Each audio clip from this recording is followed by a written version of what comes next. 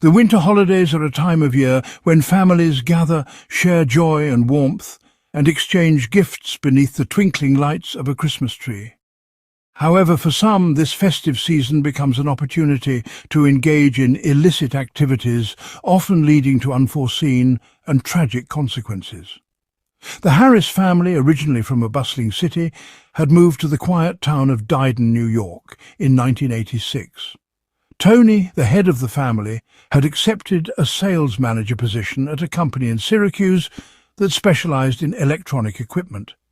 With 15 years of hard work, he had established a successful career and fulfilled his long-held dream of providing a better life for his loved ones. Tony's vision included building a special home for his family. He lived there with his wife, Dolores, whom he had been happily married to for 17 years, and their two children, 15-year-old Shelby and 17-year-old Mark. Both children attended the local school and were well liked by their peers. By 1989, the Harris family had fully integrated into the close-knit community. Dolores was beloved by the neighbours, known for her exceptional cooking skills, and often delighted the community with homemade pastries. Her active involvement in the school council and charity work helped her form deep connections with others. To broaden her horizons, she opened a quaint souvenir and handicraft shop in a converted barn adjacent to their home. With her friendly nature and open personality, Dolores quickly became a well-known and trusted figure in Dayton. The family, full of life and enthusiasm, led an active social life, participated in local sports, and made sure to attend every community event. On December 22, 1989, the last day of school before the Christmas break, Shelby spent the afternoon with her boyfriend James. At around 3:30 p.m. she boarded the bus with friends, getting off at a stop just 10 minutes from home. She planned to meet James later that evening around 7 o'clock. That same day, Dolores' close friend Rita stopped by the shop to buy some holiday souvenirs. Although the shop was open, Dolores was nowhere to be found, and calls to her home went unanswered. Rita was surprised to find the shop unlocked and, worried, arranged to deliver groceries to Dolores at 6:30 p.m. Meanwhile, Mark, the younger Harris child, got off his school bus at 4 p.m. He stayed behind to play in the snow with his friends, throwing snowballs for a while. Dolores was on the phone with her friend Anne around 4:15 p.m, discussing an upcoming sporting event. As usual, Dolores was cheerful and friendly, with no indication of any concern. Tony, finishing his workday at 3:15 p.m, left the office for home, anticipating the holidays and eager to see how Dolores had decorated their home. It was a short 15-minute drive, and Tony was looking forward to spending time with his family. However, by 6:30 p.m, Dolores grew uneasy as she waited for Rita, who had promised to bring groceries but had not arrived. Dolores' sense of discomfort deepened as she noticed the phone calls going unanswered, and the same situation occurred with Shelby's friend, who was expecting her at 7 p.m. but received no response. Despite repeated attempts to reach the Harris family, the phone line remained perpetually busy. The friend, initially dismissing it, assumed that Shelby was just running late and would call back later, but as time passed, no news came from the family. The next morning, December 23rd, around 7 a.m, the piercing sound of a fire alarm shattered the stillness of the neighbourhood. The Harris family's neighbour, disturbed by the alarm, waited for some time, hoping it was a false alarm. When the alarm continued without interruption and no one answered, the concerned neighbour decided to call the police. The officer who arrived initially assumed it was another typical false alarm, as such incidents were not uncommon during the holiday season in the peaceful neighbourhood. However, upon noticing unusual tyre tracks on the driveway and signs of a disturbed lawn, the officer's curiosity was piqued. As the officer approached the house, the continuous alarm could be heard, and there was still no response to knocking or ringing the doorbell. Initially thinking it might be a domestic incident, perhaps an accident involving one of the residents, the officer checked the surroundings but found no sign of life. The absence of any signs of a hasty departure raised questions, and upon closer inspection, smoke and the strong smell of gasoline filled the air. The officer noticed broken cables and signs of forced entry. Inside the house, the patrolman found a disturbing scene. In the living room, the Christmas tree stood with unopened presents underneath. In Shelby's bedroom, the officer stumbled upon a shocking discovery. Realizing the gravity of the situation, he immediately called for backup and continued his search. By the time the rescue team and additional law enforcement arrived, 3 more bodies were discovered in the master bedroom, leaving the entire community stunned and horrified. The authorities found the Harris couple immobilized on their bed while their son, Mark, was lying next to them. The victims had been bound with various advanced materials, including ropes and even a wire hanger securing them in place. Pillowcases were placed over the heads of all 3. Shelby, the daughter, had been tied to a chair with cables and a bent coat hanger. Fragments of her dress, which she had worn to the school Christmas ball, were discovered torn and used to restrain her. The firefighters investigating the scene determined that the fire was deliberately set. They discovered 3 separate fire sources in different rooms, leading them to believe the perpetrator attempted to destroy evidence by setting the house ablaze. Fortunately, the fire did not completely eradicate the clues. Law enforcement collected a significant amount of data that helped reconstruct the events of that fateful Christmas Eve. According to the investigators' timeline, the assailant likely entered the Harris home between 4:30 and 5 p.m. the previous day, carrying a firearm and threatening the family. The intruder remained in the house until approximately 10:30 p.m., then returned in the early morning hours to cover his tracks. The fire broke out around 6:45 a.m., but the alarm system reacted quickly. The neighbour, hearing the alarm, contacted emergency services at 6:58 a.m. Fire experts confirmed that the system had been triggered almost immediately after the arson occurred. Several fuel containers, both plastic and metal, were discovered in the house, and investigators suspected that the fuel had come from the Harris family's garage, where Tony kept supplies. Numerous cigarette butts were found scattered around the house, although no one from the family smoked. These butts were clearly left by the perpetrator. Despite the extensive search, few other clues were found. The house appeared to have been thoroughly cleaned, leaving no fingerprints or physical evidence behind. Even cartridge cases were absent, suggesting the killer was determined to act quickly and leave no trace. The absence of forced entry on the doors led investigators to believe that the Harris family had likely let the intruder in willingly, a common occurrence in their tight-knit community where everyone knew each other. The town, once a peaceful place, now felt different.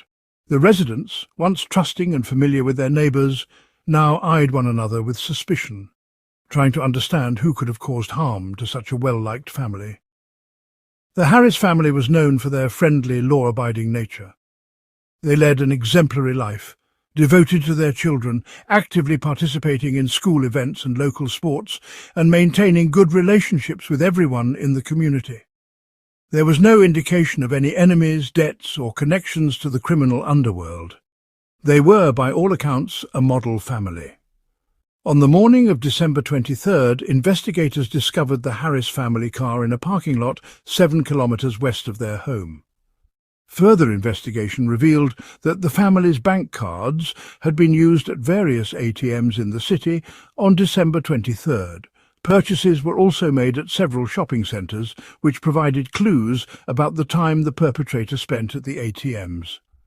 In the late 1980s, video surveillance systems were not as widespread as they are today, so investigators had to rely on eyewitness testimonies, particularly from store employees. One key witness, a salesperson at a household goods store, recalled a strange customer who smelled strongly of gasoline and had oil stains on his trousers. This description helped create a composite sketch, which was refined with the help of other witnesses. The sketch depicted a dark-skinned man in his 30s, medium build with curly hair, and a woman in her 50s. These sketches were shared with the public, and several reports came in on the same day. A particularly valuable tip came from a university professor living about a kilometre from the crime scene. On the morning of December 23rd, he noticed a slowly moving white van with a dark-skinned man and a woman inside, matching the description from the sketch. The professor recognised the pair as neighbours, a mother and son. Additional witness statements confirmed the sightings of the suspects at various ATMs and shops. These accounts helped establish the identities of the perpetrators. The suspected accomplice, 55-year-old Shirley King, was a law-abiding citizen, while her 33-year-old son, Michael, who also went by Anthony Turner, had a criminal history. In 1979, Michael was convicted of trespassing, but was granted parole on February 19, 1980. He moved into a duplex with his girlfriend and their 2-year-old daughter, with his mother living in the other half of the house. Prior to this, Michael had a history of committing minor offences, though none had serious consequences. By 1982, however, Michael was arrested again, this time for possessing an illegal arsenal of weapons. While in custody, he expressed regret for not resisting law enforcement at the time of his arrest. Michael's criminal past was extensive, largely consisting of home burglaries in which firearms were involved. Despite these acts, he had not been involved in any major violent incidents until the tragedy involving the Harris family. Although there were suspicions and witness statements linking Michael to the crime, investigators were unable to charge him with any direct involvement in the Harris case. The young man was placed under surveillance, and neighbours described both Michael and his mother Shirley as peculiar. Despite living in the duplex for 2 years, they had very little interaction with those around them. The landlord reported that the couple owed $700 in rent and $550 in utility bills just before the tragic events unfolded. Remarkably, one day after the incident, the couple managed to pay off their debts. On December 26th, Stephen May, an acquaintance of Michael's from the late 70s, came forward to the police. Stephen confessed that he had been Michael's partner in a theft of Christmas valuables. He described Michael as someone who, much like the character of the Grinch, sought to ruin people's holidays. Each Christmas, Michael would look for homes or apartments to target. According to Stephen, the day after the Harris family tragedy, he visited Michael and was shown homemade equipment and modified devices. Michael's arsenal of weapons, which had been purchased from his girlfriend in January 1987, matched the evidence found at the crime scene, including the presence of a silencer. This explained the silence noticed by the Harris family's neighbours during the incident. At that time, Michael's mother, Shirley, worked as a cleaner in a hotel. On January 30th, 1990, an undercover investigator named David Harding moved into the area. Harding, a diligent and determined investigator, was known for his sharp intellect and persistence. His recent divorce had allowed him to immerse himself fully in his work, and he quickly became known for his ability to uncover evidence in the most challenging cases. He had already helped bring several dangerous criminals to justice, individuals who left little trace of their presence. Harding took a keen interest in the Harris family case, believing there was more to the story than met the eye. In October 1990, undercover agent David Savage, working alongside Harding, infiltrated a local hotel with the goal of making contact with Shirley. During their conversation, Shirley shared her plans to move to a property she owned in northern New York State, where she had 200 acres of land. She revealed her intention to open a hospice for people in need. David, posing as a businessman with government connections, offered to help her secure funding for the project, and Shirley seemed eager to trust him. Over time, David observed some interesting details about Shirley. She reacted strongly to television news reports involving dark-skinned suspects, showing an unusual emotional response. He also noted that she preferred a rare type of tobacco, which had been found at the crime scene. In an effort to gain more information, David, disguised with a cast, asked Shirley to assist him in signing invitations for a graduate reunion. She readily agreed, signing 25 envelopes, including one addressed to Dolores Harris. The inclusion of Dolores's name was not coincidental. David planned to compare her handwriting to that of a woman who had signed credit card receipts for missing persons. Taking advantage of a simple request for a glass of orange juice, David obtained Shirley's fingerprints. As their conversations continued, Shirley spoke of her other children, Robert and Gabrielle, who lived in different states. However, she never mentioned her son, Michael King, or any of his alternative names, which only added to the growing suspicion surrounding her involvement in the case. When questioned about her past legal issues, Shirley's response was unexpectedly composed, though her reaction suggested discomfort. Despite previous reports indicating that no fingerprints had been found at the crime scene, Harding remained convinced that there were indeed traces to uncover. He believed the search had been rushed and inadequate. His suspicions were confirmed 2 days later, when a fingerprint matching Shirley's was discovered on a canister from the Harris home. This, along with other pieces of evidence, provided enough grounds for the authorities to press charges against both suspects. On February 7, 1990, a specialized law enforcement unit was dispatched to Michael's duplex to conduct a thorough search. Given Michael's previous remarks about being willing to confront police, a rescue helicopter and paramedics were placed on standby.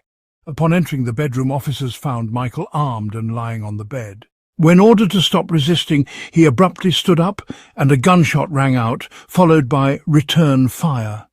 A splinter in the ceiling confirmed that the police had acted in self-defense.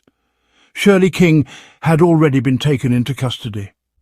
In the part of the duplex where Michael lived, investigators uncovered a well-equipped workshop, complete with workbenches, machinery and tools.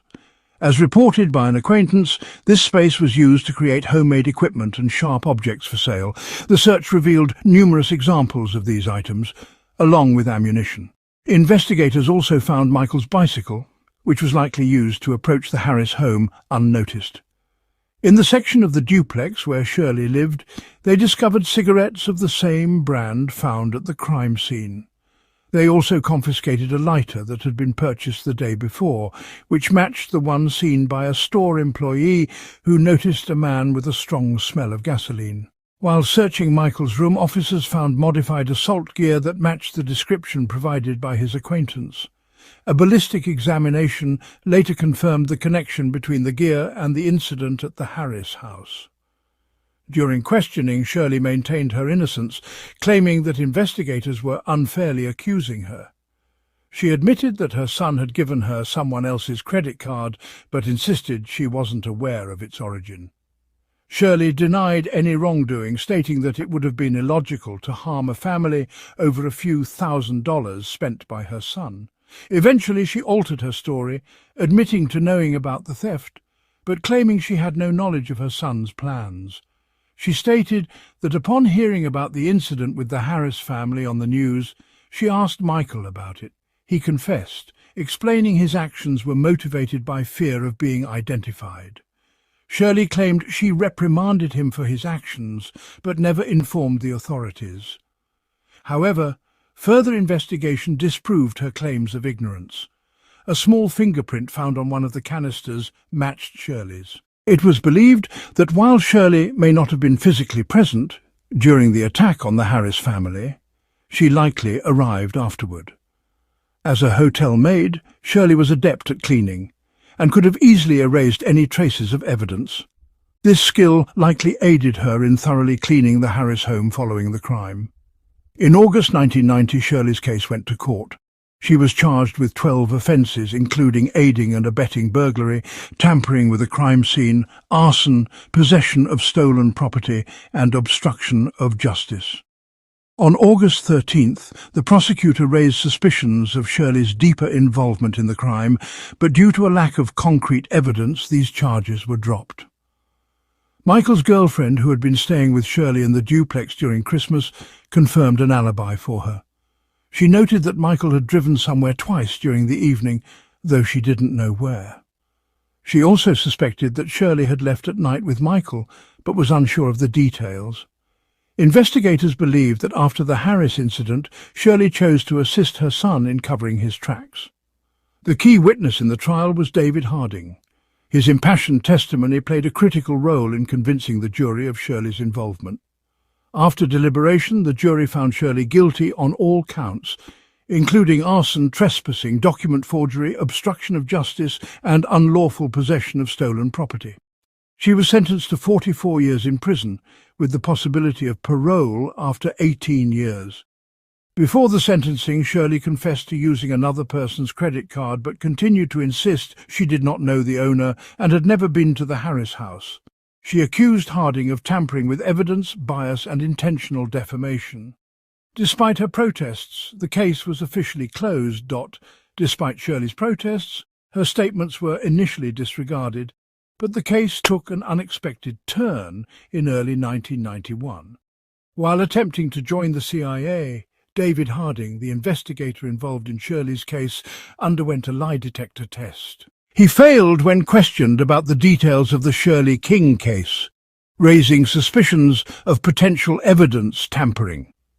Upon further investigation, it was revealed that the fingerprint allegedly found on the canister, which had been attributed to Shirley, had never been seen by anyone. Experts who had originally worked on the case confirmed they had found no such fingerprint when examining the crime scene. As the investigation into Harding's actions deepened, it became clear that he and a colleague were implicated in several similar cases involving unlawful conduct. This included the illegal pursuit of Shirley. In November 1992, the case took another surprising twist when Harding admitted to making false statements. Both he and his colleague were sentenced to 4 years and 6 months in prison. This case became the catalyst for a sweeping review of the New York Police Department's operations, uncovering a pattern of similar violations. As a result, significant reforms were implemented to improve the working methods of local law enforcement. After Harding's confession, Shirley was released from prison, having served approximately 2.5 years for her crimes. She admitted to using other people's credit cards and forging documents, but since she had already completed her sentence for those offences, the case was considered closed. Seeking justice for the wrongful imprisonment, Shirley pursued compensation for moral damages. On December 13, 2007, the court ruled in her favour, awarding her $286,000 from the state of New York. The court found the city's police department liable for negligence, inadequate supervision, and deliberate violations of protocol. Shirley later admitted that during the trial she had wanted to look Harding in the eye when the truth about his unlawful actions was revealed. She was convinced that she saw lies and fear reflected in his eyes. Shirley passed away in 2015 at the age of 80. In the end, her son Michael's guilt in the events surrounding the Harris family was fully established, confirming his involvement in the tragic incident. The case of the missing child notification system known as Amber Alert, implemented in the United States since 1996, began in Dallas-Fort Worth. It arose when the media partnered with police to develop a pre-alarm system to aid in searching for abducted children.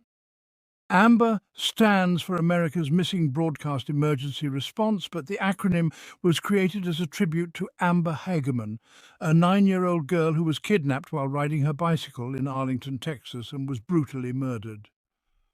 Since this system was put into practice, it has helped many children return safely to their homes. However, not all cases end with a happy ending.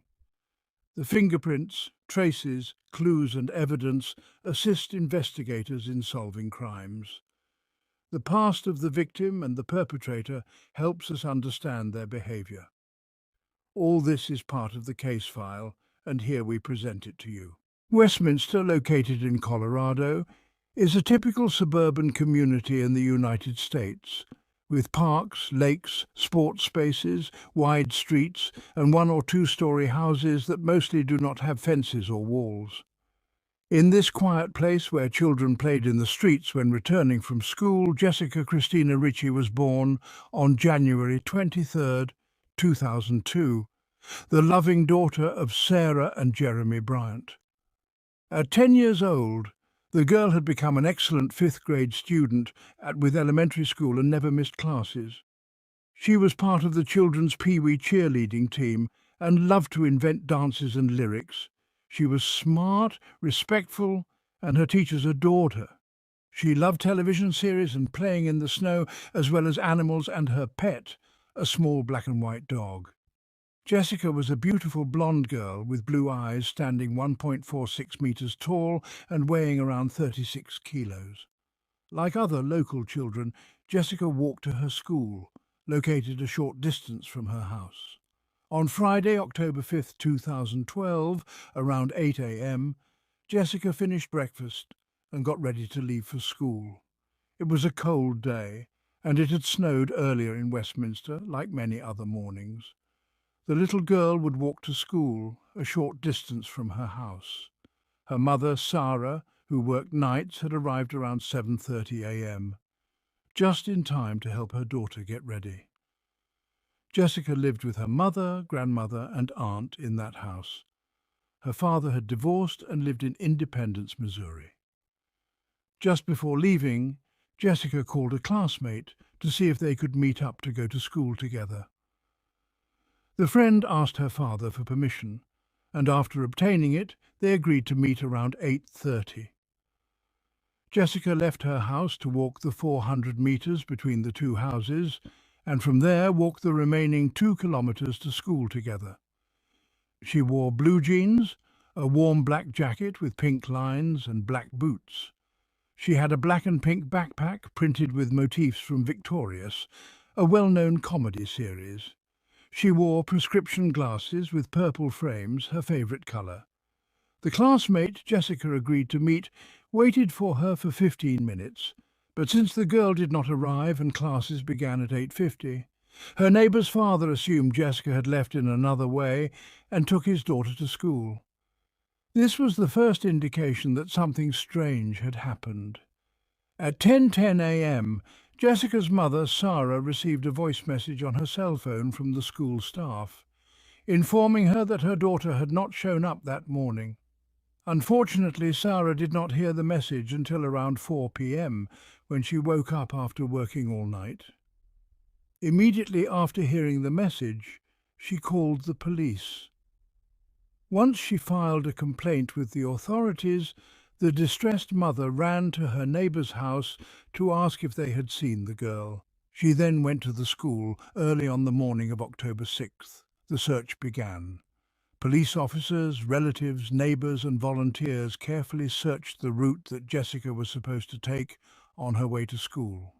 The operation lasted all day, but by the end of the day there was no trace of the girl. The police sent an Amber Alert, which, as mentioned earlier, is a notification system. The Amber Alert system is a method of notifying the public about missing minors, utilising all available communication channels to reach as many people as quickly as possible. In the neighbourhood, residents tied purple ribbons to posts and structures to indicate the path the little girl might have taken that October morning. On October 7th, police were informed of a backpack found on a sidewalk at Andrew Drive and Christensen Avenue, nearly 10 kilometres from Jessica's home.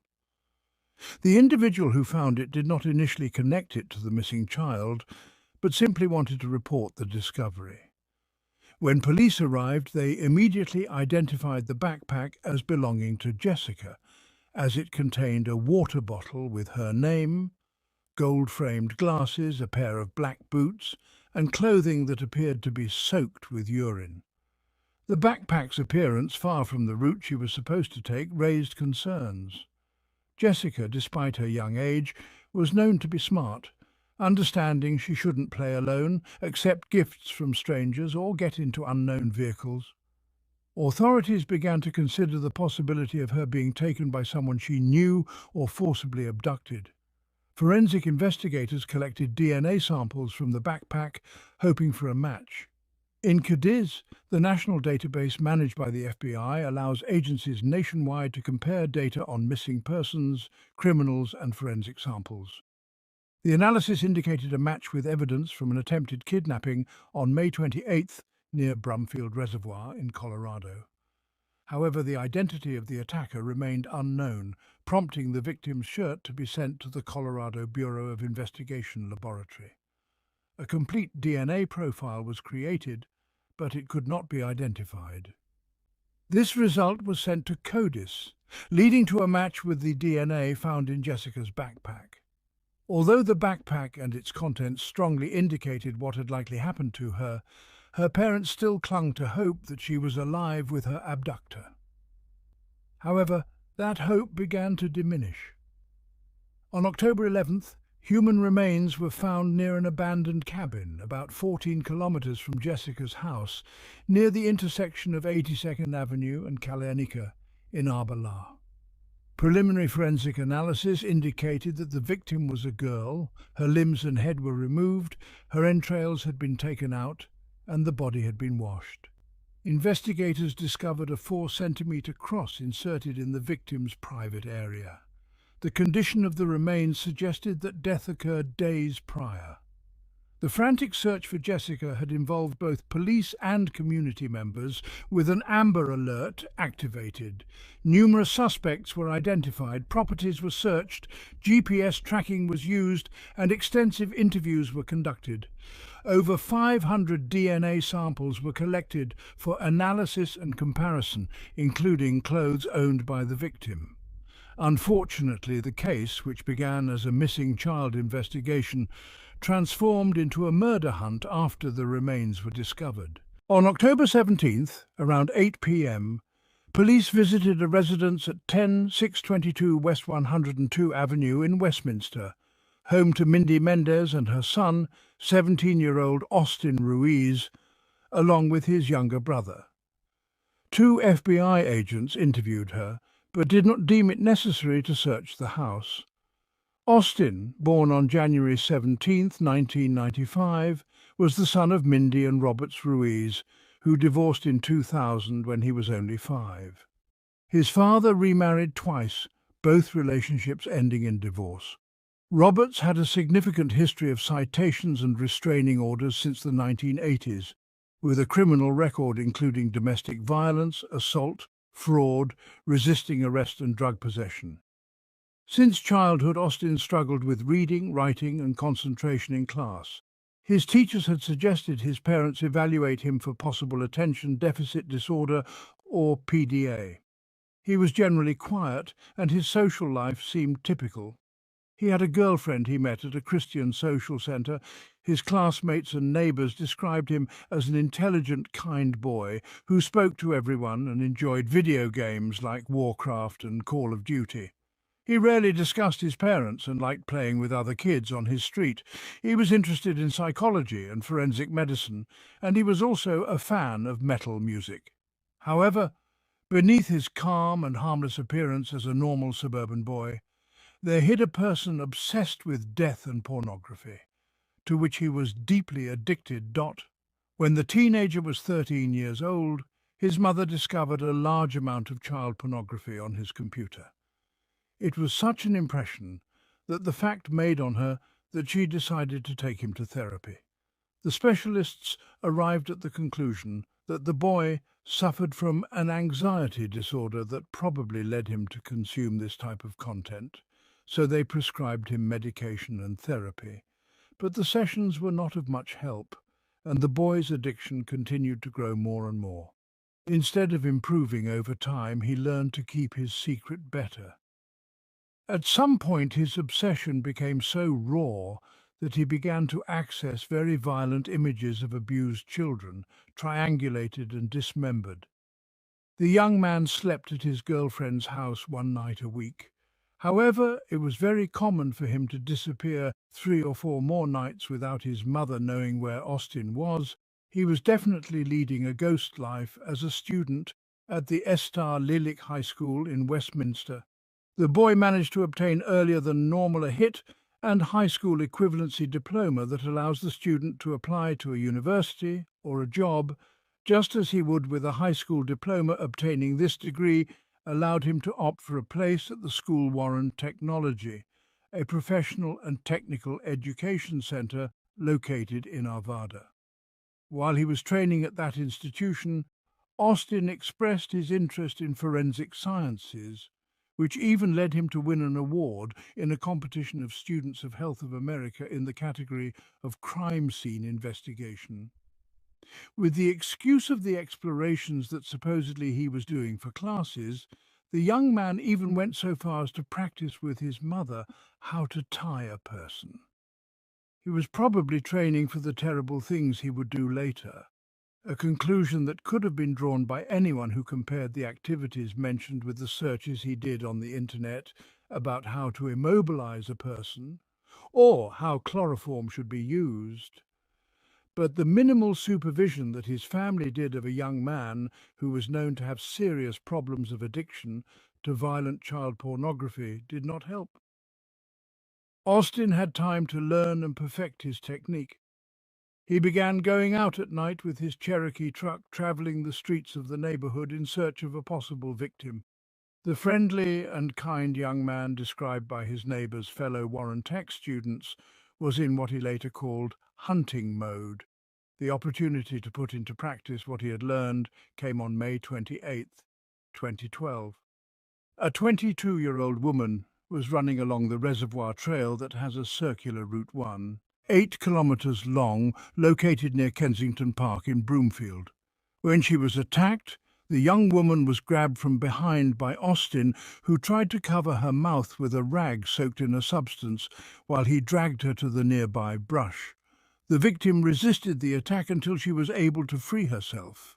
The attacker fled, and she managed to call the police fortunately, or else he had succeeded in his goal and his victim had escaped. But in his twisted mind, he learned a lesson next. Prey should be smaller and weaker. On October 5th, early in the morning, Austin was sitting in the back seat of the truck he was driving, was watching Jessica, who was walking alone and in a hurry towards her friend's house, with whom she would go to school. The boy waited until she had passed by his car. He violently opened the door, caught her and put her inside the vehicle. He took nylon ties and tied her arms and legs. The girl screamed terrified, and he promised her that if she stayed calm, nothing would happen to her, leaving her lying in the back seat. Presumably at that moment, he sexually abused her for the next few minutes. The young man drove his truck aimlessly, perhaps to make sure that no one was following him. Then he went to his house and parked in the garage. Closing the door behind him, took the girl and took her upstairs up to her room. There, he asked her to take off her clothes and take a bath, then made her dress in a white shirt and black shorts that she had in her closet, and asked her to put her clothes soaked in urine in the backpack. Hosting, sat Jessica in a chair and began to cut her hair. He consoled her by showing her a movie, while he lied to her, promising that he would return her to her mother in a moment. She rejected him, and then he tried to strangle her with some plastic tape, but he didn't succeed, so he decided to continue with his hands. This torture lasted about 3 minutes when, seeing that the girl was still alive, he filled a bathtub with boiling water and forced her to get into the liquid with her face down until he was sure that the girl was no longer breathing. Later, the murderer went down to the garage and found a hacksaw and knife with which he prepared to dismember the body. He disposed of the organs and placed the parts in black garbage bags. Austin temporarily hid her remains in a pool shed behind his house. When police released photos of the wooden cross found on the victim's body, a friend of Austin's called the FBI and said she recognized it as a piece of clothing the young man had worn around his neck. Police went to Austin's house and obtained permission to question him. During the interview, he answered questions without showing any signs of change. Investigators left empty-handed. Until that point, Jessica's case had involved more than 1,000 people and 75 local, state and federal agencies. The feeling was definitely frustrating. Investigators and prosecutors were convinced it was only a matter of time before they found the killer. This happened, although completely unexpectedly. On the night of October 22nd, Austin slept in his mother's bed, claiming to feel terribly sick. The next morning he told her he had done something horrible, that he was a monster and needed to be punished. Immediately, Mindy asked if he was related to Jessica. After 7:30 p.m. that day, The Westminster Police Department in Jefferson County received a call from Mindy. The dispatcher informed her that they needed to go to her house because her son wanted to turn himself in for the murder of Jessica Ruiz. The 911 operator could hardly believe it. Immediately, police officers responded, sending units to the family home where they found the mother crying while hugging her son. The officers were surprised. All that time they had been searching for an adult man. Officer Rockfield, the first to enter the residence, thought it could be a false confession. However, the precise and detailed descriptions he provided about the crime convinced him that he was the real killer of the girl. Shortly afterward, they found black plastic bags in the basement of the house, deciding not to open them while waiting for the forensic staff. The handling of the bags, without examining their interior, made them suspect that inside were human remains of a child, including a skull. While evidence collection continued, another officer spoke with Austin, warning him of his rights, but the young man renounced them and decided to cooperate with police. This allowed authorities to question him extensively about the kidnapping and murder of Jessica and the attempted kidnapping of a 22-year-old woman on the Kettner Road. Austin was taken to the police station, where interrogation began about his role in both crimes and lasted over 6 hours. In that interview, he described himself as a monster moved by a sexual impulse. Initially, he did not admit to having sexually assaulted the girl, but later confessed. However, a key piece was still missing from the investigation. Comparing the DNA of the alleged aggressor with that found in his victims. Surprisingly, results sent to police indicated no matches. This led detectives to suspect that the boy was hiding an accomplice. However, Austin insisted he acted alone. The Colorado Bureau of Investigation took hundreds of samples by swabbing the cheeks of men in the neighborhood, including the suspect. After analyzing each one, they sent back an empty envelope with the name of the subject tested, indicating no match with the DNA left in Jessica or the runner. A sample taken from Austin had been left in an unchecked lot. However, its envelopes had been sent. When the confusion was noticed, an immediate test was ordered, the result of which was positive. The DNA extracted from Jessica's corpse and the jogger's shirt matched Austin's. The monster had been caught. On the other hand, Austin admitted to having placed the hand-carved wooden cross on Jessica's private parts. He also stated that he had made 3 small parallel marks on the cross. There was no way the detainee could have known those details unless he had put the cross there himself. Police did not inform the public about why this crucifix with the marks was significant, but the young man confirmed this information to authorities during the first interrogation. When Austin was asked about what he confessed to his mother on October 23rd, the young man replied that he had told her he was responsible for Jessica's kidnapping and death. He narrated that he had gone hunting that day and did not know his victim or see her until that moment. He also acknowledged that he had selected that particular place because he knew the area well since he had attended kite school when he was a child. The killer stated that from the beginning his intention had been to kill when Sarah, Jessica's mother, called the army and police that fateful day. The girl was already dead. On Friday, February 22, 2013, a preliminary hearing was held before the court, during which the terrible details of the crime were revealed. As part of the defense strategy, the team of lawyers argued that the young man had suffered a life full of stumbles and difficulties, even since his gestation, due to a fall his mother had suffered at 3 months of pregnancy. There was also mention of a complicated birth process that caused a temporary deformity of his skull. Additionally, it was mentioned that Austin had undergone several surgical procedures during his childhood and suffered from intestinal problems. Expert opinions suggested that the suspect was not mature enough to fully understand his actions. However, prosecutors maintained that he had meticulously planned before murdering Jessica 4 months later.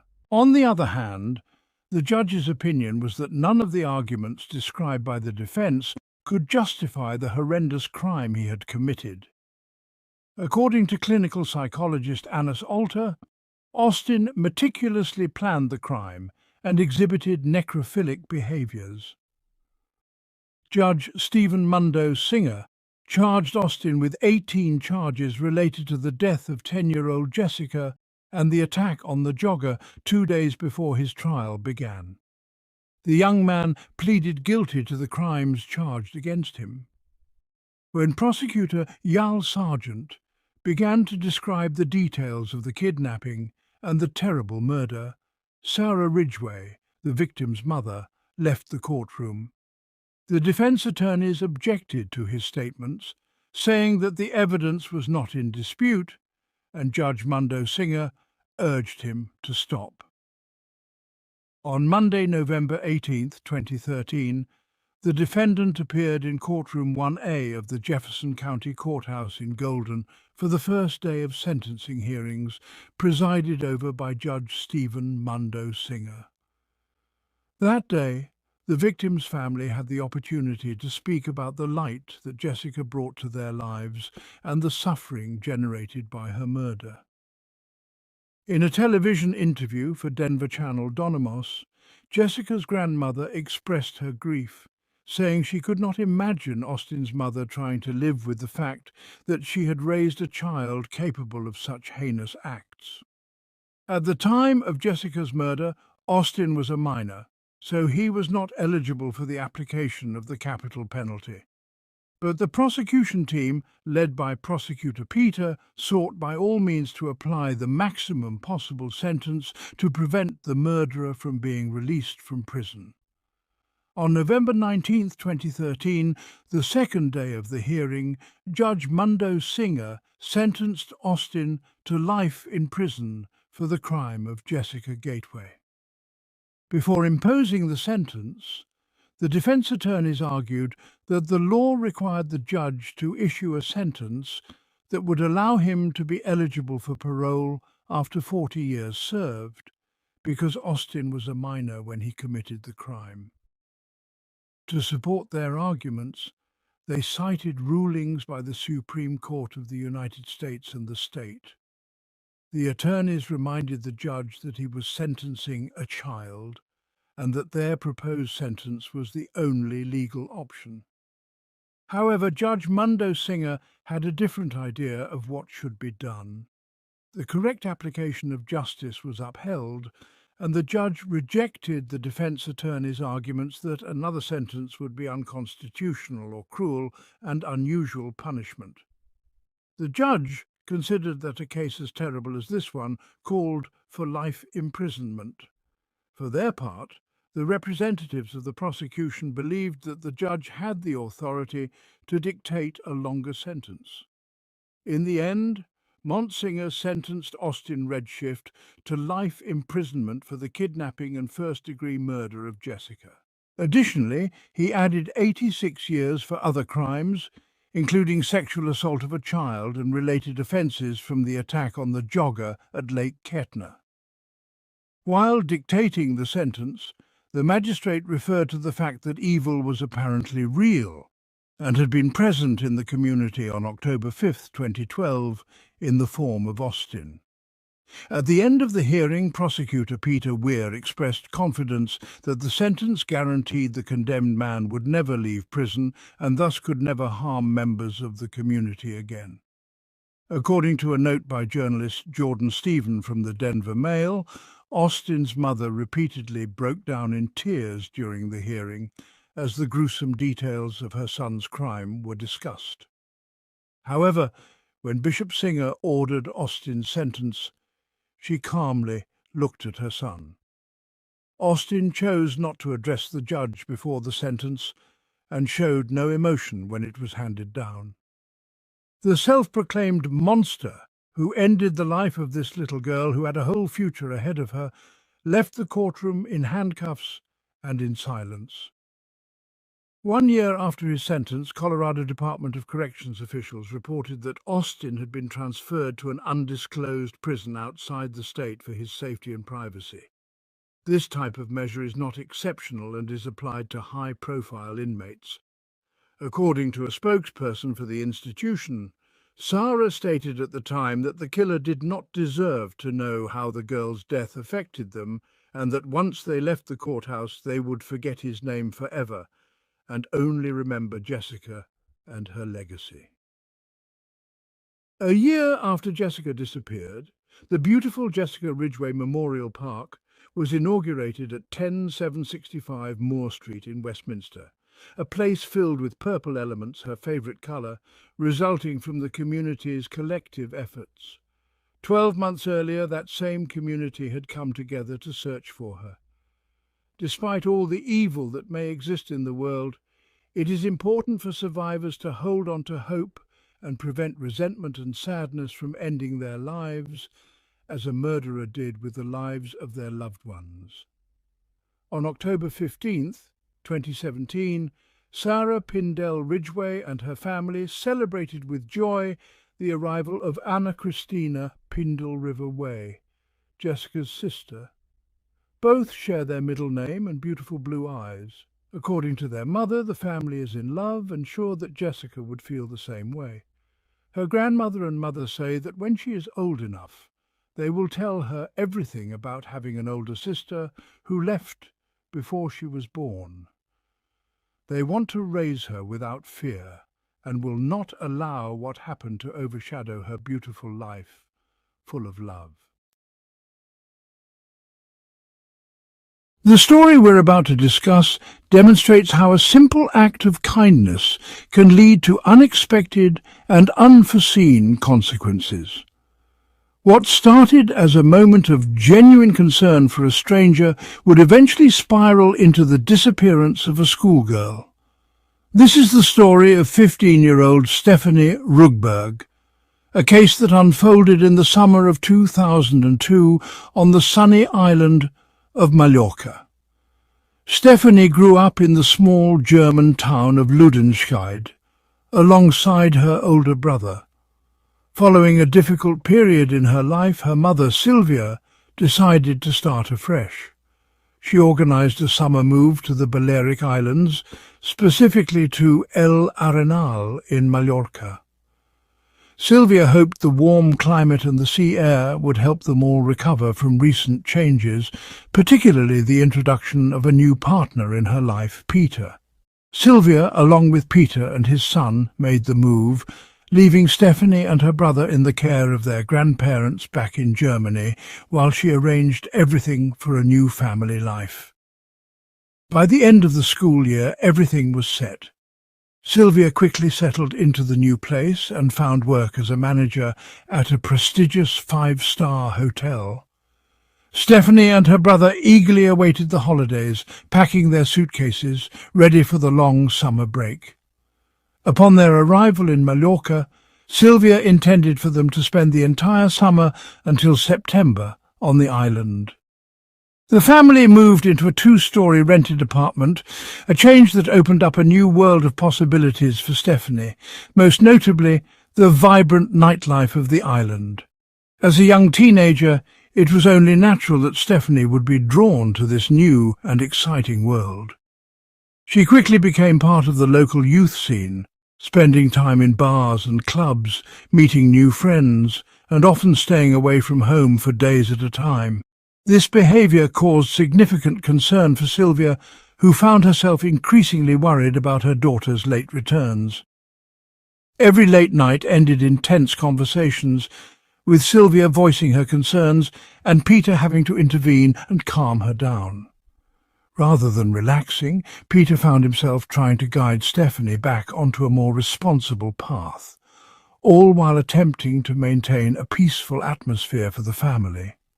Stephanie, torn between her desire to live the carefree island life with her new friends and her mother's pleas to be more responsible, found herself in a difficult position. Although she understood the worry she was causing, Stephanie struggled to control her impulses.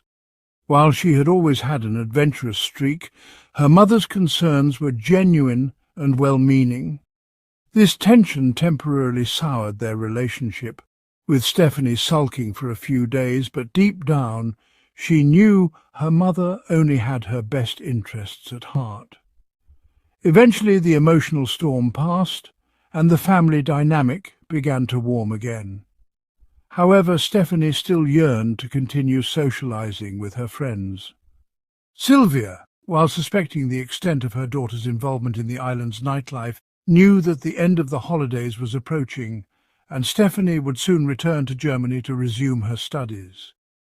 Stephanie had aspirations of becoming a veterinarian, and she had promised to be more responsible in the coming days. She asked for more time with her friends, assuring her mother that she would adhere to her rules, return at the agreed-upon time, and demonstrate better judgment in the future. After several discussions, Sylvia was persuaded by her daughter's arguments and allowed her to go out again. On July 31st, 2002, Stephanie again asked to meet up with her friends. The mention of her upcoming studies helped convince Sylvia to allow her to go. Additionally, Stephanie had been behaving more responsibly recently. She was granted permission to go out partying, with the understanding that she would return before midnight. The family, reassured by this, went to sleep, hopeful that Stephanie would keep her promise, as she had in recent days. However, when Sylvia woke up early the next morning, she noticed Stephanie's bag lying on the hallway floor. Assuming her daughter had come home late and had thrown her things down in a cheerful mood, Sylvia entered Stephanie's room to retrieve the bag and check on her. To her shock, Stephanie's bed was empty. Peter had woken up before Sylvia, but he too had not seen Stephanie. Sylvia immediately woke her son, but he too had no idea where Stephanie was. The family grew restless. While this behaviour wasn't entirely out of the ordinary, Stephanie had, in the past, sometimes stayed with friends after a late night out. The circumstances now felt different. After recent disagreements with her mother over her partying and lateness, Sylvia feared her daughter might have fallen back into her old habits. The family anxiously awaited Stephanie's return, preparing themselves for another serious conversation. Sylvia, initially not overly worried due to her understanding of Stephanie's character, found her concern growing with each passing day her daughter remained absent. Despite Stephanie's occasional disappearances in the past, the days turned into a week, and her absence was unlike anything Sylvia had experienced before. After searching on her own, Sylvia reached out to the police. Over the course of the week she had contacted every friend of Stephanie's that she knew, visited some in person, and spoke with their parents, but no one had seen or heard from Stephanie. It was as if she had vanished without a trace. On the 1st of August, Sylvia reported her daughter's disappearance to the local authorities. Stephanie had been missing for over a week, and given the time that had passed, the police wasted no time in launching an investigation. They began by speaking with Stephanie's closest friends and acquaintances, including club and bar employees, where she frequently spent her time. Tourists and waiters were also questioned, but there was no information to suggest where Stephanie had gone. Unfortunately, the week-long gap since her disappearance created a serious challenge. So much time had passed, and the events of those days, filled with constant parties, had blurred the memories of those questioned. In an attempt to jog people's memories and generate fresh leads, the police, alongside Stephanie's relatives, distributed flyers with her photo around the city. While some potential clues surfaced, they led to nothing concrete. The Spanish authorities proposed a theory that seemed logical at the time. Perhaps Stephanie had gone to the beach in high spirits after the party, only to fall asleep there. Given the absence of any physical evidence or new leads, hope began to fade. Throughout this time, Stephanie hadn't contacted her family, nor had she used any bank cards, phone or social media accounts. The possibility of a kidnapping was quickly dismissed, as no one had contacted the family with a ransom demand. The search efforts expanded, involving water police and aviation units. Helicopters scoured the coastline and waters, yet there was still no sign of Stephanie. Her family, though devastated, refused to give up hope, clinging to the idea that she might be spending time with new acquaintances, even if they knew the chances of such a scenario were slim. For days, the situation remained stagnant until Sylvia decided to take matters into her own hands. After considering her options, Sylvia chose to start by thoroughly investigating Stephanie's room. While the police had already searched it without success, Sylvia believed she knew her daughter better than anyone else. Her hunch paid off when she found an entry in Stephanie's diary about a meeting with a young man named Marcus. He was from Dusseldorf, and like Stephanie, he had spent the summer in Mallorca. The two had met at a beach party in Playa de Palma, and this was confirmed by several of Stephanie's friends. Further investigation revealed a camera with unused film in Stephanie's room. Sylvia decided to have the film developed, and during this time the police continued their search. They managed to track down two sisters who had been with Stephanie the night she disappeared. The sisters shared that they had spent the entire evening hopping from bar to bar, and all three had been in Mallorca since the beginning of the summer. They sunbathed on the beach during the day and visited local discos and cafes in the evening. On the night of her disappearance, the three friends had gone to the beach, followed by a visit to a bar in El Arenal, where the sisters' father worked. The investigators finally received valuable information from the sisters. According to their recollection, the three girls had arrived at the club around 9 p.m. From the moment they entered, Stephanie's attention was captured by a young DJ. It appeared that Stephanie was very interested in the DJ and even left the party with him. However, she soon returned to her friends. By midnight, the sisters were ready to head home, but Stephanie chose to stay at the club until the end of the event, wanting to hear more from the DJ. The breakthrough in the case came when Sylvia handed over the pictures from Stephanie's camera to the police. One of the images showed Stephanie next to a young man, which proved to be an important clue. With the help of club employees, the investigators were able to identify the man as 19-year-old DJ Marcus, who, as it turned out, had known Stephanie well. The investigators now had a lead and promptly sought him out for questioning. When they approached Marcus, he appeared nervous and physically uneasy. He reluctantly invited them to his apartment for a conversation. During their discussion, Marcus admitted that he had indeed spent the evening with Stephanie, but he seemed increasingly uncomfortable as the conversation continued. The police were determined to uncover the truth, knowing that this new lead could be the key to solving the mystery of Stephanie's disappearance.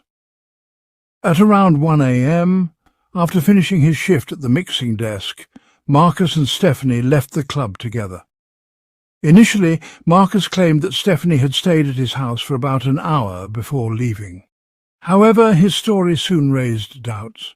Stephanie's handbag and clothing, which matched what she had been wearing at the club, were found at Marcus's apartment. What caught the investigators' attention were the strange Bordeaux-red stains on Stephanie's dress. Marcus insisted the stains were from an accidental spill of red alcoholic drink, explaining that Stephanie had changed into a friend's clothes afterward. His explanation sounded implausible, but solid evidence was still needed to pursue charges. The clothes were sent for forensic examination. Despite the mounting suspicion, Stephanie's whereabouts remained a mystery. The investigation continued, with the police keeping a close watch on Marcus. Then, on September 20th, 2002, a local resident contacted the authorities after noticing something suspicious near an abandoned farm in the El Arenal area. The officers who arrived at the scene discovered a person lying in pajamas, underwear and socks in a state that made visual identification difficult. The condition of the body led investigators to suspect a connection to Stephanie's disappearance.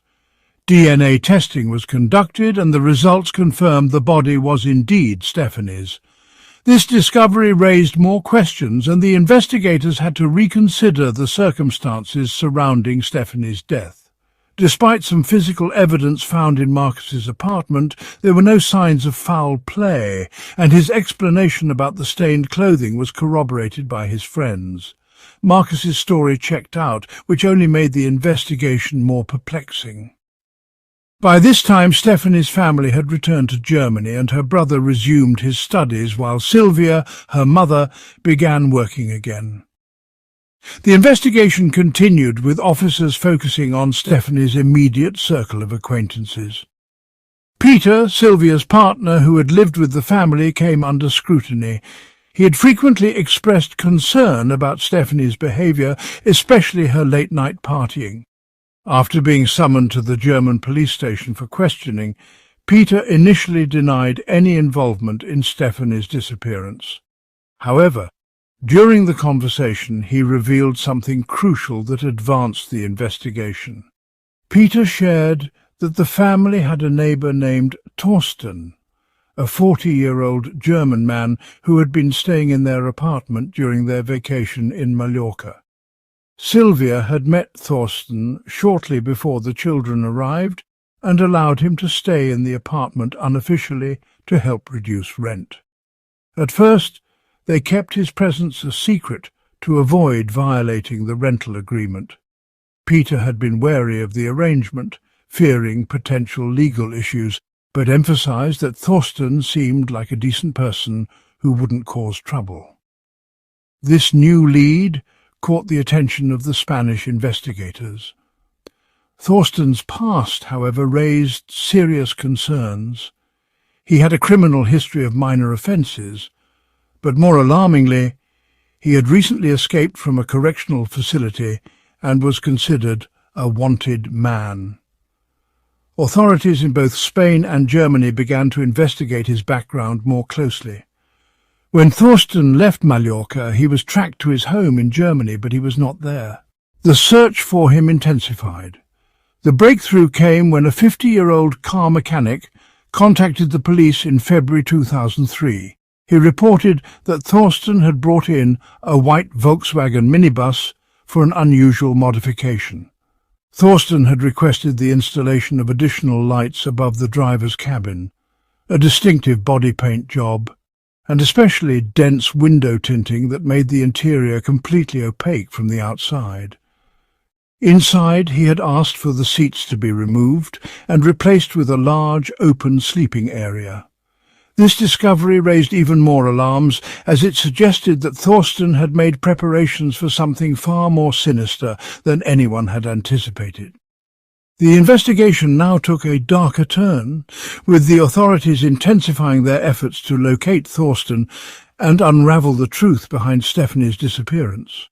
The mechanic who had worked on the minibus noticed a few troubling details. Firstly, he discovered that the vehicle was rented, which seemed strange given the significant investment Thorsten had made in modifying it. Secondly, there was a suspicious bag inside the van, containing various objects whose purpose seemed unclear. Despite his unease, the mechanic didn't think much of it at the time and completed the requested work. It wasn't until he saw Thorsten's photo on the news that the mechanic realized the sinister significance of the order. The modifications to the minibus and the items in the bag now seemed to point to disturbing intentions. The rented minibus was eventually found in a neighbouring town, and investigators were able to track down Thorsten, arresting him shortly after. When questioned, Thorsten vehemently denied any involvement in Stephanie's disappearance, offering evasive answers about the contents of the bag, the vehicle's modifications, and his stay at the apartment in Mallorca. However, when the van was searched, investigators found the same suspicious bag with items matching the mechanic's description. The bag contained various restraint devices, medical supplies, personal items and photographic materials featuring different young women. Among the items were chemical substances labelled in Spanish and a dummy piece of equipment likely used for intimidation. As the investigation deepened, an important detail emerged. Just before Stephanie's disappearance, Torsten had purchased chloroform from a local pharmacy. The pharmacist was able to identify him with certainty. Simultaneously, investigators learned that the van, which had been connected to the case, had been reported stolen. This development further raised suspicions about Torsten's involvement. After forensic analysis, it was revealed that traces of chloroform were found in Stephanie's system, strengthening the case against him. The public prosecutor deemed this evidence crucial, believing it directly linked Torsten to the incident. Investigators theorized that he used the chloroform to sedate Stephanie, likely forcing her into the vehicle before she lost consciousness due to an overdose. Chloroform, a potent anesthetic, often leaves traces in the body for some time after exposure. During the search of the van, investigators also found a second handbag with documents and personal items belonging to an 18-year-old woman. She had fortunately avoided the same fate as Stephanie. The young woman recounted a chance encounter with Torsten in a parking lot, where she had briefly greeted him before walking away. The next thing she knew, she woke up in the back of an unknown van.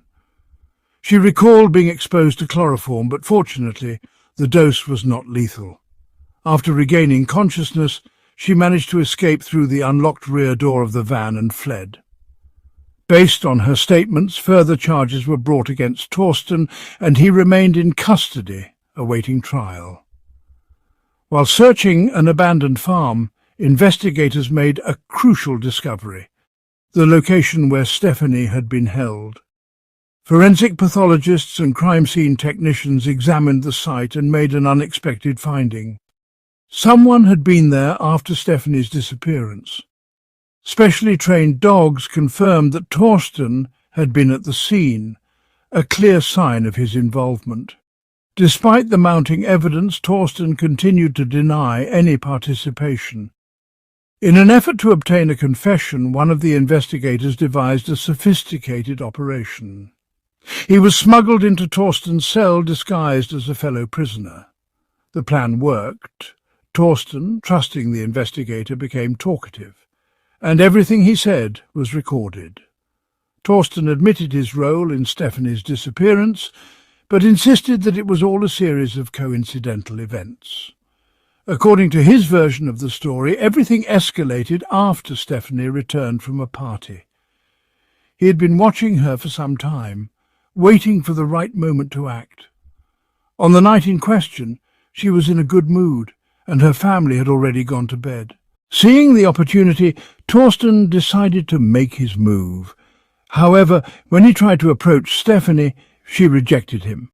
He claimed that the situation escalated when she became aggressive, and although he tried to downplay his actions, he admitted to a violent confrontation, leaving out many details.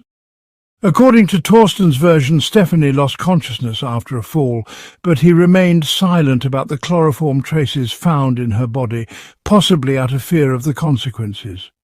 He claimed that after the incident, he took Stephanie to an abandoned farm, where he kept her for several weeks, hiding out of fear of being caught.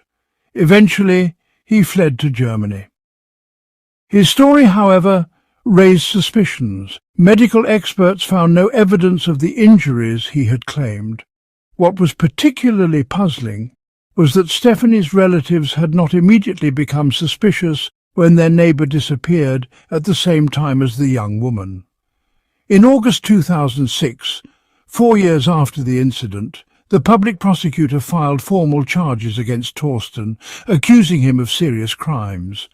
He faced up to 10 years in prison, with the prosecution pushing for the maximum sentence.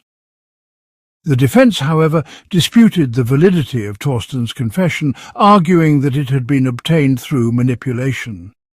In a surprising move, Torsten's lawyer proposed an alternate theory that the chloroform traces in Stephanie's body were coincidental, occurring accidentally after the incident.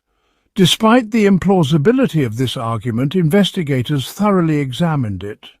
Further analysis showed that the concentration of chloroform in Stephanie's system was far higher than what could be attributed to accidental exposure. Experts concluded that Torsten had deliberately used the chloroform to incapacitate Stephanie, preventing her from being able to contact the police. The prosecution maintained that the confession was legally obtained and was sufficient to move forward with the charges. Psychiatric evaluations revealed that Torsten had an antisocial personality disorder and pronounced narcissistic traits, adding weight to the case against him. During the trial, the defense argued for leniency, citing Torsten's difficult childhood. His parents had separated shortly after his birth, and he had grown up in an unstable environment. He experienced numerous foster homes, frequent relocations, and constant school changes, all of which contributed to his inability to form lasting relationships. His biological mother was largely absent, appearing sporadically, and then disappearing again. The defense claimed that this lack of genuine care and parental love had shaped Torsten's psyche, ultimately leading to his antisocial behavior. At school, he was an outcast, frequently teased by classmates, which led to regular conflicts. Despite these claims, the court sentenced 44-year-old Torsten to the maximum possible sentence of 10 years in prison. However, the defense did not accept the verdict and successfully argued for a retrial. At the retrial, the judge ruled to exclude the confession obtained through manipulation, but the final sentence was even harsher. Torsten was sentenced to 11 years in prison, with an additional year for attempting to destroy evidence. The jury found him guilty of intentionally causing tragic consequences for Stephanie, and the prosecution presented solid evidence that Torsten had ambushed her in her own home. After she returned and prepared for bed, he took her to the nearby farm, where he kept her for over a month. Throughout the entire period, Torsten actively participated in the search efforts, joining nearly every search team and offering support to Stephanie's family in an attempt to divert suspicion away from himself. It wasn't until his arrest that Stephanie's relatives realized they had unknowingly been harboring a man who had escaped from a prison in another country. Torsten had a history of unlawful acts, including an incident involving another young woman and chloroform. While in prison, he had displayed exemplary behavior and even assisted in the rehabilitation of other prisoners, which led to a suspended sentence for the earlier offence. After serving his 11-year sentence, Torsten was released. Stephanie's family, along with Spanish and German police officers who had been involved in the investigation, campaigned for a harsher sentence, feeling that the punishment was too lenient for the severity of the crime. They considered Torsten to be an extremely dangerous individual, and many believed the incidents involving Stephanie and other young women were only a matter of time. As of now, Torsten's exact whereabouts in Germany are unknown, and his name and photographs are kept confidential. There have been no reports of him being involved in any other incidents, but the authorities remain vigilant. The girl involved in the Scouts organization went to sell cookies and vanished without a trace from the very first hours of her journey. Hundreds of locals joined the search efforts, and as time passed, their numbers only grew. Together with the police, they combed every corner of the area, but no trace of the girl could be found. The missing girl's case continued for several days, until detectives uncovered the truth which shocked the entire city. Joan de Alessandra was born on September 7, 1965, in Hills, USA. She had loving parents, a sister and 2 older brothers. The family lived in a quiet, religious neighborhood. From a young age, Joan regularly visited the local church and later joined a Baptist school where she excelled in her studies. She was also passionate about ballet and showed a genuine interest in it. Joan joined the Girl Scouts, where she spent a lot of time in nature, acquiring various skills. One of the Scouts' main activities was selling cookies. The girls would walk the streets, offering cookies to neighbours, and the proceeds supported the organisation. On April 19th, 1973, which was Holy Thursday, Joan spent the day at home playing in the yard. Around 3 p.m, she noticed one of her neighbours returning home. Joan then went to offer some pre-ordered cookies to the neighbours. She took a few bags of cookies as she was prepared and had addresses of a few places to visit. Joan told her mother she would be back in a few minutes, but time passed and she didn't return. At first her mother thought Joan might have met some local children, as the area was calm and safe, and kids often played outside. When it started raining, her mother assumed Joan could have gone to a friend's house to wait for the rain to stop. However, the rain ended quickly, but Joan still didn't come home. When her father returned from work, her mother told him Joan hadn't returned yet, and they began searching the area in the car but couldn't find her. Joan's mother tried to track down the addresses where her daughter was supposed to deliver cookies, but soon realized Joan likely hadn't taken the list with her. However, she remembered Joan had mentioned that one of the neighbours had a new car. The mother immediately thought of a family who lived nearby. They decided to visit these neighbours and others in the area to ask about Joan. After visiting several houses, they returned home, still without any leads. When the father learned they couldn't find their daughter, they decided to call in the local fire department to help. However, no one had seen her. The police found it strange, as the road from their house led to a large shopping centre where Joan's family often shopped, but no one had noticed her. As the news spread, more locals joined the search, many of them familiar with the family and eager to help. By midnight, the search operation had grown significantly. The police requested assistance from the FBI and brought in search dogs, but still there were no results. Volunteers scoured abandoned properties, forests, houses, parks, and the shore of a nearby lake, but despite all their efforts, Joan remained missing. At first, the police considered the possibility that Joan had wandered far from home and gotten lost. However, by the middle of the night, it became clear that the situation was more complicated. Investigators started considering the possibility of criminal involvement. Joan's mother also rejected the idea that her daughter had run away. Joan had never gone far from home without permission and always returned on time. She had promised to return in just a few minutes, and her mother was certain that something bad had happened. By 3 a.m, the decision was made to halt the search until morning. With the sunrise, more volunteers joined the effort, and soon women who stayed home to care for their own children also wanted to help. In the morning, with the sunrise, more volunteers joined the search. Throughout the day, they prepared over 2,000 portions of food for the search participants. Local residents also joined in, and nearly all the police officers from their department, along with 250 firefighters and more than a few FBI agents, were involved. By the time evening came, the search participants had combed the entire area. They entered every house, examined every corner, including garages and outbuildings. They searched all places where Joan could have possibly hidden. However, they found nothing. Then one group discovered a child's boot near some trees not far from Joan's house. The boot resembled the shoes Joan had been wearing when she left home. However, there was more. Next to the boot were several empty packages from the cookies the girl had been selling. The police showed the boot to Joan's mother, who immediately stated that it didn't belong to her daughter. After inspecting the cookie packages, the police concluded they had likely been there for at least a few weeks.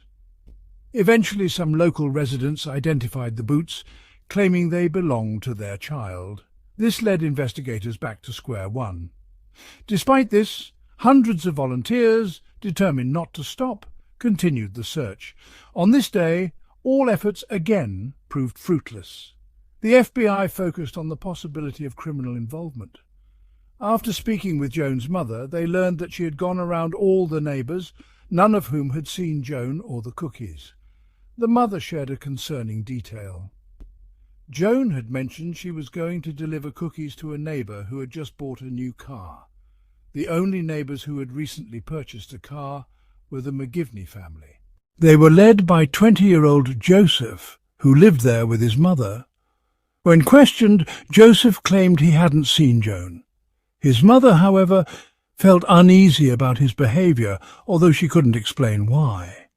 Despite her suspicions, Joseph denied any involvement in Joan's disappearance. Over time, detectives grew more suspicious of Joseph, especially after noticing inconsistencies in his statements. Joseph had no criminal history and worked as a chemistry teacher, respected by others. But the more time passed, the more the police leaned toward his involvement. Eventually they called him in for a polygraph test, which he failed, giving false answers to nearly every key question. However, the results of the polygraph weren't enough to confirm his guilt, so the police pressured him to confess. Eventually Joseph cracked and asked the police to call a priest to the site. After speaking with the clergyman, Joseph confessed that he had seen Joan while mowing the grass near his house. Joan had come to his house weeks earlier to sell cookies, and he had asked her to come back to settle the payment. When she arrived, Joseph claimed he became upset because he didn't have enough money to pay her. This led to him grabbing Joan, dragging her into his bedroom and subjecting her to physical abuse. The detectives found his explanation absurd, but they continued listening to his confession.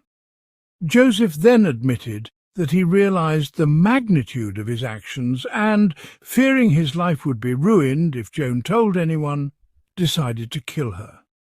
After several failed attempts, he finally killed Joan, wrapped her body in an old sofa cover and placed it in the trunk of his car. He cleaned up the blood in the bedroom, threw the rags into a bag, and drove to a national park in the neighbouring state of New York, about 60 miles from his home. There, he disposed of Joan's body in a remote wooded area. Joseph returned home and joined the search efforts, even assisting Joan's mother. He claimed that night he was completely calm and slept without issue. Despite his story having clear inconsistencies, investigators focused on locating the body.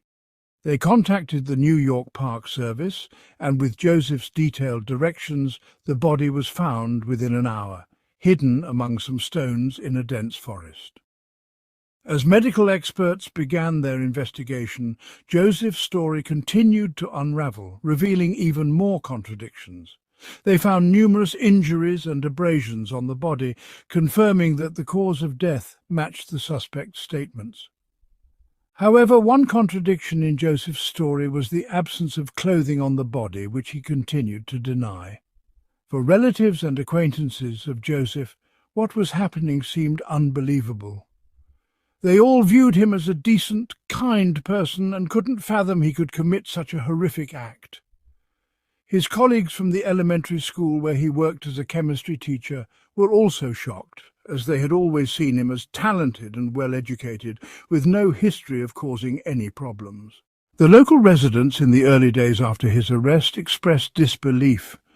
Dozens of people visited his house day and night, though they were generally calm. However, the police decided to block the entire street to prevent any potential harm to him. Some people, outraged by the situation, looked up the McGivney surname in the phone book, angrily calling people with that last name, despite having no family connection. This behaviour turned life into a nightmare for some families, and several complained about the aggressive actions. Further anger arose when the judge set Joseph's bail at $50,000, a significant amount at the time. This sparked fury among the residents, and hundreds of people flooded the courthouse, demanding the bail be cancelled. and Joseph kept behind bars. Despite the family's ability to gather the bail money, the court, under pressure, quickly reversed its decision, leaving Joseph in jail while awaiting trial in solitary confinement for his own safety, as it was deemed too dangerous for him to interact with other inmates. Joseph continued to insist he was the victim of violence and that the crime had been a spontaneous act. He claimed he didn't fully understand what had happened. However, the prosecution remained skeptical and didn't rush to believe his words. Before the trial began, Joseph was examined by several psychiatrists, all concluding that he had been hiding monstrous desires for many years. He had been successful in maintaining the appearance of a normal, adequate person. But once the opportunity to act on his fantasies arose, he took it. It was noted that Joseph appeared to have planned the crime in advance. This was supported by the fact that Joan's body had been hidden in a specific spot, behind a large stone in a dense forest. Investigators doubted that Joseph had discovered the location at the time of the crime, suggesting he had known about it long before and kept it in mind as a place to dispose of the body.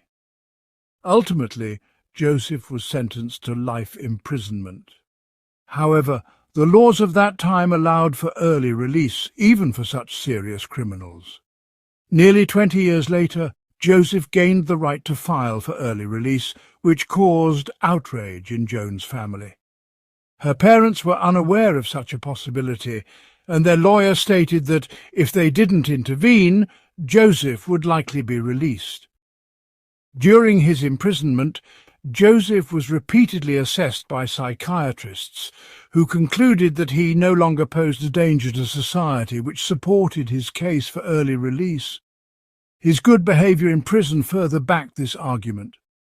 Joan's mother had to make significant efforts to convince the judge and the correctional system that Joseph didn't deserve early release. At the same time, she worked to change the laws to prevent early release for criminals like him. Eventually, she succeeded in getting a law passed in New Jersey that prohibited the early release of anyone convicted of murder with the intent to abuse a victim under 14 years old. This law came into effect a year later, largely due to Joan's mother's efforts. While the law didn't apply to Joseph, she succeeded in convincing the court to deny his release. However, in 1999, Joseph was again given the opportunity to petition for early release. This time, something unexpected happened. Before making a decision, Joseph was examined by a psychiatrist who was tasked with evaluating him. During their conversations, Joseph unexpectedly changed his story, which he had maintained for over 20 years. Previously, he claimed he attacked Joan after failing to find change for the cookies, but now he offered a different version of events. He explained that he had been going through personal problems, unhappy with his job and life in general, and his mind was in a chaotic state when Joan came to him with cookies. In this state, he decided to take out his anger on her, leading to the crime dot.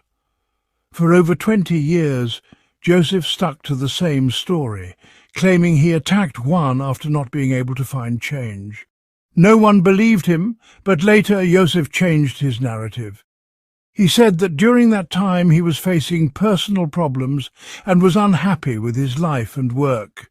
His mind was in a chaotic state when Juan came to him with cookies, and in that state he decided to take his anger out on her, committing the crime.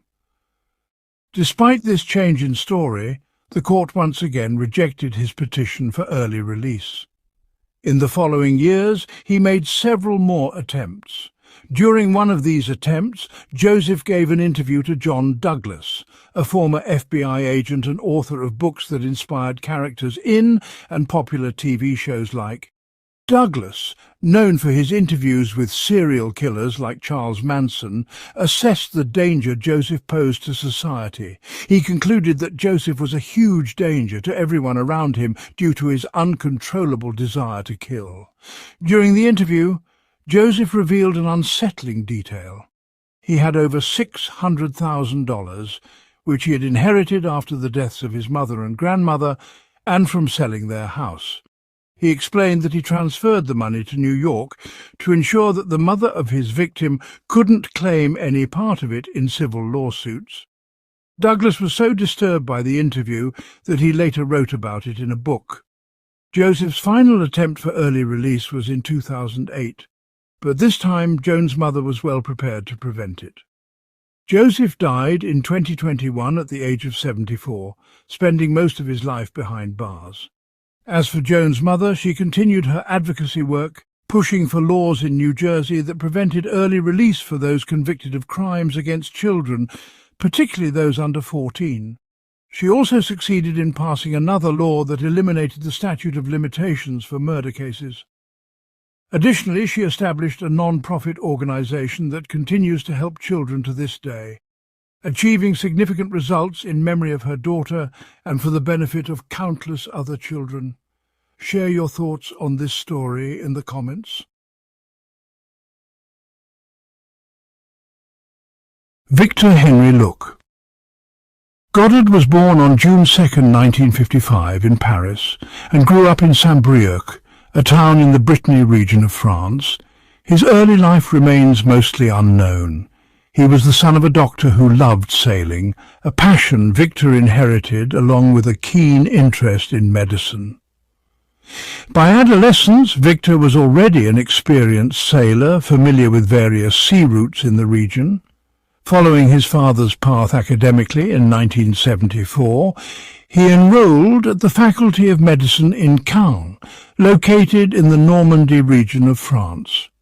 Victor gained attention while still an intern at the University Hospital of Caen for his thesis on treating sciatica using traditional Chinese medicine techniques, particularly acupuncture, which involves inserting fine needles to alleviate pain or stimulate specific body points. While his thesis was not published, his innovative approach caught local attention, and an article about it appeared on the cover of a regional publication on June 15, 1984.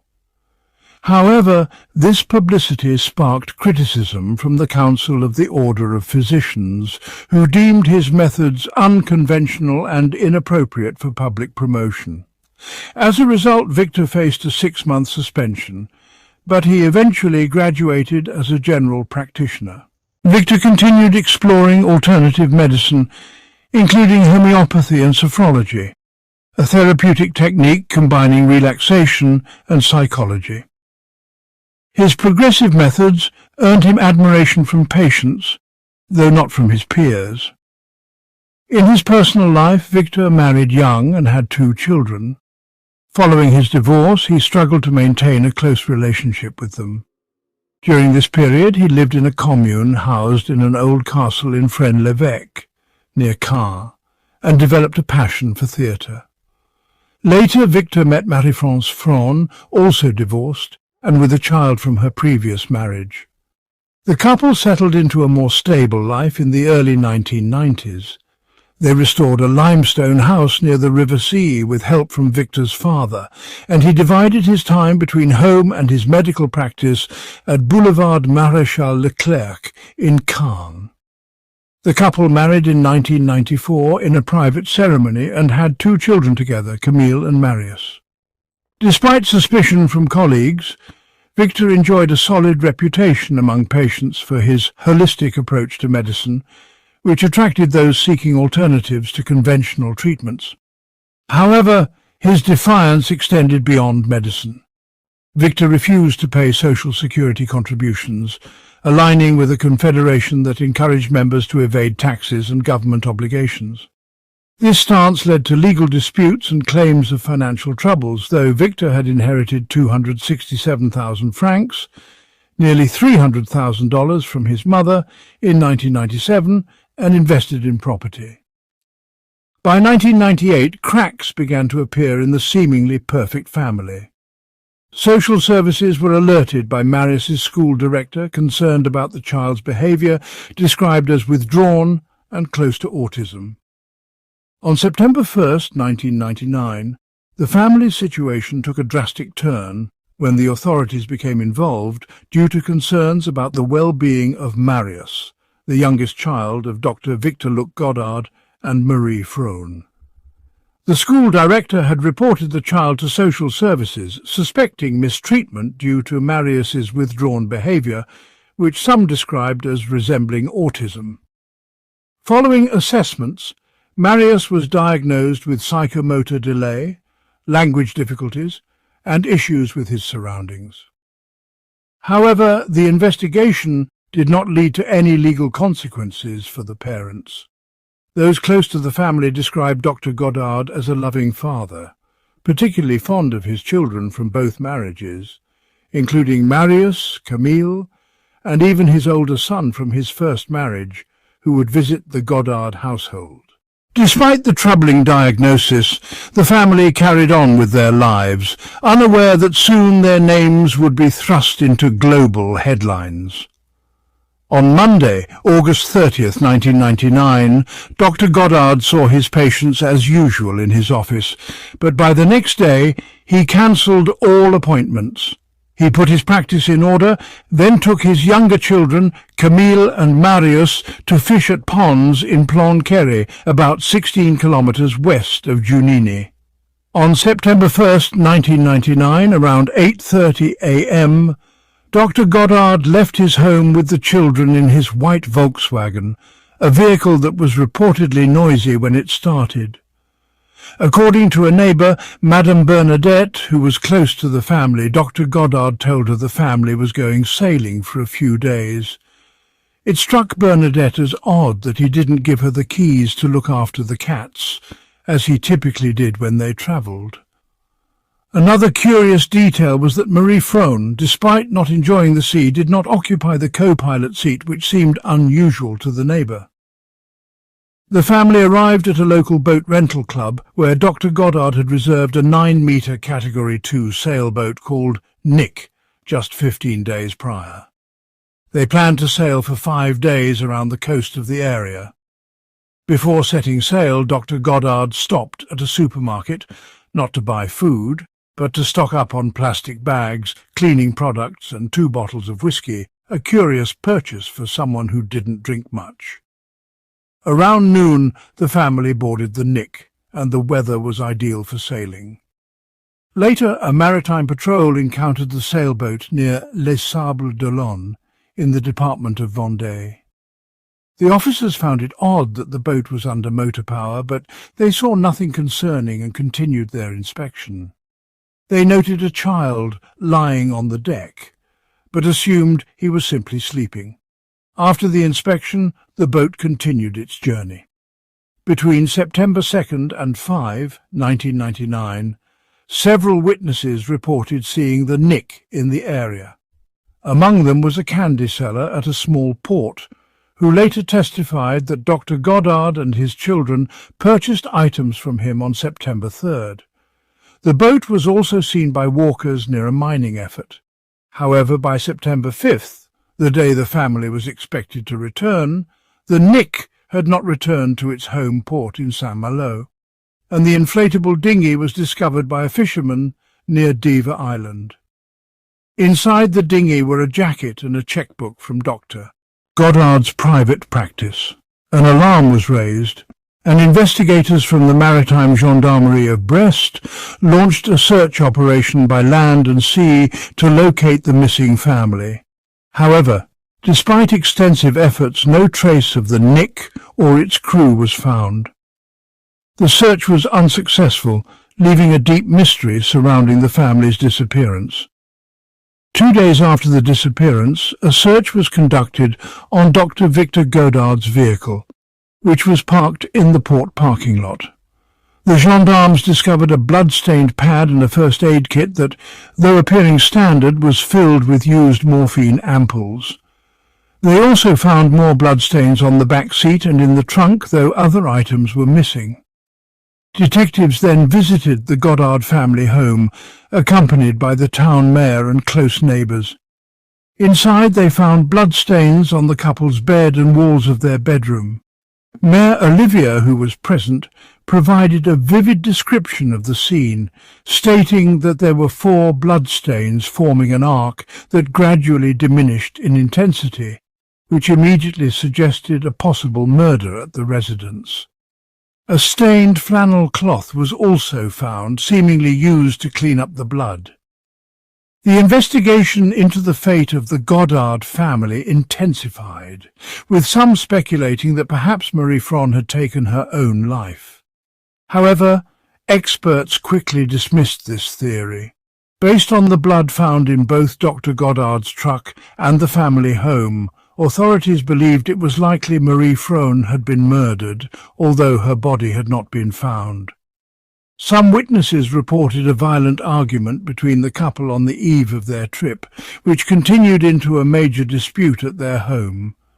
These testimonies, combined with the blood evidence, led investigators to suspect that Dr. Goddard had murdered his wife and fled with the children. Though Victor and Marie had been together for many years, there were signs of strain in their relationship. Relatives noted that Marie Fron appeared unhappy, and rumours suggested she may have been involved in an extramarital affair, though this was never proven. On September 13, 1999, prosecutor Remy Aids opened a murder investigation and issued an international arrest warrant for Dr. Goddard, who had been missing for 13 days. The search for him and his children garnered intense media attention, and the town was overwhelmed by journalists and curious onlookers. Some even took stones from the Goddard property as souvenirs. Despite extensive efforts, no victims were found, nor was the murder weapon recovered, and the whereabouts of the entire family remained unknown. One neighbour, who requested anonymity, suggested a theory that seemed plausible. He believed Dr. Goddard may have used morphine to sedate his children, allowing him the time to dispose of Marie Fron's body. According to this theory, the bloodstains in the van indicated that the body was transported in the vehicle, possibly to be disposed of without leaving any trace. The mayor, who became a focal point in the case, remarked that everyone should have been asking about Dr. Goddard's whereabouts since September 1st. He believed the media frenzy surrounding the mysterious disappearance and suspected murder likely prompted the doctor to flee to nearby coasts. The mayor surmised that, with a sailboat like the Nick, Dr. Goddard could have made his way to the African coast or hidden in one of the many small, discreet ports in Ireland. Experts in meteorology noted that the weather conditions at the time could have allowed the Nick to reach distant locations, including the Atlantic Islands, or Ireland, within a few days before the search for the boat began. Yet, despite all efforts, there was still no trace of any family member. On September 8, 1999, the gendarmerie in Calvados, France, received an anonymous letter from a local office. The letter indicated that Dr. Victor Goddard was on the Isle of Man, located between Northern Ireland and the British coast. The island was known for being a tax haven. Graphologists analysed the letter and concluded it was written by a woman.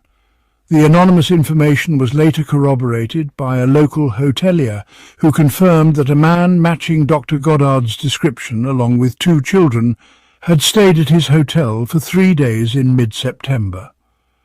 Other witnesses on the island also reported seeing the man with a blonde woman and claimed they saw him fleeing from a girl who was asking for her mother, suggesting that Marie Fron did not accompany her husband and children on the sailboat. On September 16, 1999, further developments occurred when a life jacket from the sailboat was found off the coast of Alderney Island in the English Channel. A week later, on September 23rd, the survival raft from the sailboat was recovered, half deflated, on a beach at Ian Bay in Dorset, England. Strangely, the canvas awning of the raft was missing, having been cut away. While French investigators initially believed Dr. Goddard had murdered his wife and fled, these new findings added confusion to the case. Experts from the French Hydrographic and Oceanographic Naval Service stated that these items couldn't have been washed ashore by ocean currents, suggesting they had been deliberately discarded. The emergency raft's inflation device had been disconnected, which meant it could have only remained inflated for 72 hours after removal of the mechanism. Theories about how Dr. Goddard, an experienced sailor, might have arrived at the Isle of Man began to emerge. Investigators speculated that Dr. Goddard had deliberately sunk the boat, then used the raft to reach the English coast. From there he may have travelled by bus or train to Liverpool and taken another bus to the Isle of Man. These ideas, however, were mere conjectures. The media picked up the developments, hoping for a breakthrough or key piece of information from the public, but nothing significant came forward. Speculations about Dr. Goddard's motives also arose. Some thought that he might have staged the disappearance to avoid facing debt, including €380,000 in unpaid social security contributions. Others suggested that Dr. Goddard may have had conflicts with the French Medical Council over illegal medical practices. As the investigation continued, the mystery deepened. Investigators pondered the possibility that the Goddards had fled to far-off locations such as Scandinavia, the Caribbean, South America, or even Africa. On October 18, 1999, investigators received another letter claiming that Dr. Goddard was on the move and warning that the children, Marius and Camille, needed to be saved soon. However, at this stage, no official information was released regarding this lead. By January 2000, 4 months had passed since the disappearance of the Goddard family, with the investigation still filled with uncertainties. There were no solid leads, and it seemed the case was a potential murder with no body, no weapon, and no clear motive. The inexplicable flight of a father with 2 children, one of whom had special needs, added to the complexity of the case. That changed on January 16, 2000, when a boat off the coast of the island of Bats retrieved a travel bag from its nets. The bag contained various items linked to the Goddard family: children's clothing, a swimsuit, makeup, a diary, glasses, several photos, and the credit cards of Marie Fraun and Dr. Goddard. This discovery led investigators to search the area for the remains of the boat, but the divers returned empty-handed on each occasion. Later that year, a discovery was made that, although tragic, was anticipated. On June 6, 2000, a fishing boat found a child's skull in Sambria Bay. Forensic analysis later confirmed that the bone remains belonged to Camille. It had been identified by the customs officer the day after the boat's departure to sea. According to scientific analysts from the French Research Institute for the Exploitation of the Sea, the skull had been in the water since at least February of that year, supporting the theory that the sailboat had sunk, taking the lives of its 3 passengers. A mine-hunting vessel from the French Navy searched the area where the skull was found, but no trace of the sailboat or the other occupants was discovered. Before finding Camille's skull, the fishing boat had also caught a larger skull in its nets, which they returned to the sea. Although this may seem unusual, the waters of the English Channel were historically a battlefield, and it wasn't uncommon for sailors to find human remains from past conflicts. The findings led researchers to wonder if the remains of Marie Fraun and Marius had been resting on the seabed since September 1999. As investigators searched for explanations, one theory arose that the entire family may have taken their own lives. This was supported by the discovery of morphine boxes and 2 esoteric books in Ifskar. However, there was no definitive evidence to prove this or any other theory.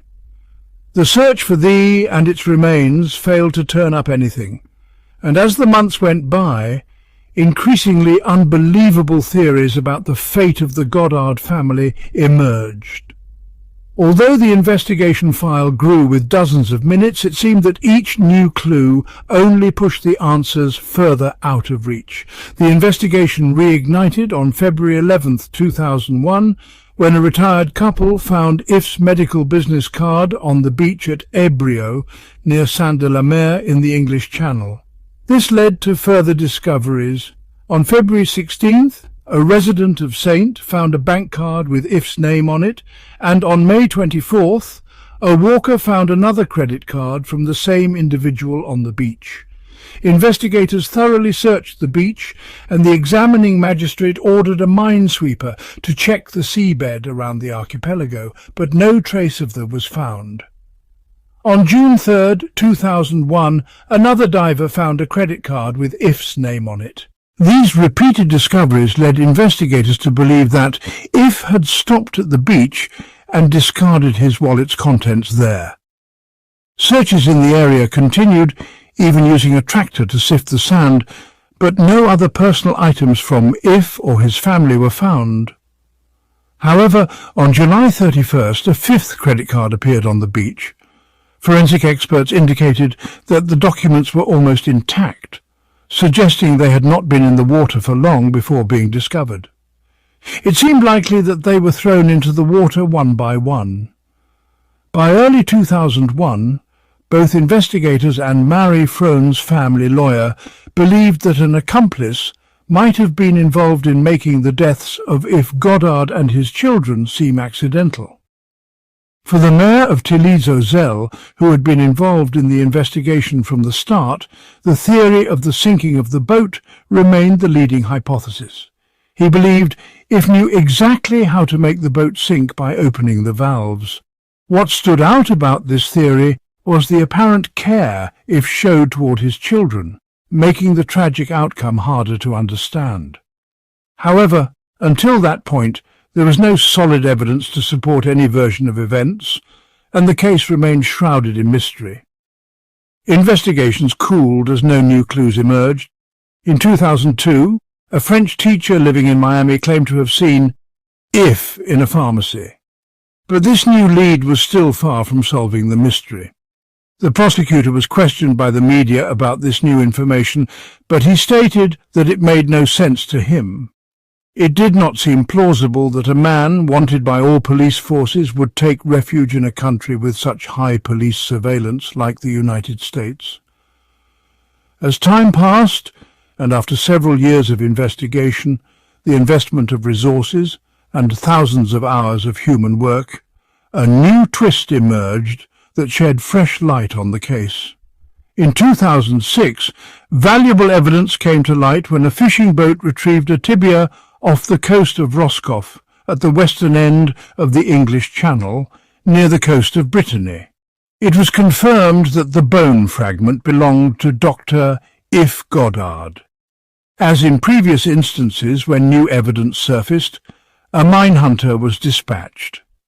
This time, the French Navy vessel was sent to the area to search for any trace of the sailboat, but the search proved unsuccessful.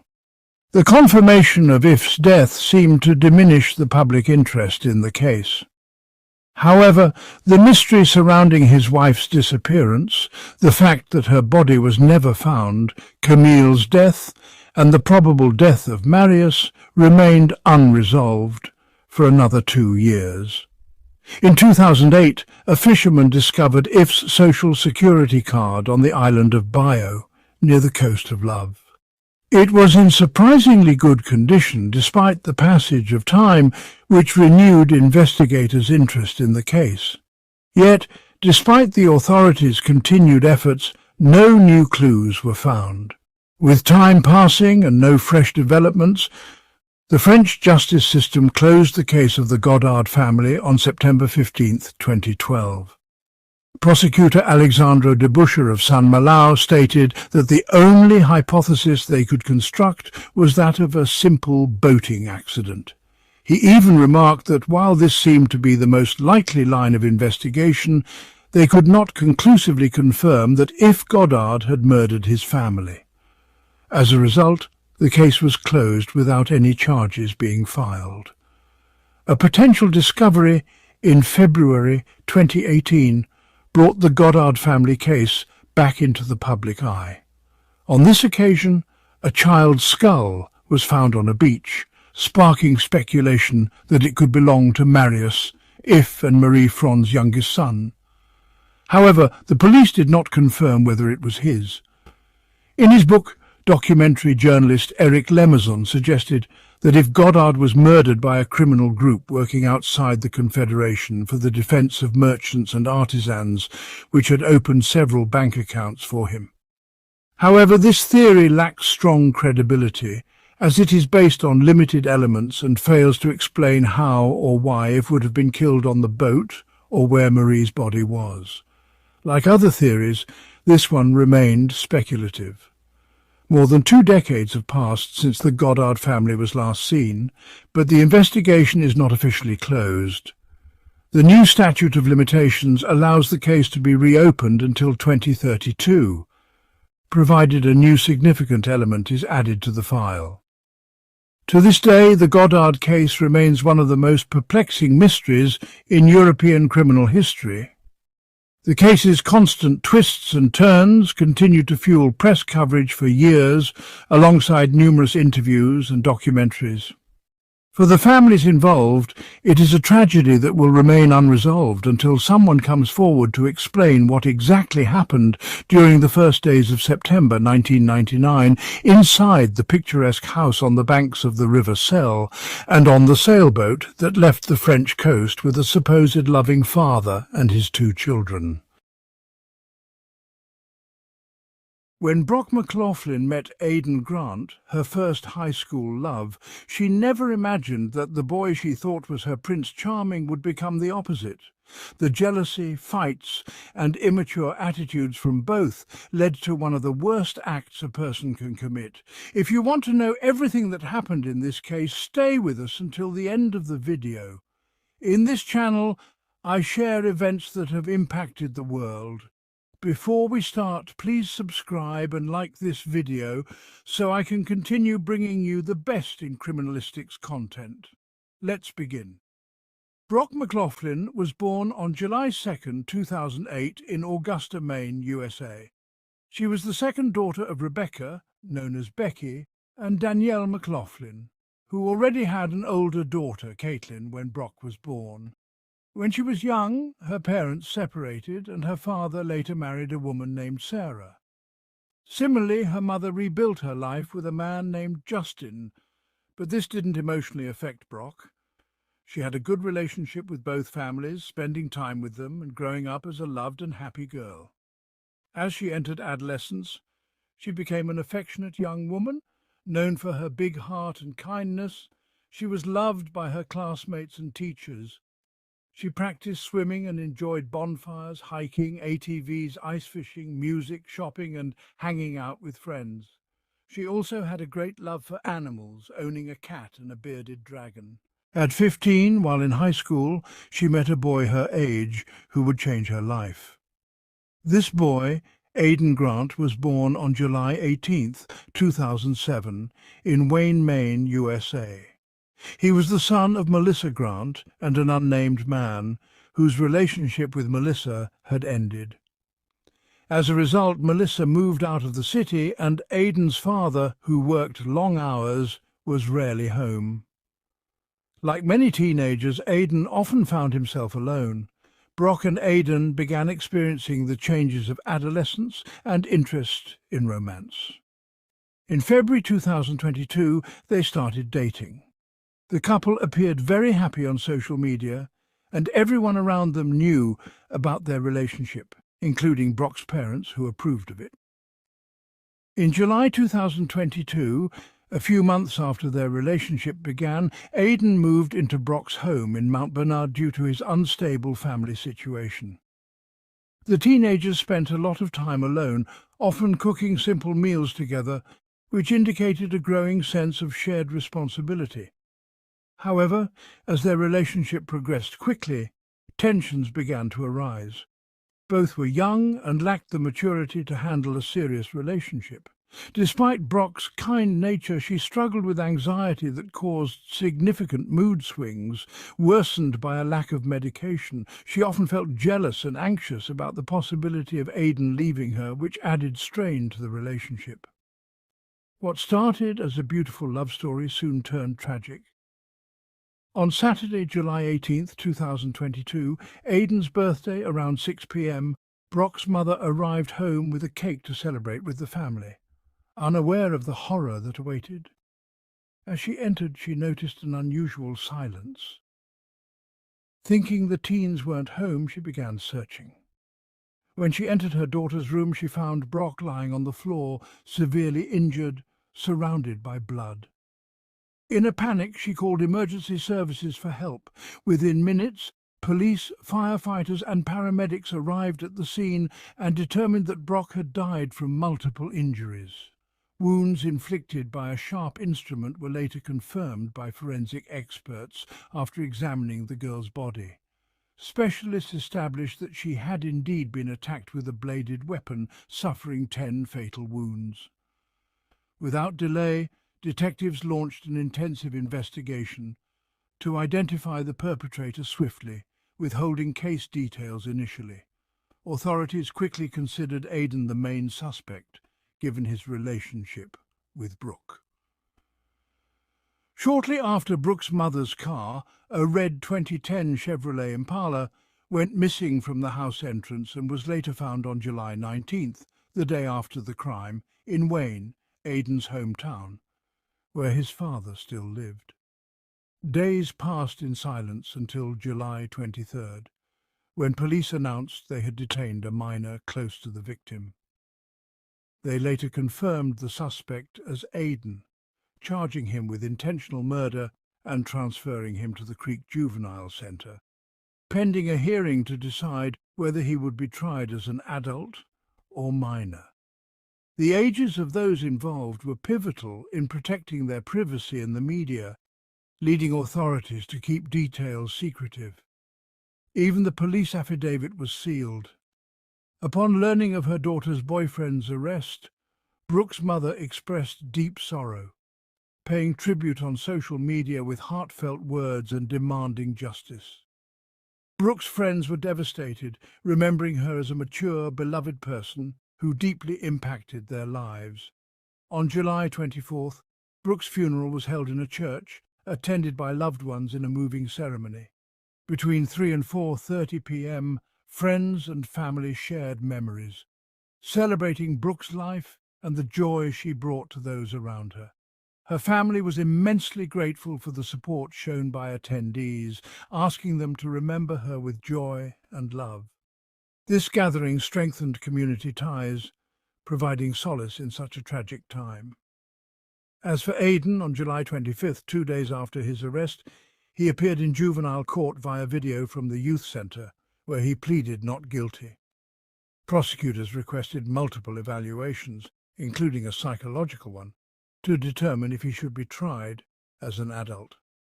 Evidence of his mental state and behaviour was deemed critical to the court's decision on the charge and potential sentence severity.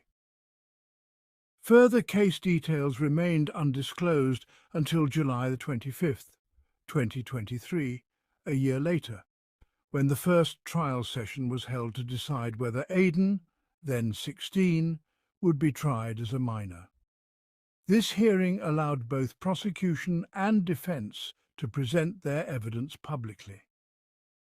The state prosecutor highlighted inconsistencies in Aidan's statements surrounding the incident, adding complexity to the case. The defence, led by a court-appointed lawyer, argued for Aidan to be tried as a minor, asserting that while he was responsible for Brooke's death, it was not premeditated.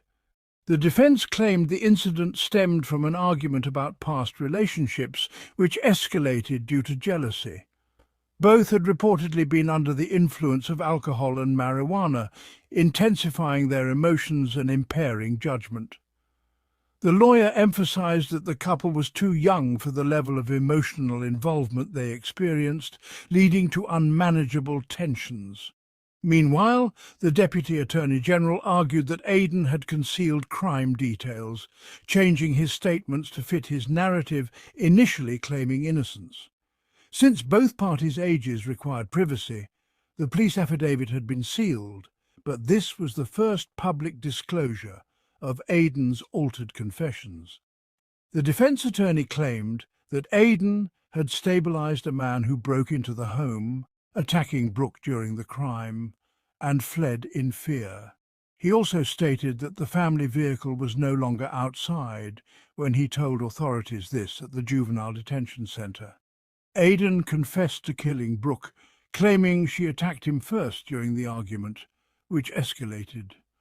During a psychological exam, he reiterated his story, adding that in the middle of the altercation, Brooke grabbed him by the neck, leading him to fear for his life, claiming she was stronger when using drugs.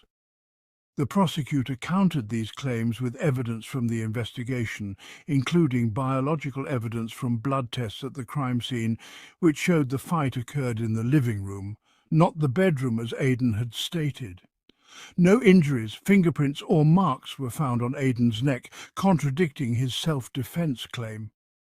Security camera footage revealed Aden driving Brooke's mother's car, following traffic laws, and indicating he was not under the influence of any substances.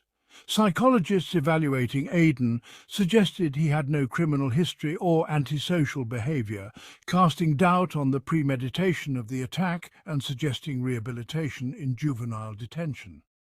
The trial resumed on July 26, 2023, with the forensic pathologist who performed Brooke's autopsy. She confirmed the 10 stab wounds, including on her neck, arms, chest and face, and noted the absence of defensive wounds, discrediting Aden's self-defense argument. Brooke's mother testified, describing the moment she found her daughter's body and mentioning a bladed weapon. A correctional officer from the facility where Aden was held revealed that Aden had confessed to the crime, citing jealousy as the motive, with Brooke believing he would leave her for another woman. The judge had to consider whether a minor sentence was appropriate for such a serious crime. On December 18, 2023, Aden admitted his guilt, and several family members gave impactful testimonies. Brooke's mother expressed her deep sorrow, highlighting the life moments they would never share, including her daughter's graduation and wedding. She showed profound anger and betrayal toward Aden, who had been considered part of the family. Despite the gravity of the case, the judge's decision was surprising and deemed unfair by Brooke's family. He ruled that Aden would be tried as a minor, sentencing him to 5 years in a juvenile detention centre. This meant he could be released at 21. The judge cited psychological analyses which indicated Aden's actions were not premeditated and that he did not have anger management issues. Although he disagreed personally with the decision, the judge had to follow the laws protecting minors in Maine, where juveniles can only be detained until 21. Brooke's family was devastated and expressed their dissatisfaction with the sentence, voicing concerns that Aden might reoffend after his release. This case drew significant media attention due to the young ages of both the victim and the accused, as well as the tragic circumstances of the incident. Brooke's loved ones remember her as a confident teenager with strong beliefs. The high school dean of students recalled how pleasant it was to chat with her over lunch, while one teacher described her as a creative thinker, a compassionate young woman who loved animals, and a diligent student loved and respected by her classmates. One of her best friends remembered Brooke as a supportive companion, always ready to help and able to bring a smile to anyone in need. These are the last images of Giselle Venturo, whose disappearance shook not just her family, but the whole community of Huancayo, Peru. The innocent 8-year-old girl hurried her step to follow the man beside her, unaware he had the worst intentions. We invite you to watch until the end this tragic case that sparked the fury of the public and highlighted the failures of the authorities. Giselle Marjorie Venturo Puente was born on April 5, 2008, in the district of Chilca, Huancayo, Peru. She was the youngest of 5 children born to Edgar Venturo and Aide Puente Sulca, a family with limited resources. Despite financial struggles, their home was filled with love, and the parents did their best to ensure their children had everything they needed. Though little is known about what her father did, her mother sold tubers in the local market in the Modesto neighborhood where they lived. Giselle was well known in the community, not for mischief, but for being shy and reserved. At school, she stood out for her dedication and never caused trouble. Her teachers and parents described her as innocent and very obedient. One of her virtues was her eagerness to help, and it was common to see her assisting her mother at home. In 2017, Giselle was in 2nd grade at the Immaculate Heart of Mary School, where she had many friends and always completed her tasks. Giselle dreamed of becoming a nurse. On Wednesday, July 5, 2017, she returned home after school and had lunch with her family. Later, she wanted a snack, and the landlord of the house where her family lived asked her to buy some medicine at the local pharmacy. At around 3 p.m. she agreed and was given 20 sols, about $5 today, to buy the medicine and treat herself to something for a snack. Although the pharmacy was only 3 blocks away, hours passed and Giselle never returned, causing her mother to panic. She searched everywhere and asked neighbors, but no one had seen her. The route was so short that her disappearance seemed impossible. Desperate, her mother went to the police station to report her missing. The authorities quickly realized that the girl had been in a safe, familiar area in broad daylight, amidst a busy commercial area, yet it seemed as though she had vanished into thin air. When the police interviewed locals, no one had seen Giselle or knew what had happened to her. With no answers, the police asked for the community's help, as the first few hours were crucial in child disappearances. The next step was to alert other security forces in case Giselle had been taken elsewhere. They spread the word about her disappearance, describing her orange shirt and black shoes. Family and friends joined the search, posting flyers and asking drivers and public transport passengers if they had seen her. But time passed with no leads, and the family's anxiety grew. 2 days after Giselle's disappearance, a crucial clue emerged. Reviewing security footage from businesses along Giselle's route revealed a young man taking the girl. The footage showed the moment clearly, just 6 minutes after 3 p.m. on Wednesday. At first, only Giselle appeared in the camera frame, and it seemed she turned around, possibly after someone outside the camera's view called her attention. Then she was seen walking beside the man with a quick step, yet completely natural and showing no signs of discomfort, as if she had known him for a long time. He, on the other hand, seemed to take care to conceal his face with his hoodie, though authorities estimated him to be between 20 and 25 years old. Based on this information, the police arrested 23-year-old Junior Victor Marabi, the main suspect in Giselle's disappearance. However, after 8 hours at the Criminal Investigation Department, DIRINCRI, detectives ruled out his involvement and released him. The officers had valid reasons for their actions, but this decision sparked anger among Giselle's parents and the public. Accustomed to justice failing them, they felt the release was unacceptable and firmly believed Junior was responsible for Giselle's disappearance.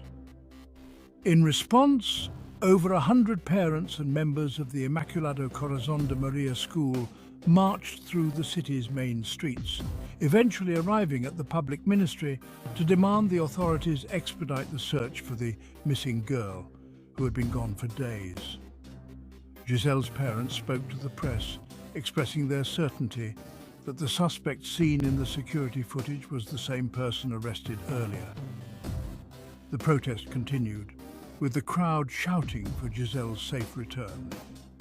Meanwhile, Junior's parents, Victor Maravi and Doris Mamani, were in shock, unable to believe their son was being accused, especially since the police had released him due to a lack of evidence.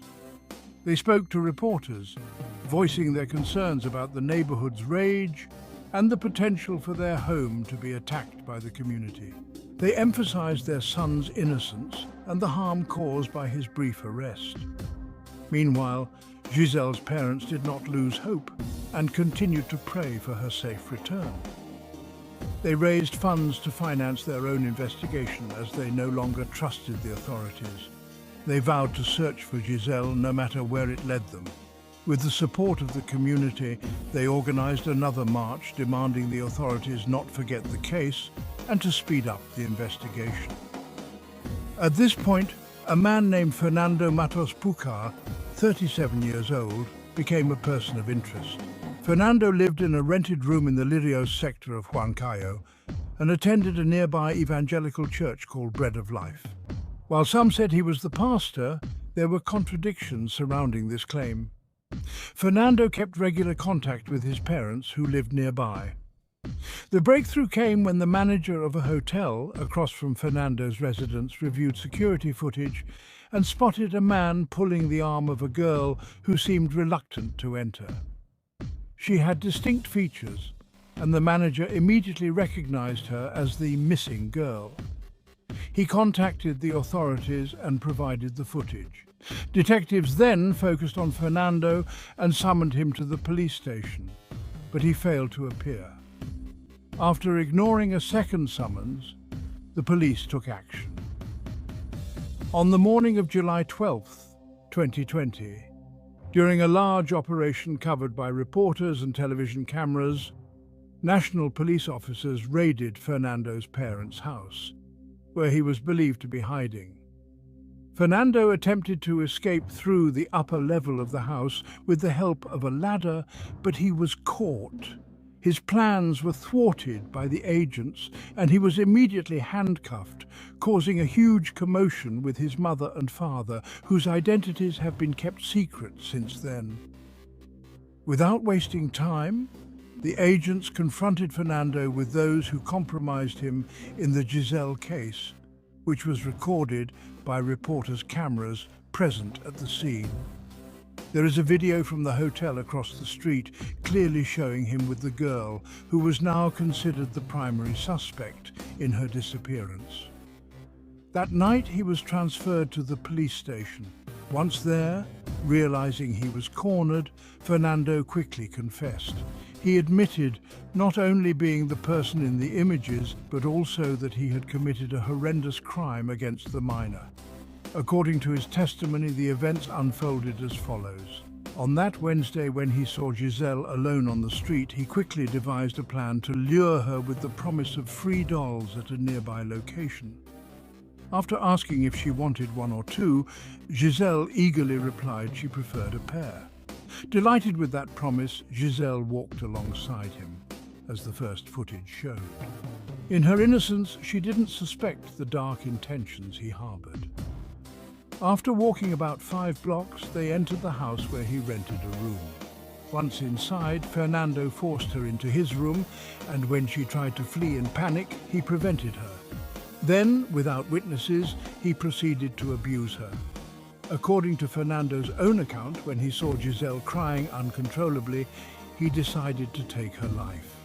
He then hid her body under his bed, as he calmly explained in a video, stating he kept her there because his mother was coming. He wrapped her in black to conceal her. 2 days passed, and during that time, Fernando plotted how to dispose of the body without being caught, especially since his mother frequently visited him. He also discarded Giselle's clothes in the Palian sector, continuing with his daily routine. However, when he learned that friends and family were frantically searching for Giselle, he finally decided to dispose of her body. According to his story, he hired a taxi driver, and unbelievably, the driver never asked any questions. The body, placed in a sack, was in the car's trunk. After a 2-hour drive, they arrived at the district of Iscuchaca, where Fernando took the heavy bundle. His plan was to dispose of the body in a nearby stream, but quickly changed his mind and left it at a house, fulfilling his objective. Fernando then went to eat, walked around and took a bus back home.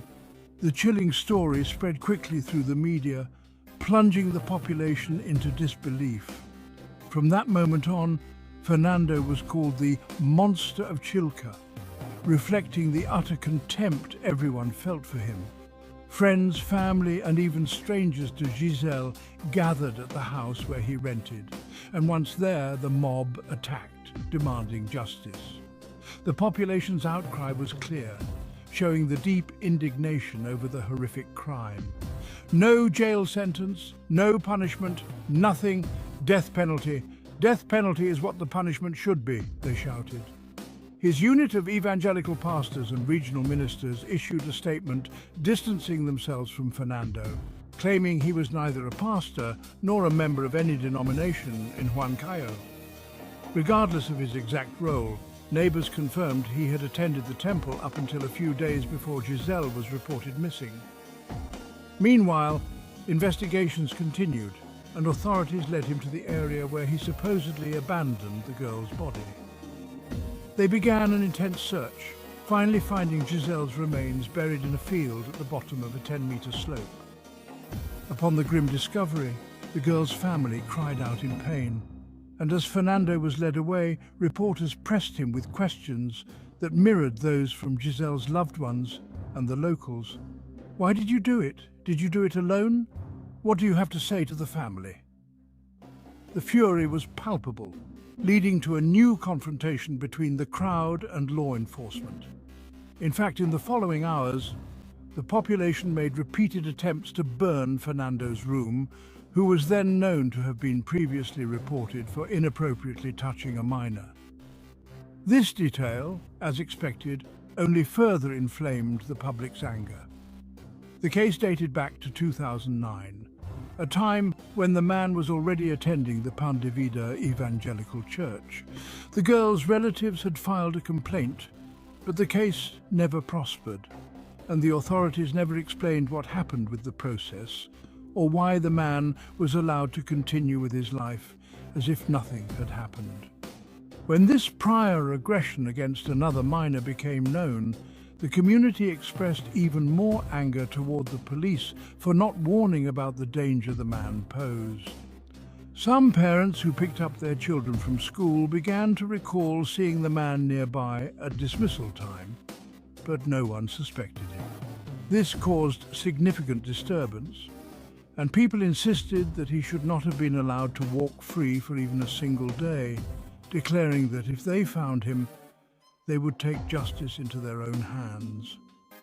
Despite the community's overwhelming disappointment with the authorities, there was a brief truce when Giselle's body was handed over to her family. Everyone focused on organizing marches and vigils in her honor. A mass was held for Giselle, officiated by the Bishop of Huancayo, who also performed her posthumous baptism at the Chilca Chapel. The bishop confessed he could not find words of comfort for the grieving parents, and instead prayed they would soon find the strength to cope with their loss. Over 4,000 people gathered to say their last goodbyes during a heart-wrenching funeral. The coffin was carried by relatives and friends to the school where she studied, where teachers and staff bid farewell with white rose petals. Once the population completed their honors to Giselle, they resumed demanding justice. Fernando, now charged with murder, attempted to claim he was not responsible, citing alleged mental health issues to avoid criminal accountability. He even compared himself to American serial criminals who he claimed could escape justice without consequences. However, the public prosecutor's office disproved this claim, as psychological and psychiatric evaluations concluded that he had acted with full awareness when committing the entire series of crimes against Giselle, from her captivity to her murder. As a result, the following week, a hearing was held to determine his legal situation. Edgar, Giselle's father, arrived 15 minutes late, missing the opportunity to attend the court session at the Huamankaka prison where Fernando was held. The hearing lasted just over an hour, and the judge of the Second Preparatory Investigation Court of Huancayo ruled for 9 months of preventive detention, as requested by the prosecutor. During the hearing, Fernando apologized for his actions to Giselle's family and showed a starkly different attitude from what he had previously displayed. According to a witness, he was seen with his head down, appearing desperate. From that moment, he was placed in the prison's observation area, while outside the facility, Giselle's family and friends called for life imprisonment and justice. In the days that followed, the Ministry of Women and Vulnerable Populations announced that professionals from the institution would offer psychological and social support to the Venturo family. Recognizing the difficult financial situation they were in, the ministry also stated that donations had been collected for them, providing food services and medical assistance at the local health centre. Additionally, the municipality offered Edgar a job. The following year, the Criminal Court of Huancayo sentenced Fernando Matos Paucar to life imprisonment for the crime against Giselle Marcor Venturo Puente. The court also ordered him to pay civil reparation to the girl's family in the amount of nearly $4,000. Despite attempts to appeal the sentence, the courts upheld the original verdict, ensuring that Fernando would never be released. Although they could never recover their beloved daughter, the sentence brought some relief to Ade and Edgar and, by extension, to all who sympathized with their sorrow. Now, knowing all the details of this case, we want to know what you think. Do you believe justice should have acted the first time the man was reported? Was his sentence fair? Share your opinion in the comments. And well, dear viewer, this concludes today's criminal story. We'd love to hear your thoughts, so please leave them in the video's comments, always with respect for the victim and their family. Liliana Jara mourned her daughter for a long time, Rosalia, whose remains were found only a year after her actual disappearance. She was young, full of life, and had a bright future ahead of her. However, the last years of her life were not easy, and in the end, she became another symbol of the fight against acts of physical aggression against Argentine women. Rosalia Daniela Jara was born on September 12, 1997, in Fortin Olmos, a small town located in the Vera department of Santa Fe province, Argentina. She grew up in a very close-knit but modest family led by her mother, Liliana Jara.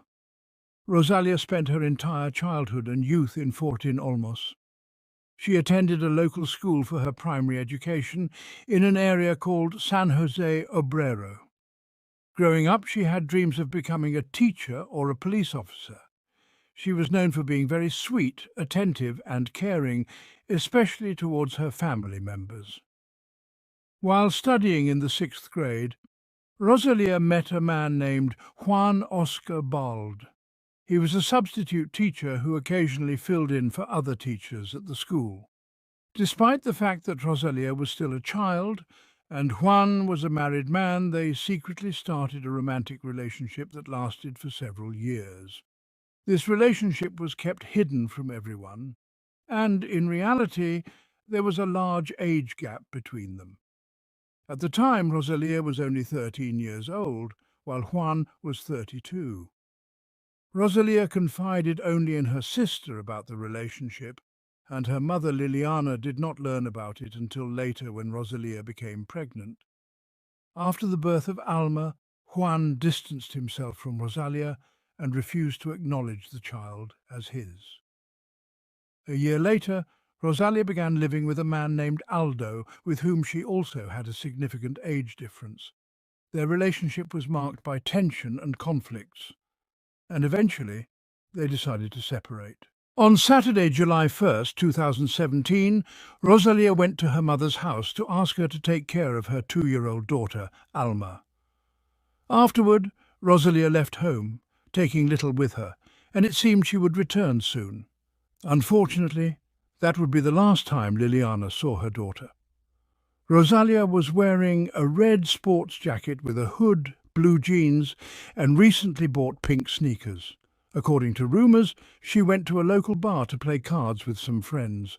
She borrowed 400 pesos, equivalent to $20, saying she needed to try her luck and get some money. At around 9 p.m, Liliana called Rosalia, and her daughter said she was at the bar, playing five-card stud poker with her friends. Rosalia did not say anything unusual, so her mother didn't think much of it. This would be their last conversation. Around 10 p.m, Rosalia was seen leaving the bar, talking on her phone and heading toward the checkpoint. After midnight, Liliana tried to contact her daughter again, but she could not reach her. The next day, Liliana went to the local police station to report her daughter missing. She found it strange that Rosalia had not returned, because she knew her daughter loved her child and would never have left her behind. However, the police officers did not take Liliana's report seriously. They refused to search for Rosalia, assuming that the 19-year-old might have left on her own accord. As the days passed and no action was taken, local feminist groups organized a protest to demand a proper investigation. On the 11th day after Rosalia's disappearance, authorities finally launched a search operation covering Fortin Olmos and its surrounding areas. Despite initial setbacks, the search continued with the involvement of local government and human trafficking units. Weeks passed, and several items that possibly belonged to Rosalia were found, but none of them led to her whereabouts. After the disappearance, police focused their attention on Juan Valdez, as they discovered that he had left his home around 9 p.m. on July 1st, driving a white Toyota Corolla. His route overlapped with the route Rosalia was believed to have taken. It was also discovered that he returned home after 1 a.m. Several witnesses reported seeing a white car with tinted windows near the bar where Rosalia had been. Juan seemed to be aware that the police were suspicious of him, as he broke his phone shortly before the authorities could seize it. An analysis of call records showed that there were around 20 calls between Juan and Rosalia's phones on the night she disappeared. Most of these calls were made by Juan. Additionally, triangulating the phone signals revealed that their phones were in close proximity at certain points during the night. GPS data showed that Juan's car had been in the area where Rosalia was last seen. Based on this evidence, as well as testimony from several witnesses, Juan was arrested at the end of July 2017. Police officers carried out a series of measures to restore the timeline of events leading up to Rosalia's disappearance. Representatives from the Ministry of Security confirmed that several searches were conducted simultaneously, including one within the local municipal health service and two in the homes of police officers who later became suspects. The primary purpose of the health centre inspection was to determine if Rosalia had undergone an abortion shortly before her disappearance. However, this possibility was ultimately dismissed. Meanwhile, the search for the missing girl continued. The main suspect refused to testify about his relationship with Rosalia, or the numerous phone calls he made on the day she was last seen alive. In April 2018, during a hearing in Vera to determine his pre-trial detention, the judge denied Juan's lawyer's petition for his release, citing concerns over possible witness influence. The judge ruled that the accused would remain in custody indefinitely. Juan's lawyer argued that the prosecution lacked evidence linking his client to the crime and emphasized that Juan had cooperated from the start. He also denied claims that Juan intentionally destroyed his phone to eliminate evidence. On August 26, 2018, two hunters found human remains near a stream in Londrina, including a skull and other bone fragments. A sports jacket, pink sneakers and personal items identified by Rosalia's relatives were also discovered nearby. The remains were sent to the Institute of Forensic Medicine for anthropological analysis. Soon after, investigators visited Aldo's home, Rosalia's former partner, where she had last resided. With permission, they searched for a lock matching a key found in the jacket. However, Aldo explained that he had broken the door locks as he hadn't lived there recently and no longer had a key. On September 8, 2018, investigators performed further procedures related to the case, including obtaining blood samples from Liliana and her granddaughter Alma for DNA comparison with the remains. By November, forensic scientists confirmed the remains belonged to Rosalia with nearly 100% certainty. Though the autopsy couldn't determine the precise cause of death, it revealed that her life was taken through physical violence, as indicated by severe damage to her left cheekbone causing skull fractures. Prosecutor Gustavo Latorre regarded this finding as a breakthrough in the investigation. Following these conclusions, Rosalia's remains were given to her family for burial. With indirect confirmation of her death by violence, the State Attorney General reclassified the case as femicide. Nearly a year and a half after Rosalia's disappearance, the case progressed toward a public trial. In 2018, Juan was formally charged with femicide. His lawyer, however, contested the charge, arguing that Rosalia's cause of death remained unclear. In response, the court ordered an exhumation and a second autopsy. Months later, the original judge was dismissed over alleged bias against the defendant. On July 2, 2019, a new judge began by rejecting Juan's lawyer's appeal to overturn his client's detention. Throughout the pre-trial period, the local media regularly reported on significant developments, with Attorney General Gustavo Latorre emphasizing that Juan allegedly killed Rosalia for demanding child support for Alma, whom he knew to be his daughter. Gustavo claimed that Rosalia had called Juan a day before her disappearance to reiterate her demands for support. The media also covered Aldo's separate legal case to prove Alma was not his child, reportedly so he could reclaim his former home, which he lost due to Rosalia's domestic violence complaints. According to the prosecution's theory, on Saturday, July 1, 2017, Juan, taking advantage of his wife's absence, contacted Rosalia and arranged to meet her.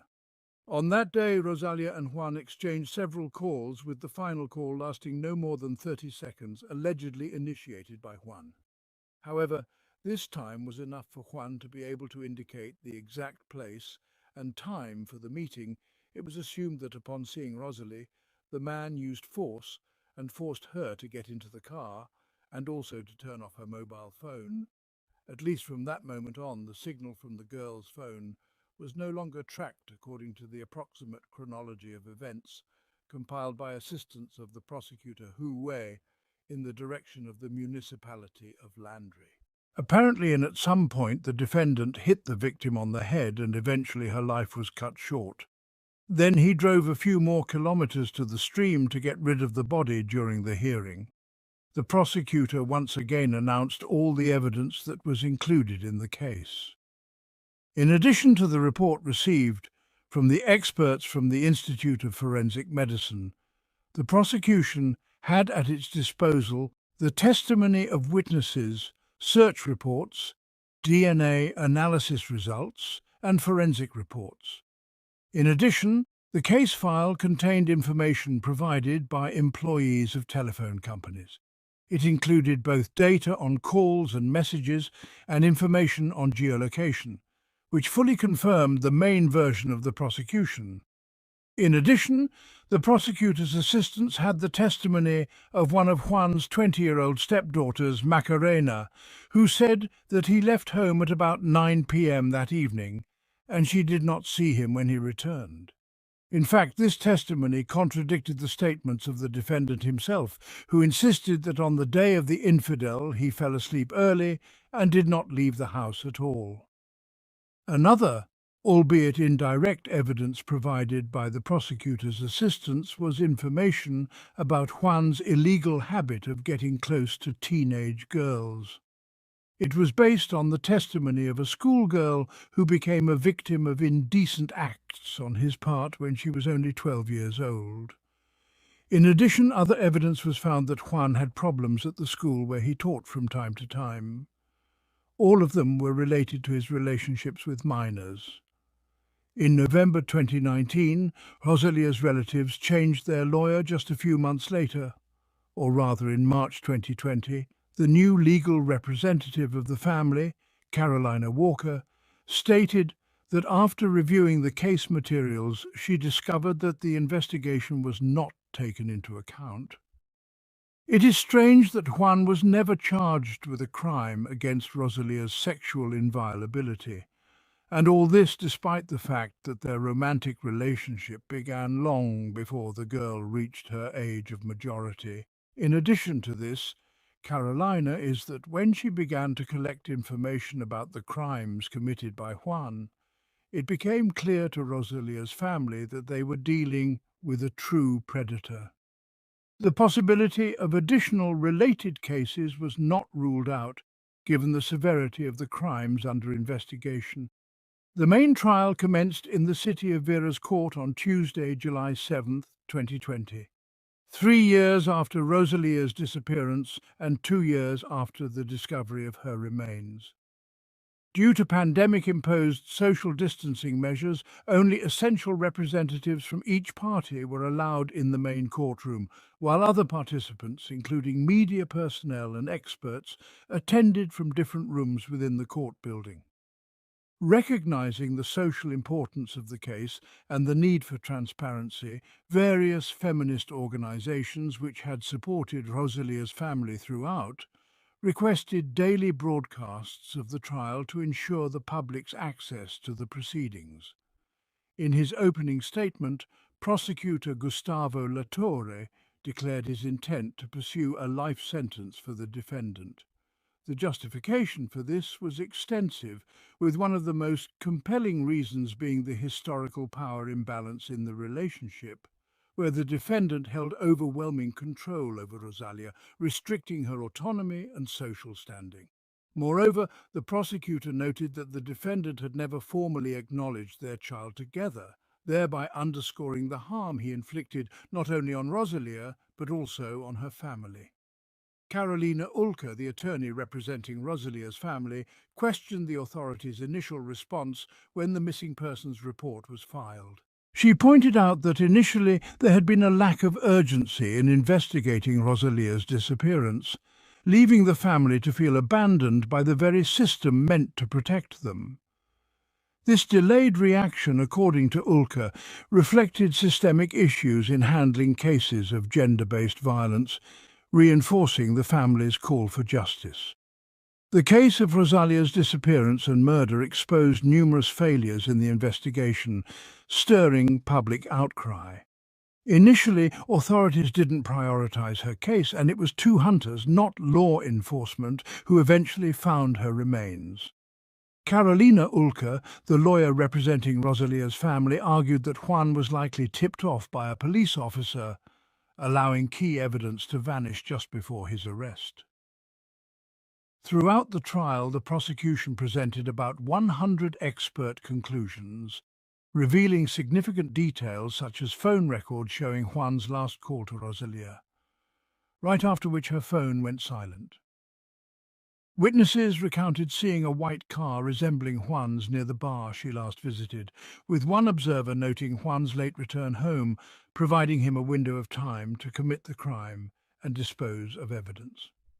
Another compelling point was phone geolocation data that tracked both Juan's and Rosalia's phones moving together in close proximity shortly before her disappearance. This location evidence bolstered the prosecution's case, painting a detailed timeline and strengthening their closing argument. The prosecution concluded with confidence, insisting Rosalia was a victim of violent aggression at Juan's hands. Forensic experts were unable to pinpoint an exact cause of death, but believed she died from a blow to her left cheekbone. In his defense, Juan denied the charges, attempting to discredit the evidence and arguing that focusing solely on him had blinded investigators to other potential suspects. He particularly contested claims that he deliberately damaged his phone to obstruct the investigation. However, the prosecution and the family's lawyer, Lena Walker, argued that all available evidence pointed directly to him, discrediting other theories as weak. The jury's verdict, delivered on August 3, 2020, found Juan guilty on all counts. Outside the courtroom, human rights advocates gathered in solidarity with Rosalia's family, who had been deeply impacted by her loss and the trial's painful details.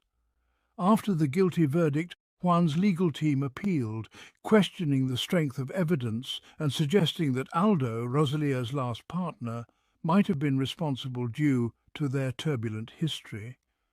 Juan's lawyer argued that a shared child was not sufficient motive for murder and that the prosecution had not proven Rosalia had entered Juan's car the night she disappeared.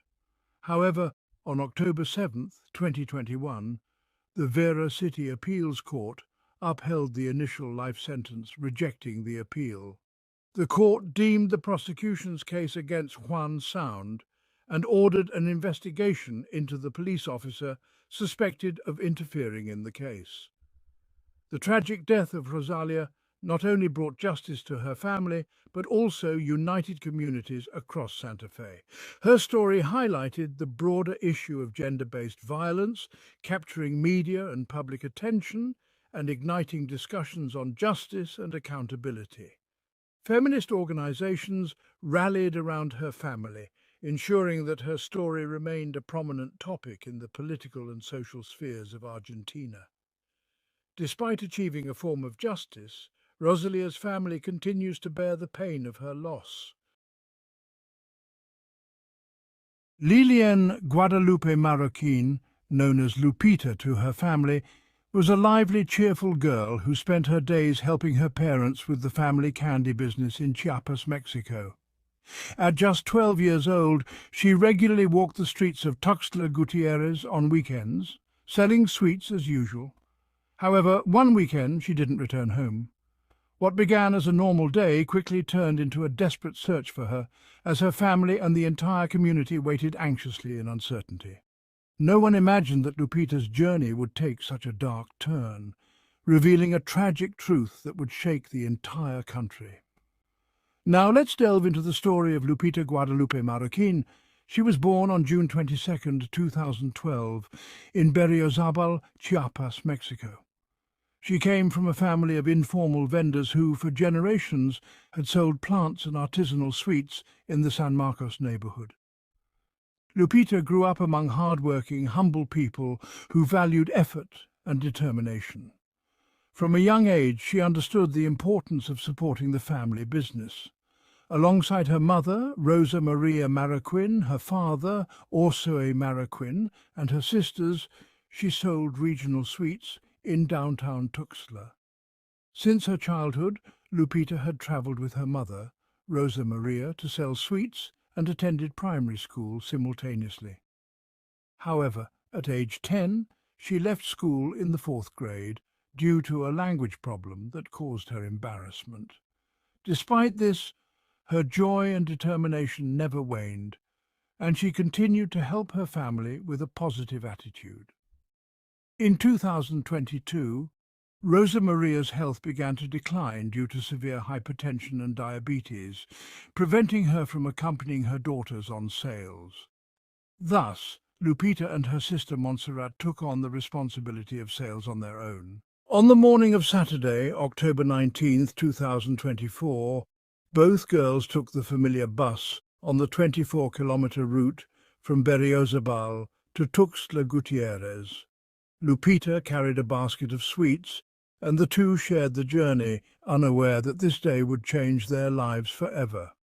Hours later, Montserrat waited for her younger sister at a taco stand near the bus stop where they usually met to head home together, but Lupita never showed up. Montserrat began asking neighbors and nearby vendors if they had seen her, but no one had any information. She informed her family about the strange absence, and they all began searching, worried that something terrible had happened. They checked every hospital, but no one had any news of Lupita. On Saturday evening, fearing the worst, her family reported her disappearance to the Chiapas prosecutor's office, and early on the Sunday morning, the Amber Alert, a missing child notification system used in several countries since 1996, was activated to locate her quickly. In the alert, she was described as a girl with dark brown hair, light brown eyes, and a height of 1.44 meters. The Amber Alert didn't remain only in the hands of authorities, it was also widely shared on social media that same day. Her aunt, Iris Marroquin, took charge of spreading the word on different platforms, requesting support from internet users to locate the missing girl while keeping the authorities informed. Lupita's family members retraced the route she would have followed on the day of her disappearance, since they knew where she typically walked while selling sweets. The community, having seen her many times throughout her childhood, quickly joined the search, going from house to house. Many neighbours even checked their security cameras for any clues. In several videos, Lupita could be seen walking, which allowed the family to reconstruct her last steps. However, the most critical detail came when her trail suddenly vanished. They reached a spot where it seemed she had been taken, realizing there was a security camera nearby that could reveal what had happened to her. Yet, when they approached the residents of that house, they were denied access to the footage, leaving Lupita's family and the community still searching for answers in a tragedy that seemed to have more questions than solutions. Specifically, it was Victor José Carrera Mer, the neighbour, who raised significant suspicion due to his unwillingness to cooperate.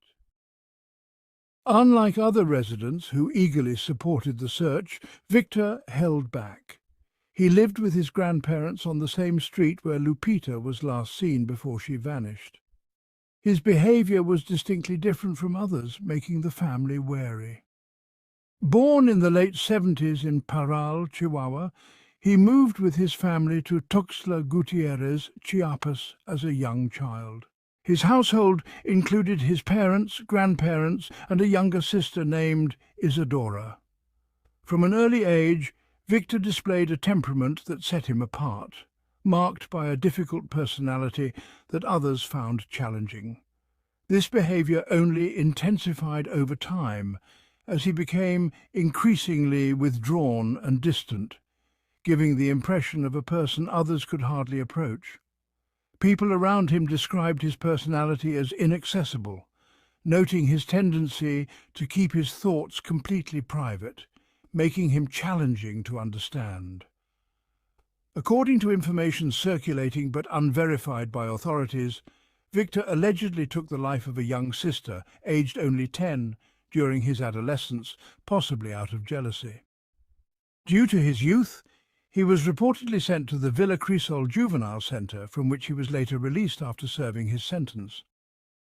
Further social media reports claim he was involved with a youth gang in Tuxtla Gutiérrez during the early 90s, a group reportedly responsible for armed robbery of businesses in the city centre.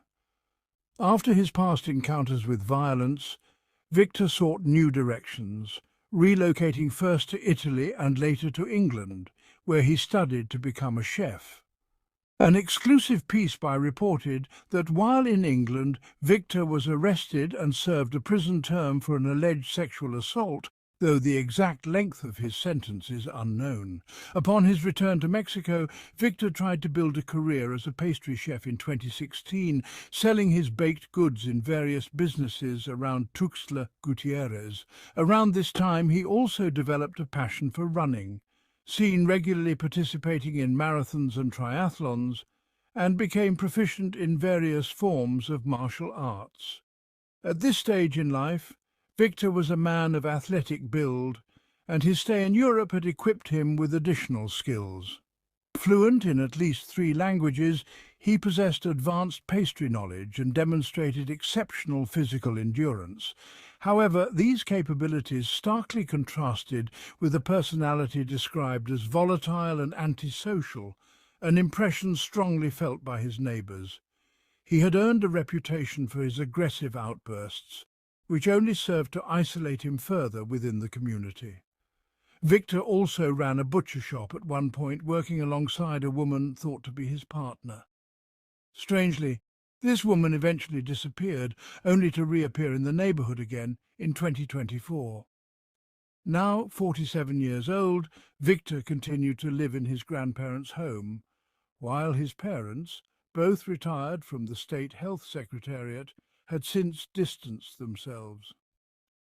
Despite his attempts to lead a stable life, his past remained a burden, seemingly preventing him from integrating fully into the community. Due to the suspicion surrounding him, Lupita's family made the decision to monitor his residence for 2 days, suspecting possible involvement in her disappearance. During this time, they waited for the police to obtain a court order, with local residents showing their support by providing food, water and access to restrooms. On Monday, October 21st, Victor was spotted emerging from his home near where Lupita's relatives were gathered. He was seen discarding a mat, mops and buckets, but at that moment, her family did not perceive this as suspicious or consider the possibility that he might be disposing of evidence. On October 22nd, authorities accessed the security footage that Victor's household had initially refused to hand over. In these images, Lupita was seen entering the street, but there was no footage of her exiting, a critical finding that enabled the prosecutor's office to obtain a search warrant. The search took place on Wednesday, October 23rd.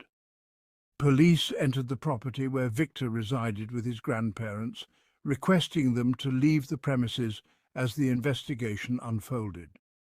After extensive searching, officers discovered a body partially buried in the yard. With the assistance of the Marroquin family, authorities identified the body as Lupita. Victor, now the main suspect, had fled prior to the police's arrival. Once her identity was confirmed, Lupita's body was transferred to the Forensic Medical Service for an autopsy to establish the cause of death. Examination revealed that she had suffered a violent assault, with the cause of death identified as a fatal cut to her throat. Her aunt, Iris, spoke to the media as they awaited the release of Lupita's body, expressing the deep sorrow felt by the family over the loss of an innocent life.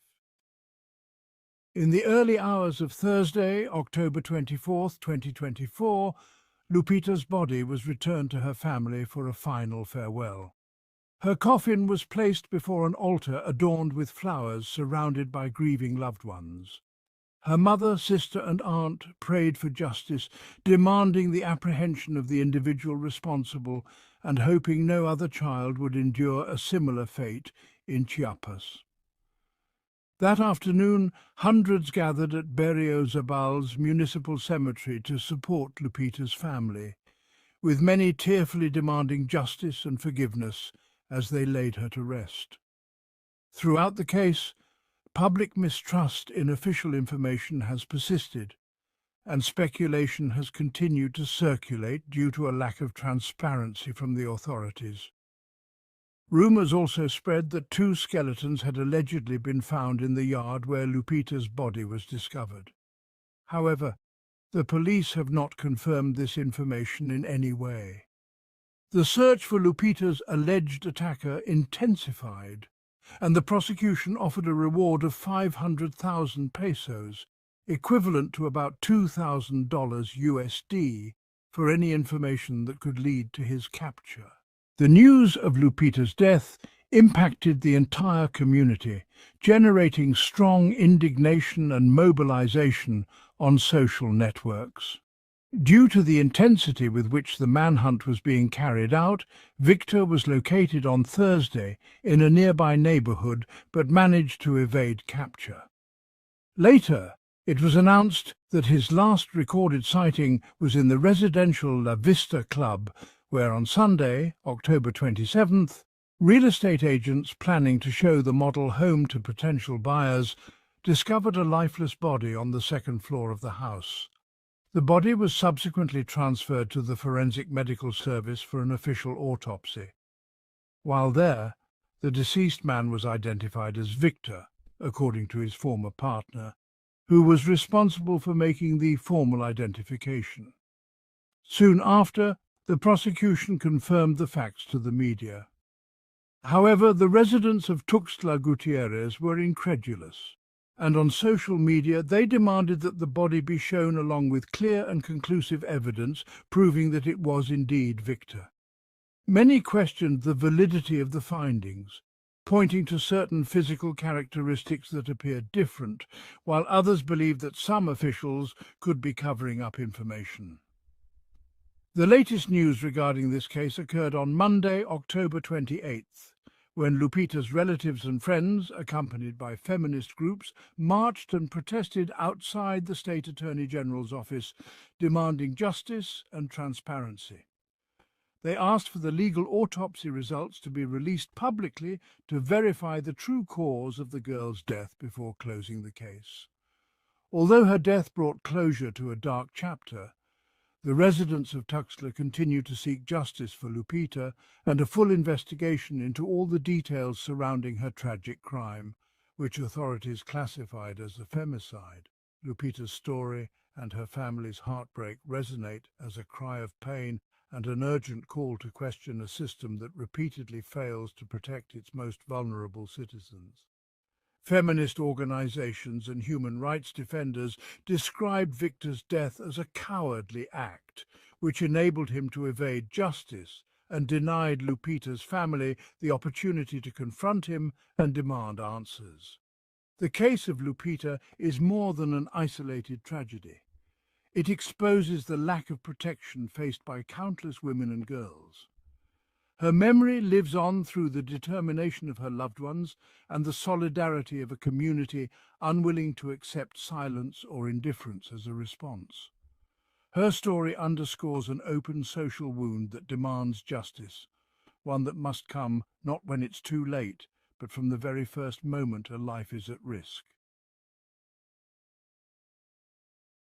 In 2016, the Meshcheryakov family had lived in Moscow for quite some time. The family consisted of 4 members: Vladimir Anatolievich Meshcheryakov, his wife Ekaterina Alexandrovna, their 15-year-old son Vladimir from a previous marriage, and their 4-year-old daughter Anastasia. Vladimir had graduated from a military school and worked for the Central Electoral Commission under the government of Russia, while Ekaterina worked as an accountant for a private company. Anastasia, born in August 2011, was their joint child. Unfortunately, Ekaterina's first pregnancy ended unexpectedly, and during her second pregnancy, complications arose. Anastasia's birth was particularly difficult, and she was deprived of oxygen for 14 hours, severely affecting her health. Medical reports confirmed that due to this lack of oxygen, Anastasia suffered significant brain and nervous system damage.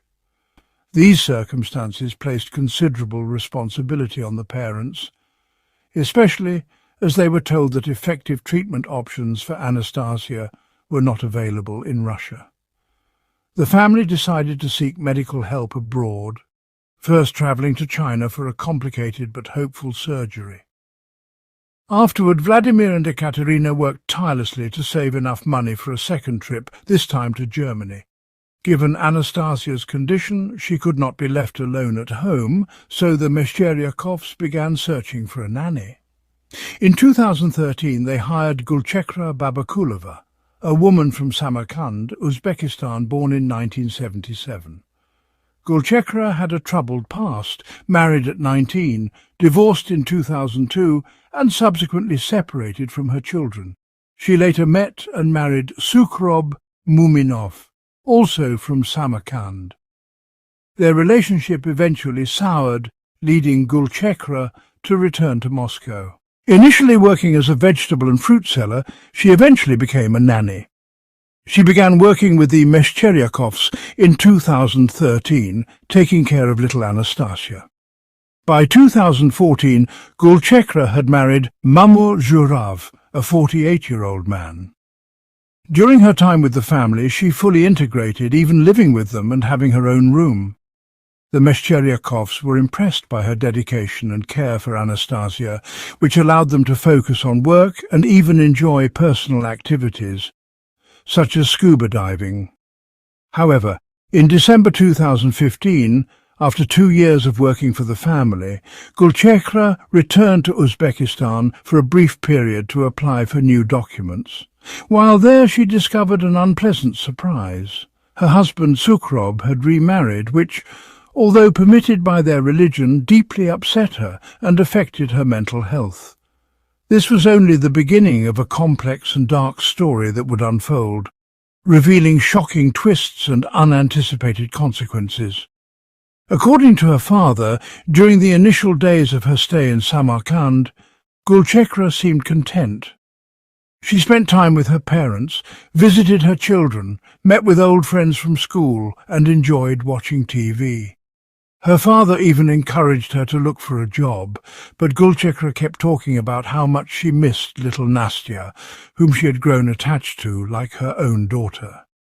After 25 days in Uzbekistan, she returned to Moscow and the Meshcheryakov family home. Vladimir and Ekaterina immediately noticed changes in her demeanour. She explained that her husband had taken a new wife, and at first they thought her shift in mood was just a result of the personal events in her life. However, they soon realized that the situation was more complicated than it seemed.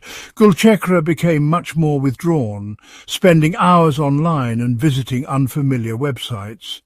Additionally, she began showing signs of increased religious devotion, such as praying and spreading a prayer mat, behaviours she hadn't shown before. The Meshcheryakovs, concerned, decided to talk to her to understand the reasons behind these changes. They even asked if she was feeling tired of the work and needed a break to clear her mind, but she assured them that everything was fine. Despite this, her behaviour did not improve. She continued visiting the same websites and even found ways to restore the internet connection after they had tried to turn it off. It became apparent that Gulchekra was no longer fully focused on her duties as a caregiver and was more absorbed in her online activities. This situation became increasingly difficult for Nastya's parents, and they began looking for a replacement nanny. They hoped to find someone quickly, but unfortunately they couldn't secure a replacement in time, and the consequences of this were unforeseen. On Monday, February 29th, 2016, everything seemed normal at first. After breakfast, Vladimir and Ekaterina went to work and their eldest son went to school. The first troubling news came shortly before lunch when they were notified that their apartment, which had always been safe, had caught fire. Neighbours called the fire department after noticing heavy smoke coming from the apartment. Firefighters arrived quickly, began extinguishing the flames, and evacuated nearby residents, many of whom needed medical assistance due to the smoke inhalation. Once the fire was under control, rescuers entered the apartment, expecting to find the worst of it over, but they were met with an unimaginable scene. In one of the rooms they found the burnt remains of a young girl in her crib. When Vladimir and Ekaterina arrived at the scene, they learned that the remains belonged to their daughter, Nastya. Ekaterina immediately collapsed and was taken to the hospital for treatment. Meanwhile, Gulchekra, now dressed in traditional clothing, was at the Oktyabrskoye Pole metro station. She spread a small prayer rug and began to pray.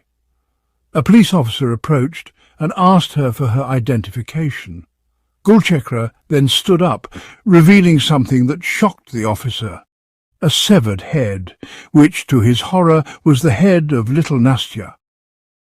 In a state of distress, Gulchekra began shouting slogans and claiming to be an extremist, stating that she intended to harm herself.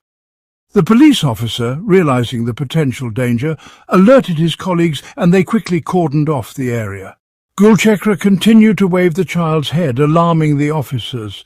They were concerned that she might be carrying explosives, given her behavior. After several tense minutes, the police managed to convince Gulchekra to calm down. She lay face down on the ground, and a quick inspection revealed that she was not carrying explosives. A thorough search of the Oktyabskoye Pole metro station also confirmed that there were no explosive devices present.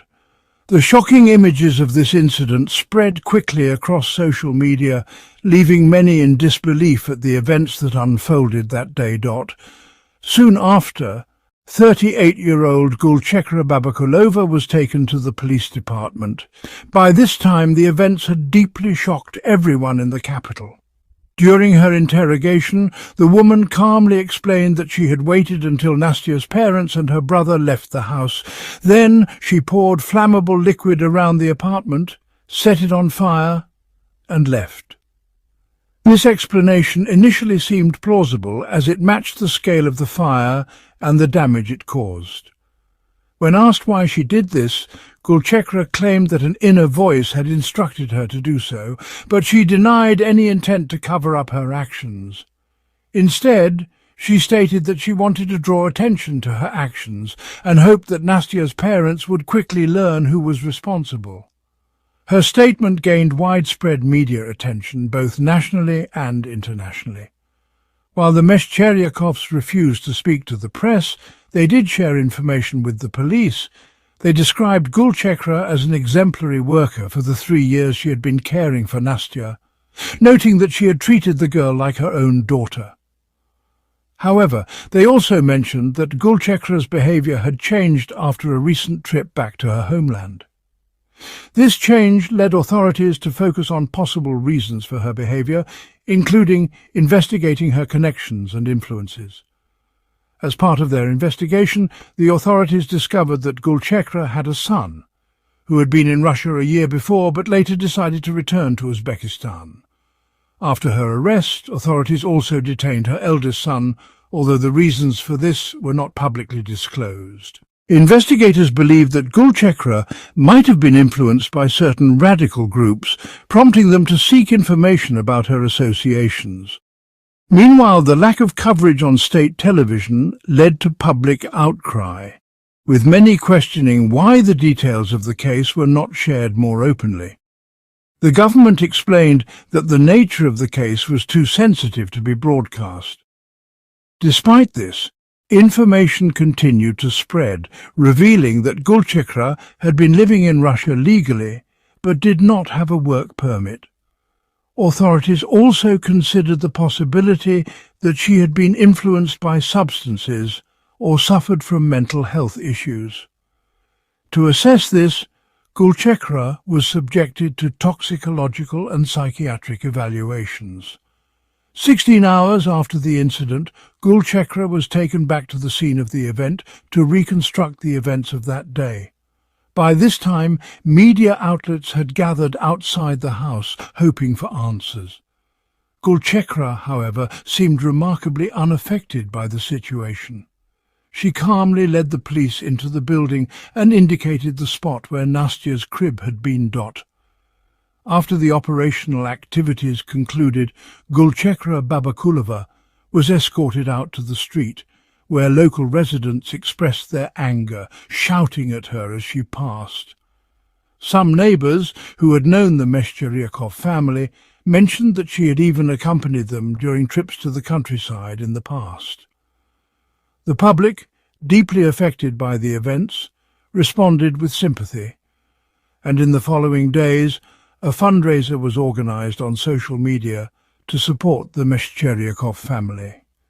In addition to losing their daughter, they had lost all their belongings.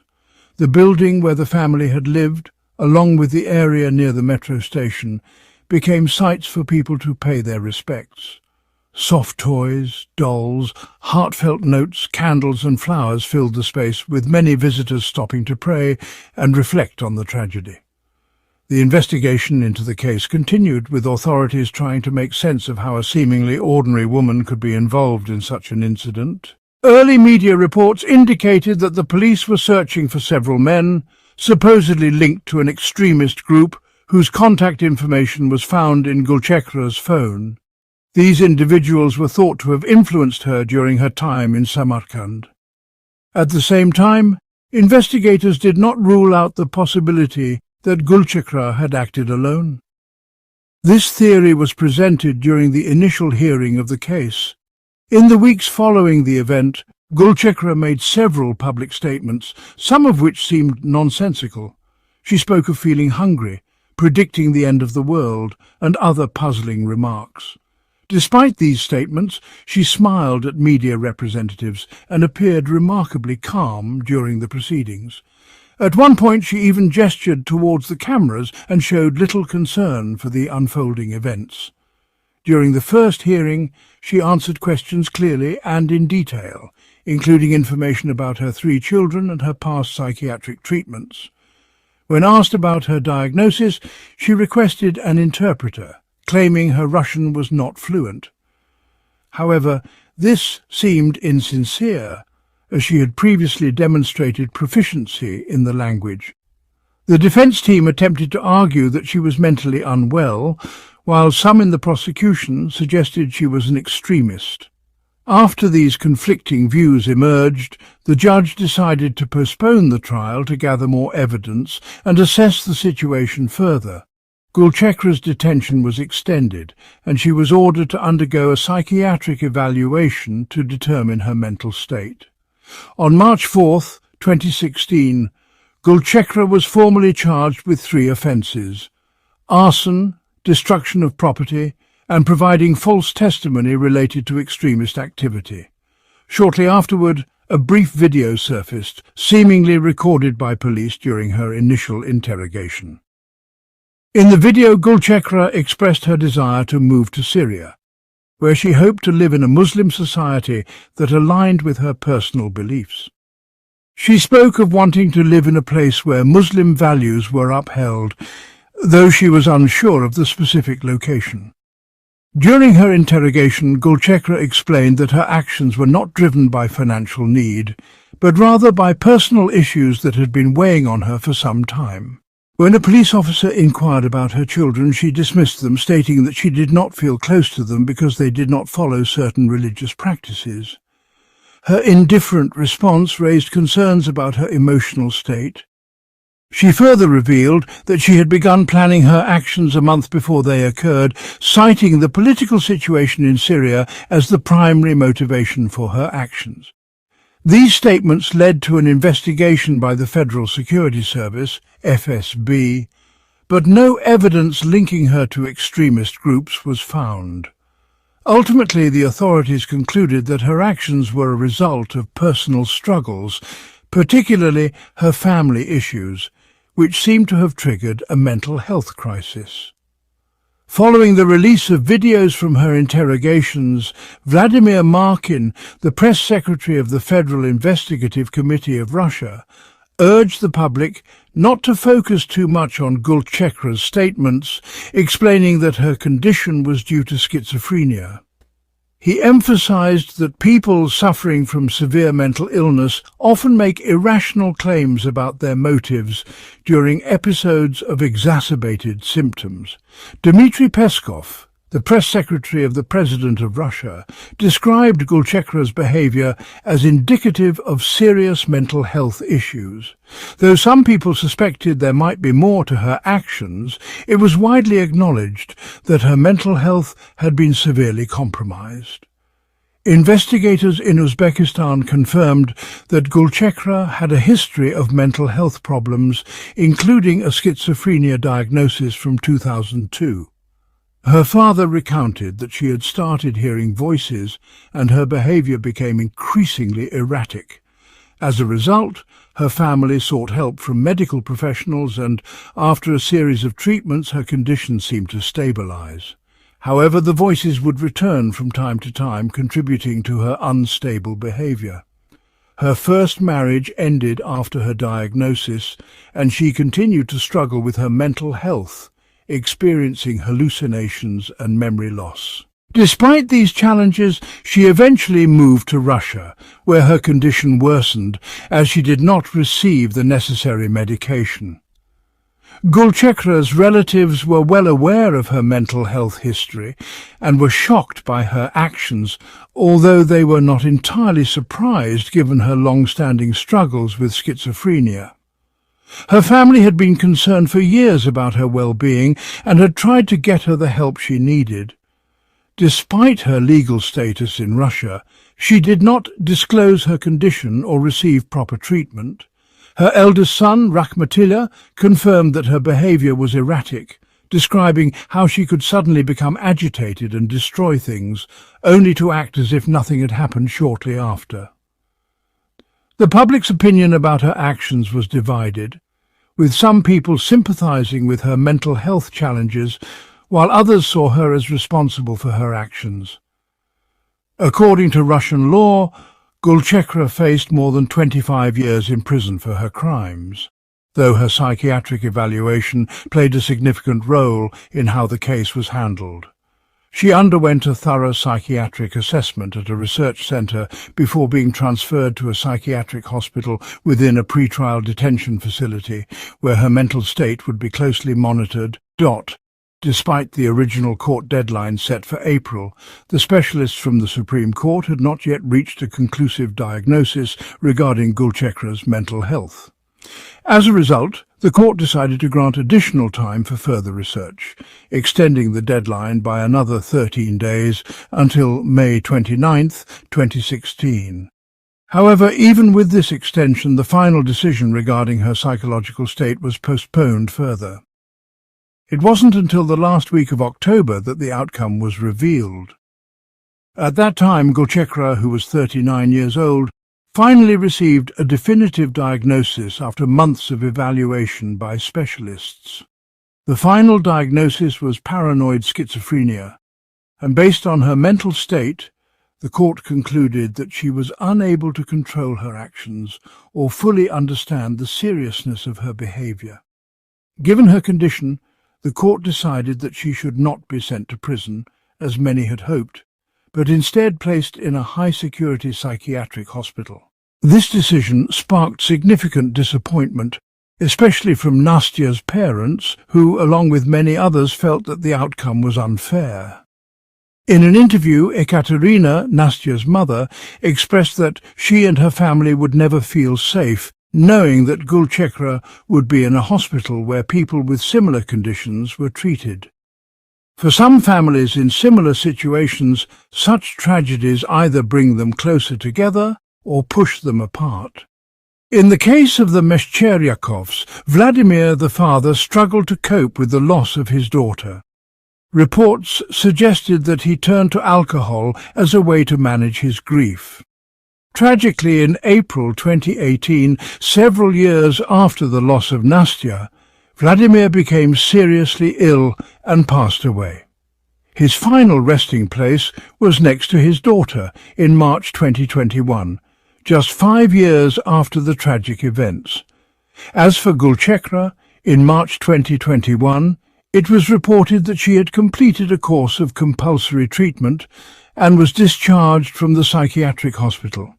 Experts who had been monitoring her progress indicated that her condition had stabilized. This development, however, sparked immediate and intense reactions from the public. Many people, particularly those who had followed the case closely, were deeply concerned by the news. They believed that someone with such a history of violent action should not be allowed to roam free, fearing the potential danger she could still pose to society. Most people felt that she should remain in a psychiatric institution for the rest of her life, under constant supervision. Unfortunately, the exact date of Gulchekra's release from the psychiatric hospital remains unclear.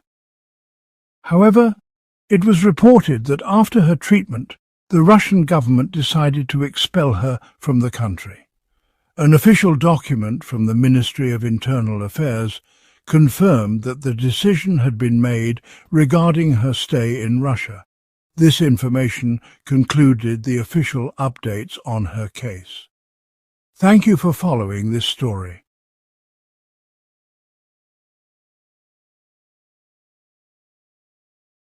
The vacation in the picturesque Pacific Northwest, once envisioned as a serene getaway, took a disturbing turn when emergency services received a call from a mother reporting her daughter missing. The authorities acted swiftly, initiating an extensive search for the young woman, combing through the surrounding area. Despite their tireless efforts, no trace of her was found. With the investigation stretching on, the case seemed increasingly hopeless. That was until a witness came forward, claiming to have seen the missing woman, Cindy Ellinger, on the day she vanished, accompanied by an unfamiliar man. This new testimony raised alarming questions. Who was this man, and where could he have taken her? Lakewood, Washington, was a small town nestled amidst forests and lakes. It had a population of 59,000, and its economy was closely tied to the nearby McCord Air Force Base. Residents regarded the town as a peaceful haven, where children played outside, visiting friends and enjoying the freedom of the streets. It was a community where everyone looked out for one another. However, in 1966, the city faced a string of unsettling events that even caught the attention of national media, changing the atmosphere in Lakewood. People became more cautious and aware, and nothing seemed quite as safe anymore. On the 4th of July, the Rhonda Francesi family was preparing for their Independence Day celebrations. As part of their tradition, the children were expected to return home once the evening lights were turned on in the windows. The youngest daughters, Ashley and Brittany, returned as expected, but there was no sign of their eldest daughter, Cindy. Rhonda went across the street to fetch her, only to discover that Cindy was not at her friend's house. It soon became clear that the friend's family had left town. Rhonda grew increasingly worried, unsure of where Cindy could be. When the police arrived, one officer speculated that Cindy might have left voluntarily, but Rhonda rejected this theory, emphasizing that Cindy was obedient, calm and responsible, always coming home on time or calling when she was late. Despite an exhaustive overnight search, Cindy was nowhere to be found, leaving the family and the entire town of Lakewood shocked. Detailed investigation and suspect analysis. The next morning, Pierce County detectives Rick Adamson and Teresa Berg joined the search, fully aware that time was critical.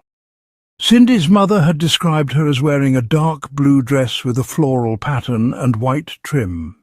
The search efforts spanned a vast area, covering private properties, apartment buildings, old farms, streams, brushwood, underground canals, dumpsters and abandoned vehicles. While coordinating the search, Teresa Berg spoke personally with Rhonda, observing her calm demeanour, which struck her as unusual.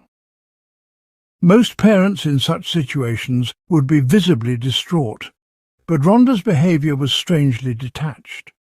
She mentioned that she had separated from Cindy's father, who was serving a prison sentence in Nevada for possession of controlled substances, but she seemed unable to recall exactly when she had last seen Cindy.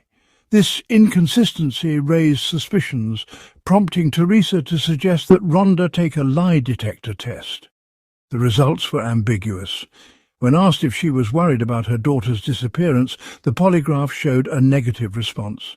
Such a result could mean a lie, the truth, or something indeterminate, leaving the investigation in a grey area. As the investigation progressed, Derek Blackwell, Cindy's boyfriend, unexpectedly barged into the police station, shouting at the officers and even at Rhonda. He claimed to have connections with special units and threatened to contact them, all the while criticizing the police for their incompetence. His combative behavior and attempts to intimidate the officers immediately raised suspicions. Derek seemed to have trouble controlling his anger, which led the detectives to consider the possibility that he might have played a role in Cindy's disappearance. Upon digging deeper into Derek's background, the detectives learned that he was a self-centered individual who sought attention and had a history of being vain. Not long before Cindy's disappearance, he had taken a part-time job on the railroad, though his lifestyle appeared erratic. He drank heavily, lived independently, and showed little interest in Rhonda or her children. It was clear that Derek was primarily focused on his own interests. When detectives questioned him about his whereabouts on the 4th of July, Derek claimed he had spent the morning with Rhonda and the children before leaving for work at 3 p.m. However, this timeline didn't add up, especially since the exact time of Cindy's disappearance remained unclear. Rhonda's inability to recall when she had last seen Cindy made it even more difficult to verify his story. Blackwell's alibi appeared to check out when he agreed to take a polygraph test, which, to the surprise of the investigators, he passed. Despite his self-centered personality, there was no concrete evidence to support any charges against him. With few leads left, the investigators turned to Cindy's younger sister, Ashley, in the hopes that she might provide something useful. Teresa Berg took Ashley on a walk around the neighborhood, and the little girl pointed out various houses and places where she had played with Cindy.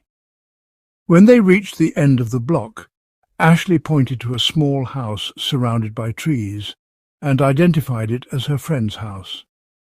To Teresa's shock, Ashley referred to the person who lived there as a friend, but it turned out the individual was an adult. This raised alarm bells for the investigators, prompting them to look into the man's identity. They soon discovered that the man's name was G.Y. Rasmussen, a local musician. Rhonda had disapproved of Cindy's relationship with him and had explicitly forbidden her daughter from visiting him. This sparked suspicion among the investigators, who theorized that Cindy might have defied her mother's wishes and visited Rasmussen on the day she disappeared. Given his outgoing and social nature, it seemed plausible. The investigators visited Rasmussen's home, but he was nowhere to be found. They spoke with a woman staying there who claimed she didn't know Cindy and explained that Rasmussen had gone to a festival a few days prior and had not returned since. Despite their efforts, sniffer dogs were unable to pick up any useful leads. Days passed, and Cindy remained missing. The police expanded their search, launching a citywide campaign with flyers featuring Cindy's photo and offering a $10,000 reward for any information that might help locate her. The hope was that these measures would humanize Cindy and encourage someone to come forward. But as time dragged on, the investigators became increasingly aware that the chances of finding her were dwindling. They expanded their search area, but this only led to further frustration as no new clues emerged. The investigators then began to entertain a chilling theory. Could an unknown stranger from the area be involved in Cindy's disappearance? They conducted a thorough search, speaking to residents of houses and apartment complexes, knocking on doors and asking if anyone had seen or heard anything unusual in the past week, or if anyone had recently left the area unexpectedly. As they sifted through the neighborhood, they discovered that several individuals with criminal backgrounds lived nearby. They spent considerable time questioning these individuals, but despite cooperation from many of them, including allowing searches of their homes and providing alibis, no solid suspects emerged. The official search was called off after 10 days of exhaustive work, though the residents of Lakewood, unwilling to give up, continued to comb through the area in their spare time, hoping to stumble upon something they may have missed. It was a natural, though heartbreaking, impulse to keep looking for Cindy. 2 weeks after Cindy's disappearance, a significant lead finally came when an off-duty police officer made a disturbing discovery in a field beside the highway. Teresa Berg received the call while driving home, feeling the weight of the unsuccessful search and the heavy emotional toll of the case. However, she immediately put aside her personal feelings and refocused on the task at hand, heading back to Lakewood to investigate the discovery.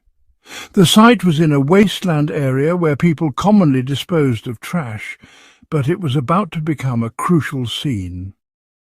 When investigators arrived, they saw a dress that matched the description of what Cindy had been wearing.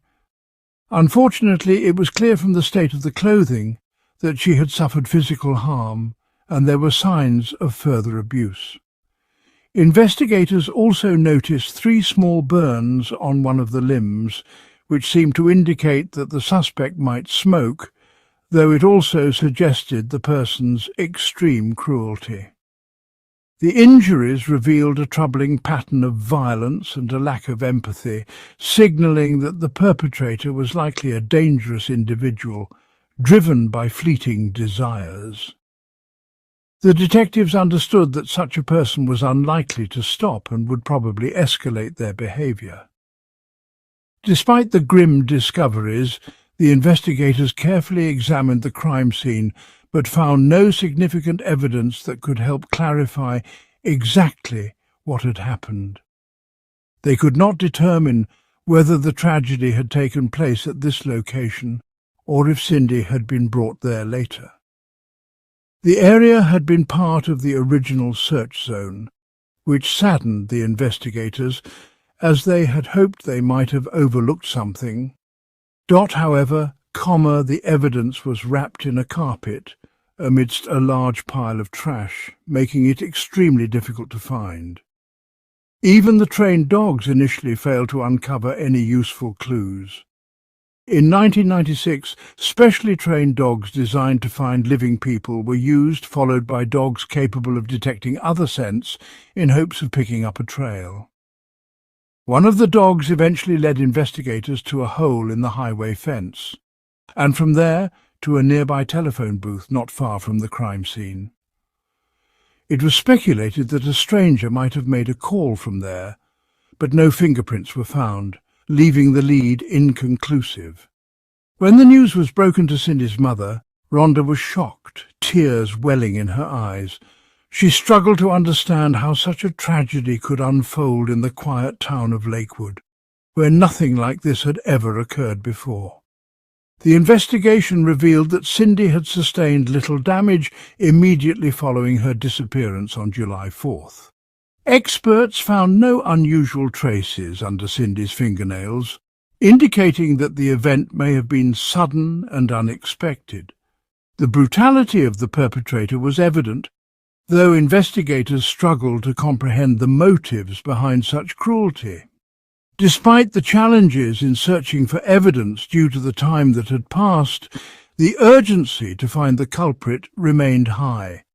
There was a growing understanding that capturing the perpetrator was crucial to preventing future tragedies.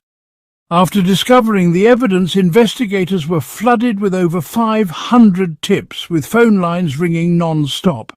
However, amidst all the incoming information, it became increasingly unclear which leads to prioritize. In the end, the investigators chose to trust their instincts and suspicions. Unexpectedly, a witness came forward with a chilling account. A small child had noticed Cindy walking with a tall white man near the crime scene. The man was described as very thin, scruffy, with a moustache and a small beard, wearing a t-shirt and jeans shorts. Shortly after, another witness, a neighbour, came forward. While barbecuing on the balcony, the neighbour saw the same tall white man walking with Cindy, dressed in a flowered dress, heading toward the woods. However, no one observed their return. According to the witness, the man had long, scruffy hair, which resembled the hairstyle of Guy Rasmussen, a local man with whom Cindy was friends. Ashley, Cindy's younger sister, later described Rasmussen as an unemployed man passionate about music. Despite his mediocre drumming skills, both Cindy and Ashley were fascinated by his music, often stopping by his house to watch him practice. Rasmussen had a cool rock and roll persona, and was viewed by the children as an older brother figure. Ashley noted that he seemed to take a special interest in Cindy, often spending more time with her. Investigators began to suspect that Cindy may have seen Rasmussen as a substitute for her absent father, growing close to an adult who showed her attention and care. A background check on Rasmussen revealed a disturbing past. 7 years earlier, he had been involved in an accident with a 10-year-old girl on a bicycle. However, the case had not resulted in a conviction due to a lack of evidence and inability to establish a clear motive. Despite this, Rasmussen had not been included in criminal registries as no concrete evidence linked him to any crimes. These revelations caused investigators to reassess Rasmussen's role in Cindy's life and raised suspicions that he might be a dangerous individual who used his charm to gain the trust of children for sinister purposes. With these suspicions mounting, investigators obtained a search warrant for Rasmussen's home. When they arrived, he appeared intelligent and charming, easy to converse with, but his house was in disarray. During the search, Teresa Berg found clothing in the bathroom that resembled items described by witnesses. On the socks there was grass and seeds, suggesting a possible walk through a field. When confronted with witness statements that placed him with Cindy on July 4th, Rasmussen denied any involvement and claimed he had attended a music festival with a friend. His friend confirmed the trip but could not recall the exact time of departure. Further investigation into Rasmussen's past uncovered connections to 2 unsolved cases in his hometown, both involving his schoolmates. One of them had disappeared without a trace and the other had been found later. Rasmussen was questioned about these incidents, but no definitive evidence of his involvement in either case was found. Despite this, investigators noted unsettling similarities in the methods used in those cases and hypothesized that Rasmussen might have refined his techniques over time, moving from older victims to younger ones who would likely offer less resistance. Particular attention was given to one of the previous cases, as it showed clear parallels with Cindy's disappearance. Investigators came to the conclusion that they were dealing with a dangerous individual prone to repeating his actions. Recognizing the urgency of his arrest to prevent any future incidents, they focused their efforts on gathering evidence that could link Rasmussen to Cindy's disappearance. They placed him under surveillance to prevent his potential escape or any further criminal activities. Rasmussen, feeling the pressure of the constant police attention, decided to speak out on local radio, claiming that he was being persecuted due to an old misunderstanding involving a cyclist. The investigators listening to his broadcast were not convinced by his claims, but they saw an opportunity to verify his statements.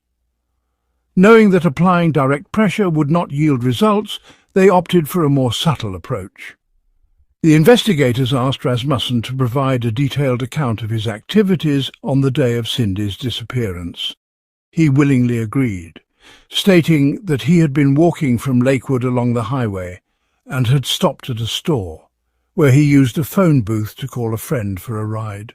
This information surprised the investigators because it matched the trail found by a search dog, which had led to the very same phone booth. The investigators carefully reconstructed Rasmussen's movements and inquired whether he had entered the landfill where Cindy's body was discovered. He denied it. It was then that investigator Berg had a breakthrough. She realized that the key to solving the case could lie in the environmental details surrounding the area where Cindy had been found. Given that Cindy's body had been found in the middle of a field, it was likely that seeds and plant parts had adhered to her clothing as she walked through it. Experts collected plant samples from the field and compared them with those found on Rasmussen's socks. The criminal technician found traces of more than 12 different plant species on his socks, none of which were found along the path Rasmussen claimed to have taken. However, All of these plants were common to the field where Cindy's body had been discovered, proving that Rasmussen had been there despite his denials. Forensic analysis from the state laboratory further strengthened the case. Biological traces belonging to both Cindy Ellinger and Rasmussen were found on the evidence recovered from the field. This became the pivotal evidence in the investigation, solidifying the connection between Rasmussen and the crime. Rasmussen was arrested during a concert. When he was handcuffed and placed in the police car, he made an unsettling sound, resembling the growl of an animal. Investigators had meticulously analysed the collected evidence over the course of 4 months, concluding that the crime had not been premeditated.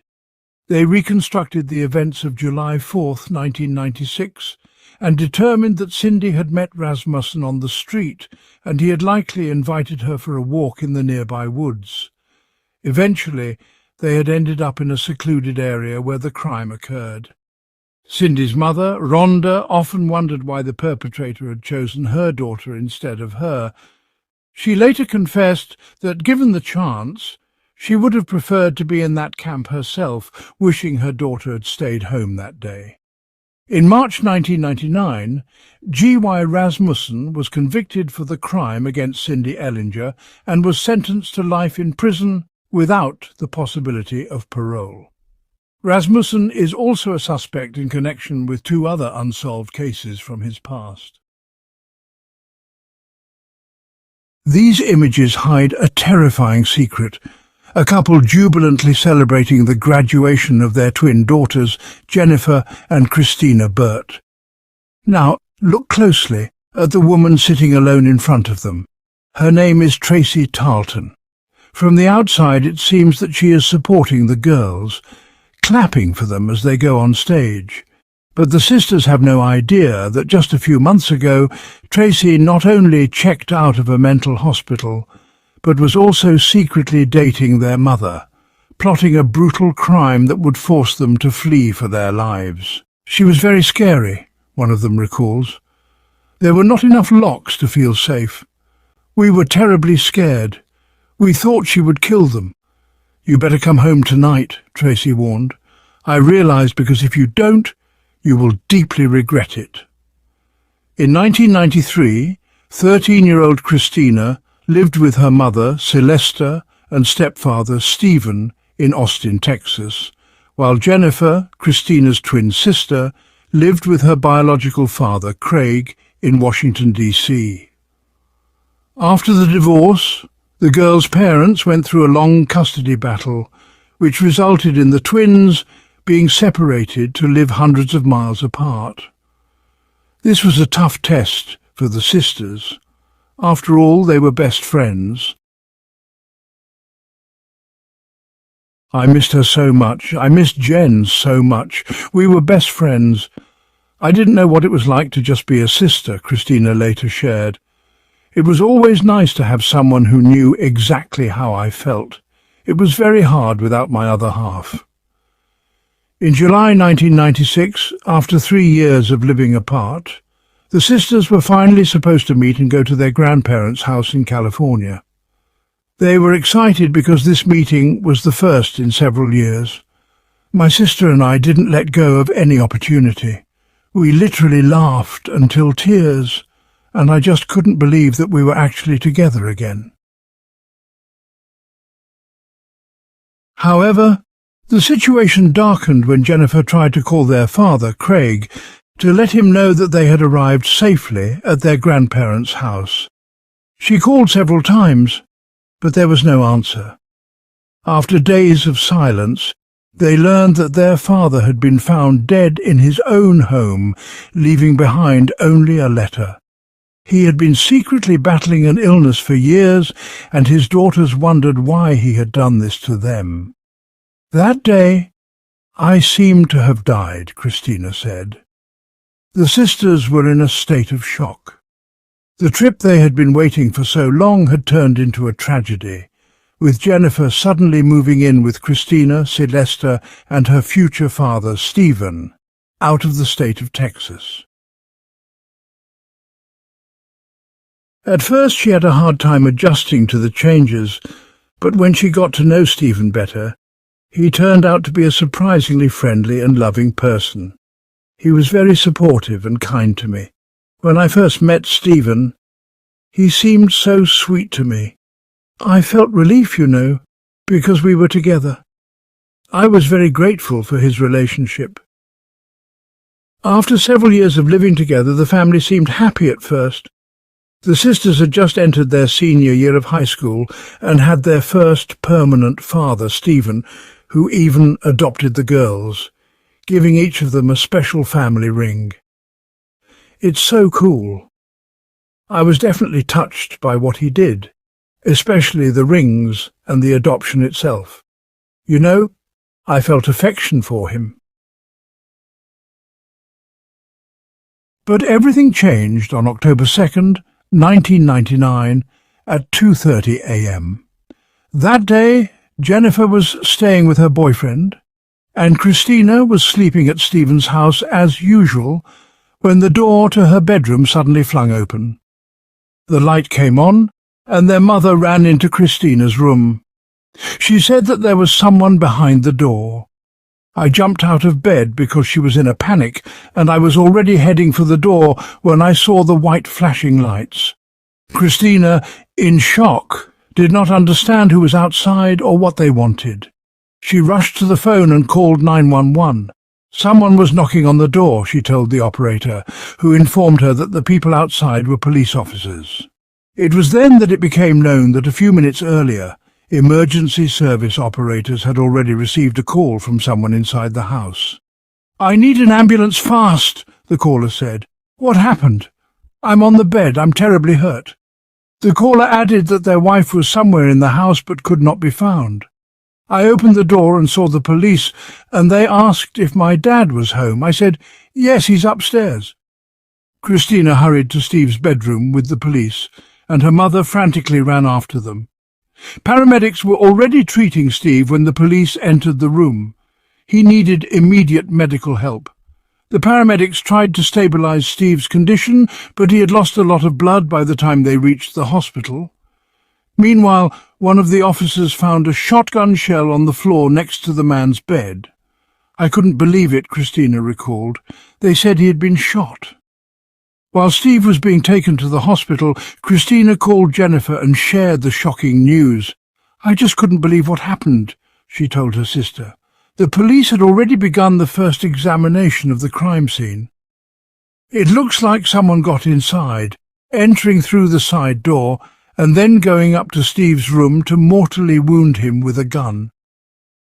But before starting to investigate this theory, the police needed to take DNA samples from all family members who could have been in the house during the attack, namely from Celeste and the others.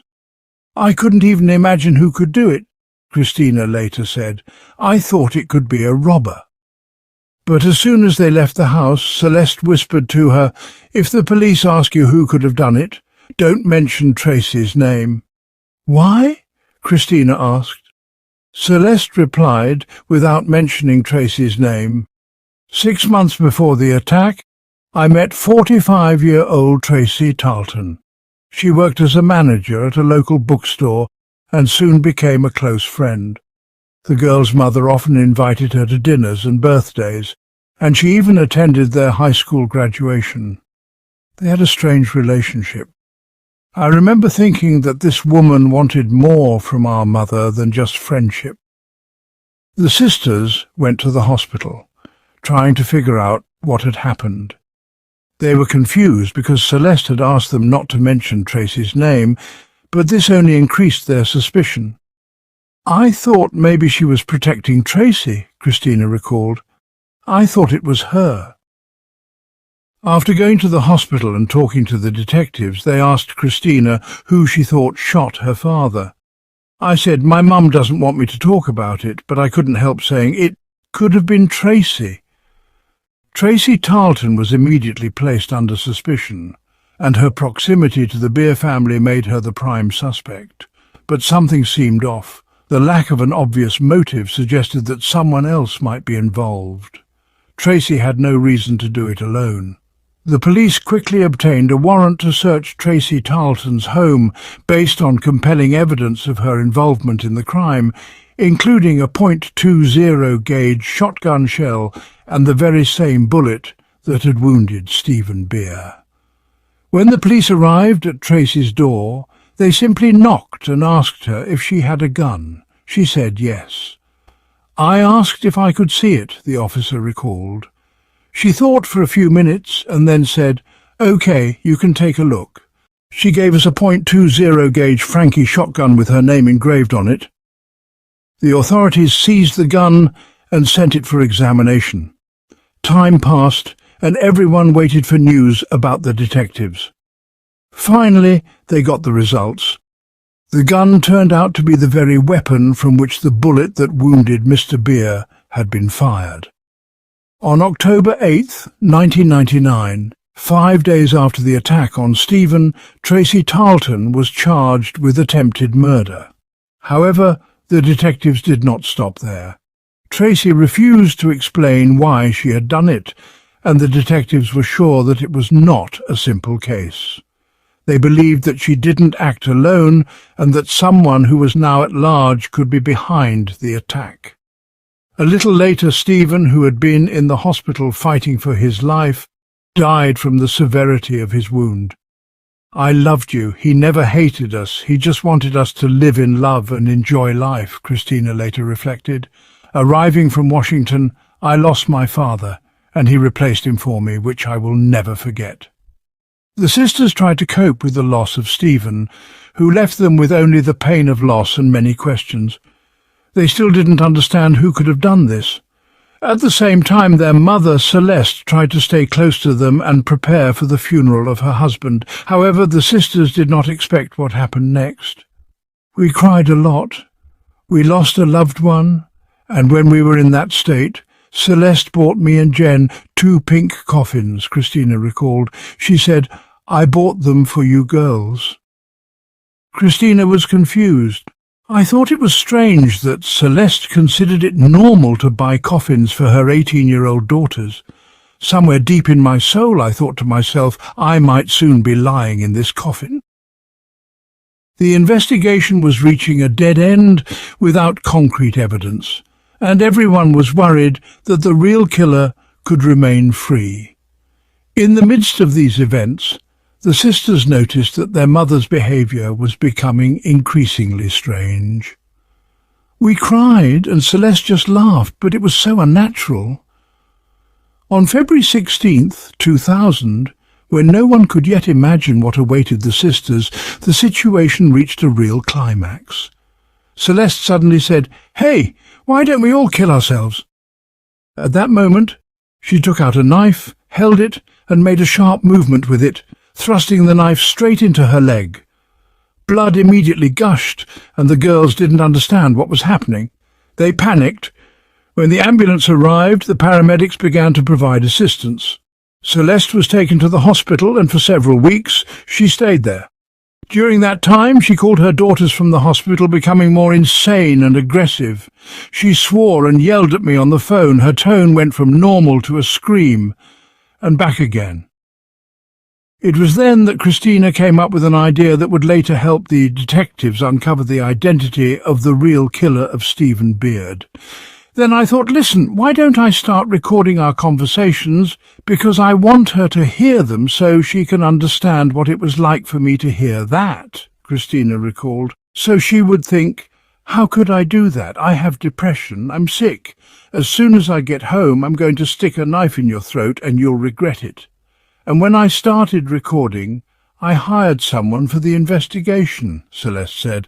I hired someone to kill Tracy. I froze at that moment, Christina said. Everything became real and unsafe. The sisters were horrified by the realization of everything that was happening, the pink coffins their mother had bought, the flashes of aggression, the mysterious threats, all indicated that they could be next on her list. Hearing these words, Christina recalled, I was finally convinced. All the doubts I had about Celeste's involvement in our father's murder disappeared. Things only got worse. After Celeste was discharged from the hospital, the sisters were in greater danger than ever. At that moment, Jennifer and Christina had only one chance for salvation. "We needed to make sure our mother couldn't find us," Jennifer said. "I withdrew all the money from my account so Christina and I could escape without leaving a trace. We stayed in a motel and used only cash. Celeste tried to find us every day. I kept repeating in my head, 'We are in danger.' We thought we wouldn't return home while Celeste was looking for us," Christina added. "They armed themselves with recordings of conversations, including Celeste's threats, and turned to the police, seeking protection from the possible threat. However, their suspicions about Celeste's involvement in Stephen's murder could only be confirmed by one person, Tracy Tarleton. All this time, Tracy had remained silent and insisted she had acted alone. She was in prison awaiting trial, and she kept quiet until March 2002.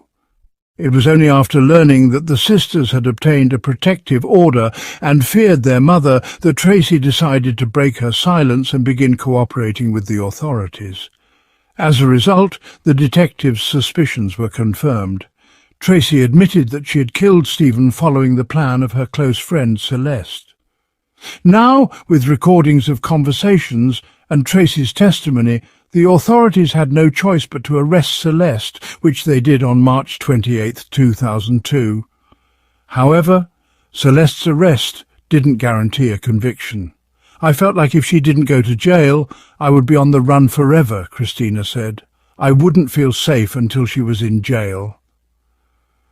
Jennifer and Christina began working with prosecutors, lawyers and Tracy Tarleton, the woman who pulled the trigger, to ensure their mother would never leave prison. The trial of Celeste Beard began on February 3, 2003. The sisters had to go against their own mother. "I didn't want to be in the same room with her," Christina recalled. "I was scared. Oh, God, how can I stay strong enough not to flinch? This was the worst thing that ever happened to me. Seeing that look from Celeste while I sat next to the defendant's dock, testifying about everything she did. I had my doubts because she was my mother, but I just wanted to get justice for Steve." The sisters said their mother had always struggled with serious mental health issues, leading to frequent outbursts of aggression that severely traumatized them in childhood. "When we were growing up, we constantly faced her mood swings," Jennifer said. "There was a lot of screaming, yelling and unpleasant phone calls. It just seemed normal to us." Jennifer revealed that Celeste had married 69-year-old multimillionaire Stephen Beard. "She told me what would happen if Stephen died. She said she would get everything," Jennifer recalled. "It was like she was looking forward to it." Detectives found out that in just 6 months of marriage, Celeste had secretly spent over $500,000 of her husband's money on clothes, jewelry and art. The sisters also noticed that she repeatedly slipped Steve sleeping pills in his food, and when he fell asleep, she sneaked out of the house. In February 1999, 8 months before the murder of Stephen, Celeste suffered a severe nervous breakdown. She took a gun and pointed it at herself, then told Christina she would kill herself. Because of this incident, Celeste was placed in the St. David's Psychiatric Hospital in Austin, Texas. During her stay there, she met Tracy Tarleton, and eventually they formed a close relationship, possibly even a romance. Having built a trusting bond, Celeste was able to carry out her sinister plan. She understood that she could manipulate Tracy. "She made it clear that she wanted an intimate relationship with me, which I also wanted," Tracy said. "Celeste and I really believed she was in trouble." "I think Celeste Beard never loved Tracy Tarleton," Christina concluded, "but she was willing to have sex with her to get what she wanted." Tracy added, "I saw a woman I fell in love with, trapped in a hopeless situation, just trying to survive." "This is terrible," Celeste said. "Tracy, I can't live with this cruel man anymore." At that moment, in the presence of the sisters and the jury, Tracy revealed Celeste's plan to dispose of her husband. "You know," Tracy said, "he's old. He's going to die soon anyway, but not soon enough. She had a plan, and she wanted me to shoot him with my gun. We were supposed to drive onto the property, park, and then decide when to get out of the car and how to enter the house. We planned how to get to the bedroom. I went inside, saw him raise the gun, and fired. Once. After this shocking revelation, silence filled the courtroom. Celeste sat watching with little interest while Tracy shook her head and even smiled at times, though her smile quickly faded when her own daughters entered the courtroom to present one of the most critical pieces of evidence, an audio recording of their conversation. The recording not only captured numerous threats, but also revealed Celeste's plan to rid herself of Tracy so she could go free and haunt her daughters forever, not allowing them to live in peace. "Before we invite the jury," the judge announced, "if anyone in the courtroom might become sick, please leave the room. Miss Johnson, please." The emotional weight of the moment was felt by all. "We've been waiting for this for 3 years," said one of the sisters. "It's very emotional. And we couldn't know what the decision of the 12 jurors would be. President, please read the verdict." The jury delivered their decision. "We, the jury, find Celeste Beard Johnson guilty of committing a premeditated murder." A wave of emotions crashed over Christina as the verdict was read. "I didn't expect I would be so worried. She is our mother," Christina said, struggling with the gravity of it all.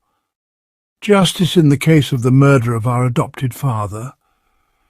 At the end of the trial, Christina returned to the stand, but this time she addressed her mother directly, confronting the fear she had lived with for so long. "What did I do? Besides how I loved you, you treated us like trash. You say we turned away from you. I gave you my home, loved you, revered you, protected you, and you took him. You are guilty." Celeste Beard was sentenced to 2 consecutive 40-year prison terms.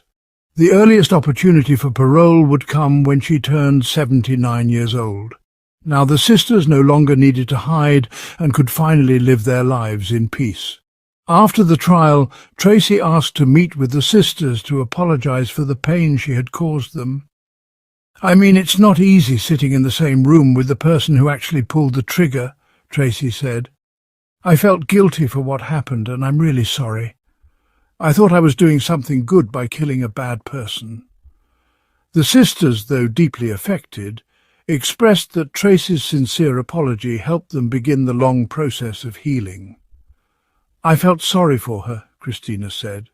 "I really think she was a victim too." More than 20 years after the trial, their sisterly bond has only grown stronger. "I have Christina. She is like my strength," Jennifer said.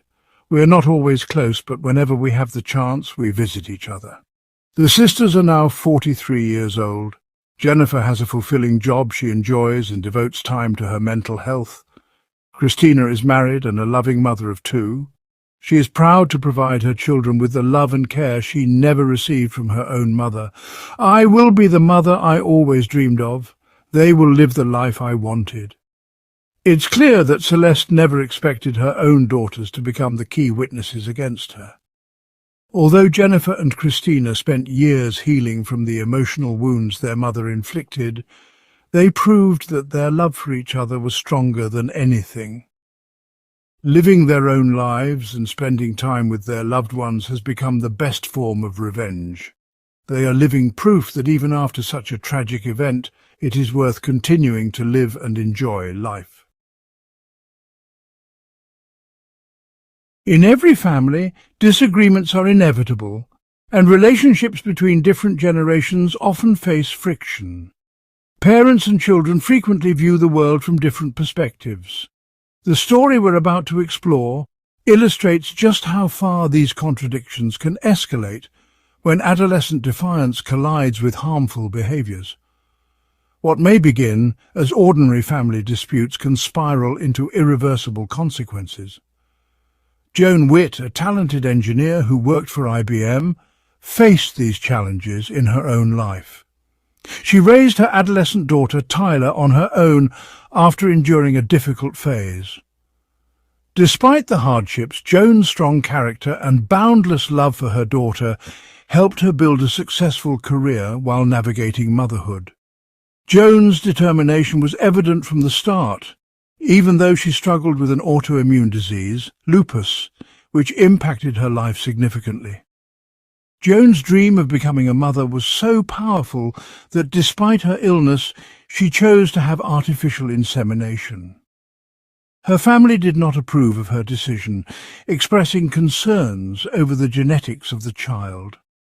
Joan's pregnancy was tough, but on November 18, 1994, Tyler was born. From an early age, Tyler exhibited behavioral problems. She was stubborn, often in a bad mood, and refused to go to kindergarten. As a single mother, Joan had little choice but to work to support them both. When Tyler was 5, during one of her frequent tantrums, the situation escalated. Screaming and kicking led to an incident that caught the attention of the kindergarten teacher, who noticed bruising and reported it to the authorities.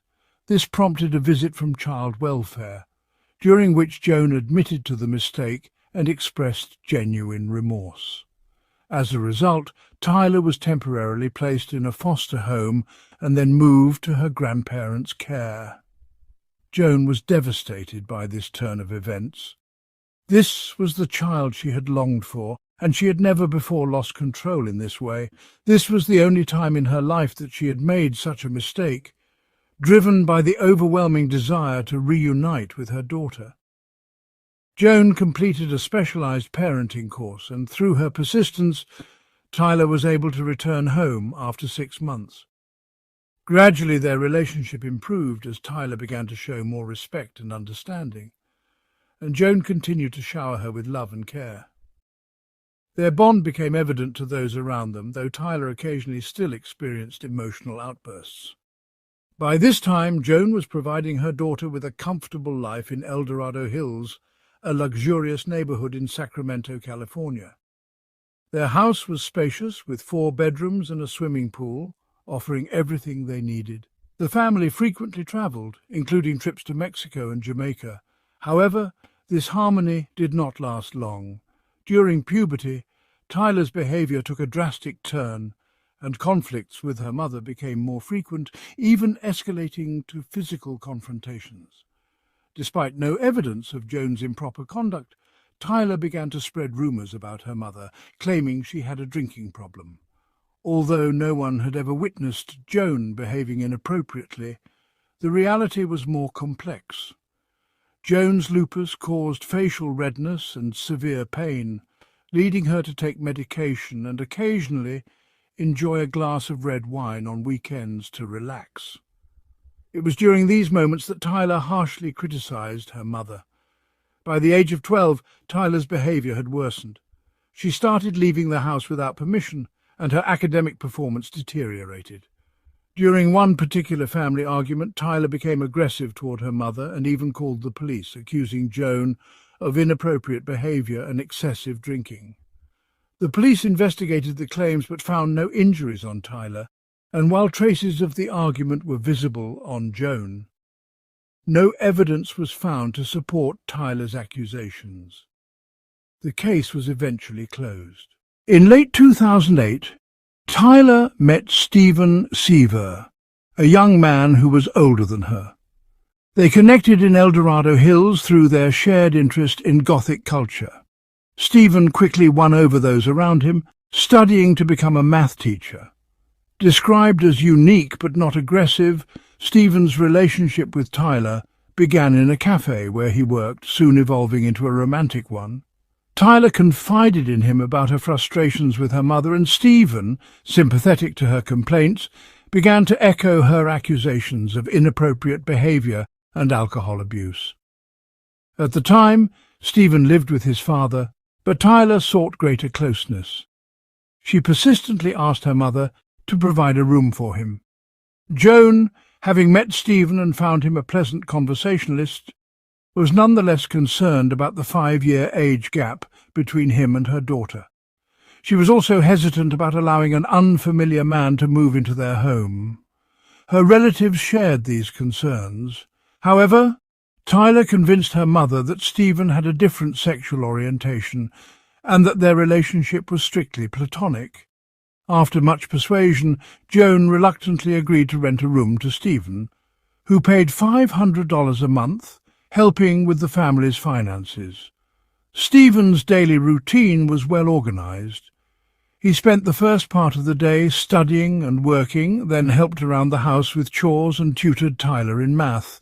The family would spend evenings together, having dinner and discussing their day, which seemed to positively influence Tyler's behavior. Joan began to notice small but significant changes in her daughter, appreciating the tenants' help. By spring 2009, Stephen moved into their home permanently. By then, a romantic relationship had already developed between him and Tyler, something Joan was unaware of. The two young people skillfully pretended to be nothing more than siblings in Joan's presence. Although Joan sometimes felt suspicious, Tyler always reassured her, assuring her that they were just friends. Despite regular conflicts between mother and daughter, there were no major consequences. Tyler's school performance, however, continued to suffer. She ignored curfew, missed classes, and became less interested in her education, all while continuing to behave impeccably in front of Stephen. When Stephen noticed Tyler's academic struggles, he tried to convince her to take school seriously, helping her with homework, especially in math. However, his influence on her seemed to go beyond academics. Her thoughts were consumed by him, and she showed little interest in school or anything else.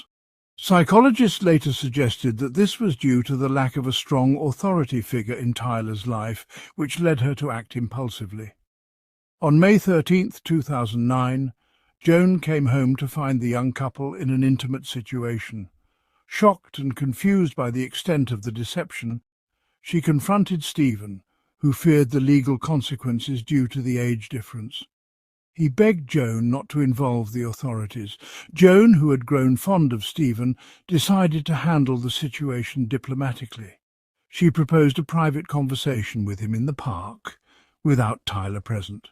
During the discussion, Stephen admitted that their romantic relationship had begun before he had moved in. Joan was stunned, but quickly realized that Tyler had initiated everything. The decision to rent the room, the move-in, and so she decided not to report it to the authorities. Instead, she asked Stephen to move out and cut ties with Tyler. Stephen agreed, asking for some time to find new accommodation. Complicating matters, Stephen's father had sold his house and moved to another state, so he had no immediate place to go. The atmosphere at Joan's house grew tense as news of Stephen's move-out spread. The relationship between Tyler and Joan became increasingly strained. Tyler, reacting aggressively to even minor comments, grew more combative with her mother. Concerned, Joan decided to take decisive action. On May 15th, she asked two colleagues to help move Stephen's belongings outside the house. The two strong men not only removed his things, but also had a serious conversation with Stephen. They strongly advised him to stay away from Tyler and warned him about potential consequences. Stephen agreed to the advice and moved in with friends, but secretly he and Tyler continued to meet and discuss plans for running away together. Joan, sensing trouble, observed worsening changes in her daughter's behavior.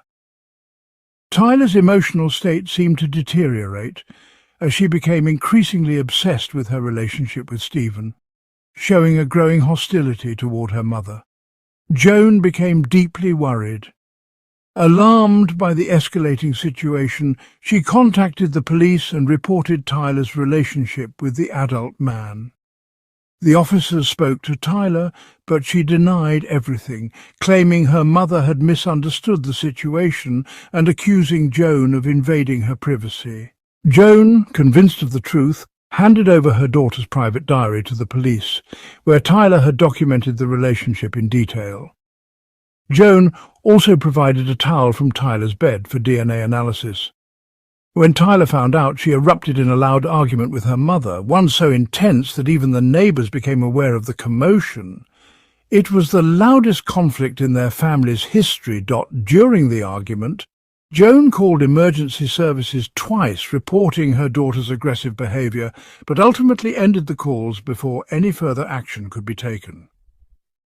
When the patrol officers arrived, they took Tyler to the station, but she was released after a few hours. Meanwhile, Joan was desperately seeking psychological help for her daughter, suspecting that Tyler's behavioural changes might be linked to substance abuse. Joan even considered placing Tyler in a specialised facility for troubled youth, but after receiving multiple rejections, she decided to take matters into her own hands. Over the following days, the situation appeared to stabilise. Tyler calmed down under her mother's supervision. However, Tyler frequently called Stephen, trying to reconnect despite the police involvement. She complained of headaches and feeling unwell, attempting to gain Stephen's sympathy. Slowly, he began to soften. During summer school, he occasionally met Tyler in his car, but as he noticed Joan's control over her daughter weakening, Stephen resumed his visits. When Joan was at work, he would climb over the fence and avoid being seen by the security cameras at the entrance. Their relationship, though, now had to be kept secret.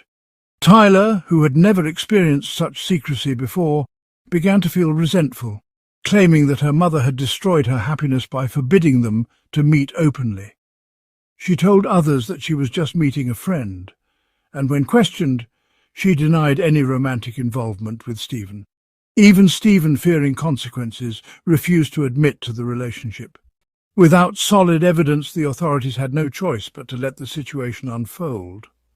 On June 11, 2009, Joan came home from work and suggested to her daughter that they go shopping. Exhausted from the ongoing conflicts, Joan sought reconciliation.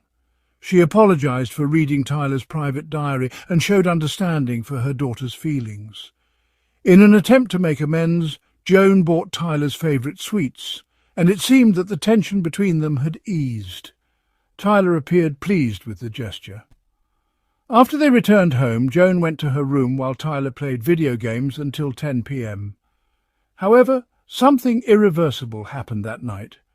Joan, known for her withdrawn lifestyle, did not cause immediate concern with her absence. When she didn't show up for work on June 12th, her colleagues assumed it was due to the ongoing issues with her daughter. The supervisor attempted to contact Joan but received no response. Her colleagues remembered her plans to go to the country with Tyler, which explained the lack of communication, so they decided to wait until Monday. It wasn't until June 15th, when Joan still hadn't shown up for work, that one of the men who had helped her evict Stephen became concerned and began calling Joan. Receiving no answer, he contacted the police that evening and requested a welfare check. The patrol that arrived later that evening couldn't get into the house. There was no response, and everything seemed quiet, with no signs of a break-in. They decided to contact Joan's father, who arrived quickly and opened the door with a spare key. Inside, they discovered a tragic scene. Joan was found unconscious in her bedroom. Experts determined that the incident had occurred several days earlier, and the air conditioning in the house, which had been left on, helped preserve evidence. Joan's father confirmed her identity. Forensic scientists thoroughly examined the crime scene, while investigators questioned neighbours and relatives. Those who knew Joan described her as a friendly woman with no known enemies, but it quickly became clear that her relationship with her daughter had been strained in recent months. Just before the incident, Joan had filed a police report against her daughter's boyfriend, Stephen.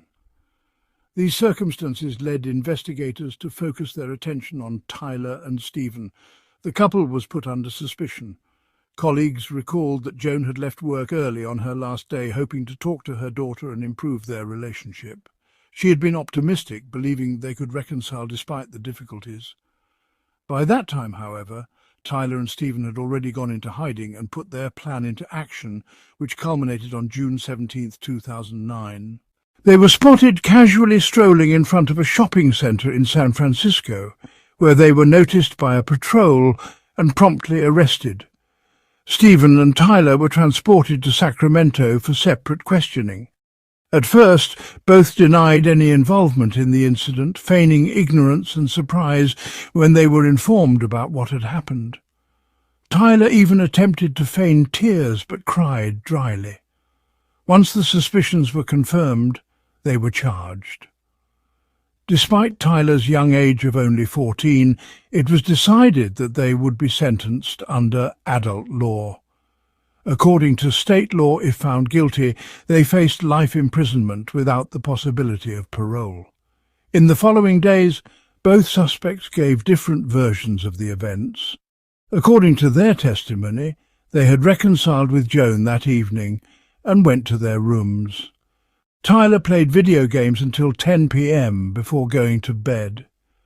When she went to check on her mother, she saw her asleep in front of the TV. A glass on the nightstand angered Tyler, as her mother had broken a promise not to drink. Feeling upset, Tyler called Stephen, and they began to plan their actions. Tyler decided to mix sleeping pills into her mother's drink. When she couldn't find any medication at home, she called Stephen for help. After finishing his shift, Stephen arrived with the pills 15 minutes later, and Tyler crushed additional tablets to add to the drink. Although the plan seemed to be in motion, things took a turn when Tyler's mother woke up. Stephen, who was waiting in the car by the fence, became concerned when Tyler stopped responding to his calls and messages. Eventually Tyler called him back, but her strange behaviour left Stephen worried. He attempted to calm her down over the phone, unsure of the situation. Tyler then asked him to come inside. Their versions of the events from that point onward began to differ significantly. According to Tyler, when Stephen entered the house, he took a kitchen utensil and went toward her mother, as planned. However, she became unsure and retreated to the bathroom, covering her ears and rocking back and forth to block out what was happening. Stephen, on the other hand, stated that when he arrived, Tyler opened the door wearing soiled clothes. He claimed she had already resolved the conflict with her mother by this point, and he helped her burn the clothes in the fireplace. Afterward, they freshened up, changed clothes, and drove to a nearby parking lot to rest before their planned escape. The discrepancies in their stories raised more questions. Tyler's version of the events differed slightly, stating that after changing clothes, they disposed of the evidence in the fireplace and showered before driving to San Francisco the next day. They discussed their plans, and eventually the couple decided to confide in their mutual friend, Matt. This confession would later become a critical piece of evidence against them. Stephen admitted to Matt that he had been involved in the acts against Joan, though both suspects accused each other throughout the investigation. The case became increasingly complicated for the authorities. DNA traces found under Joan's fingernails were suspected to be from a struggle or self-defense, though the analysis didn't provide conclusive results. The DNA was identified as male, which the prosecution used as evidence of Stephen's involvement. The defence, however, brought in an expert who suggested that the male DNA could have been left by a prior, innocent contact between Joan and a man. With this ambiguity, the defence worked to cast doubt on the case. Another significant issue was the question of whether Tyler's personal diary could be introduced as evidence. The defence argued against this, and the court ruling on it would have major implications. In September 2010, after spending a year in custody, Tyler agreed to stand trial, following her lawyer's advice. The prosecution offered a plea deal, but, after careful consideration, Tyler re-evaluated her position. As per the agreement, Tyler was required to confirm her statements against Stephen and his involvement in the first-degree incident in exchange for being charged with second-degree. For this, she faced up to 25 years in prison. The agreement was signed on September 17, 2010. The hearings for Stephen's case began on May 17, 2011. Stephen's defence team argued that he had never shown aggression toward Joan, his lover's mother, Initially, the relationship between Stephen and Joan had been warm, with Joan treating him like a son and seeing him as a friend of her daughter. However, things began to deteriorate after the discovery of the romantic relationship between the two young people. The defence claimed that Tyler had been the primary instigator. She had invited Stephen to live with her and had convinced her mother, acting provocatively and not hiding her closeness to Stephen. This caused conflict between the two women. Stephen, on the other hand, was portrayed by his lawyers as a promising student and future math teacher. He had worked hard in college before meeting Tyler, who, according to Stephen, involved him in an unpleasant situation. At the trial, Stephen and Tyler both stated that when they first met, Tyler had pretended to be older. Stephen had initially thought she was his age, but when he learned she was only 14, he was already emotionally attached and couldn't end the relationship. He claimed that Tyler had deceived everyone around her, including him and her mother.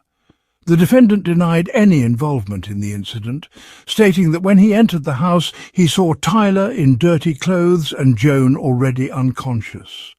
Tyler had confessed to the crime and had asked Stephen to help her pack before leaving. She gave him a kitchen utensil to clean, which left his fingerprints on it. Stephen insisted that he had not approached Joan and only admitted that he didn't stop Tyler during the planning phase, helped her escape, and failed to inform authorities. The defence emphasised that Tyler was a skilled manipulator, and her actions toward her mother and others confirmed this. Stephen, driven by a desire to protect Tyler, took responsibility for his actions, not fully understanding the gravity of the situation. The defence also scrutinised Tyler's diaries, where she expressed an extremely negative attitude toward her mother. These entries suggested a well-thought-out nature behind her actions. Joan's father testified that his daughter had always taken care of Tyler, trying to give her a better life. But instead of gratitude, Tyler had become more audacious and disobedient with each passing year. Several acquaintances testified to Tyler's difficult character, with one family friend witnessing her becoming physically aggressive toward her mother and using violence. Joan, however, never reacted to these situations, which deeply hurt her. She often withdrew to cry, sometimes resorting to alcohol to calm herself. Relatives noted that Joan did not drink excessively but drank in moderation. After agreeing to cooperate with investigators, Tyler testified against Stephen. She stated that both she and Stephen entered Joan's room with kitchen utensils in hand. However, at the last moment Tyler became afraid and disappeared, so as not to hear what was happening. This placed the responsibility entirely on Stephen, whom the defence claimed was being manipulated by Tyler in an attempt to gain leniency. According to their agreement with the investigators, Tyler was to specify the location of the object of the crime. Matt, their mutual friend, was the last person to hear the couple discuss the details of the incident before they left for San Francisco. Tyler claimed they had disposed of the object in a storm sewer, but the search for it proved unsuccessful. The object may have been washed away by the water, or Tyler's statements could have been false. Investigators focused on the traces of DNA found under Joan's fingernails, though these biological traces were insufficient to serve as conclusive evidence. The prosecutor argued that Stephen's guilt was evident, citing his social isolation, communication problems, lack of friends, and generally strange behaviour.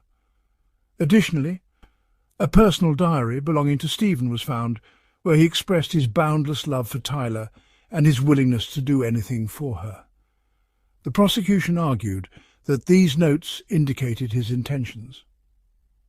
On June 14, 2011, the jury began deliberations. After several hours, Stephen was found guilty of first-degree charges. As he left the courthouse, his mother was unable to hold back her tears. Standing beside him was Joan's father, who blamed Tyler for everything, expressing particular dismay over how his granddaughter described Joan. He categorically contradicted her characterization, stating that Joan had devoted her entire life to her daughter's well-being, only to face irreparable consequences. On August 12th of the same year, the verdict was announced. Stephen was sentenced to life imprisonment without the possibility of parole. Tyler, having reached a deal with investigators, pleaded guilty to second-degree charges.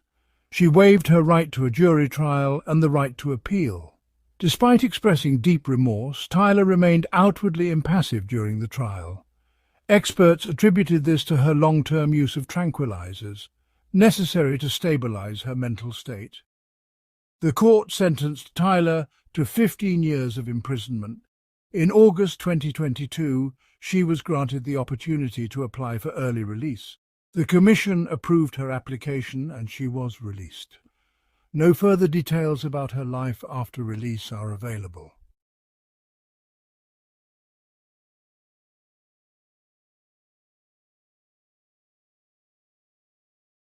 I just killed my two daughters. You just what? I just killed my two daughters. What did you do to him? I stabbed them. You stabbed him? How many times did you stab him? I don't know. Listening to a father confess that he ended the lives of his daughters is deeply unsettling. It's almost unfathomable to think that someone could commit such a heinous act against the very souls who once depended on him for love and protection.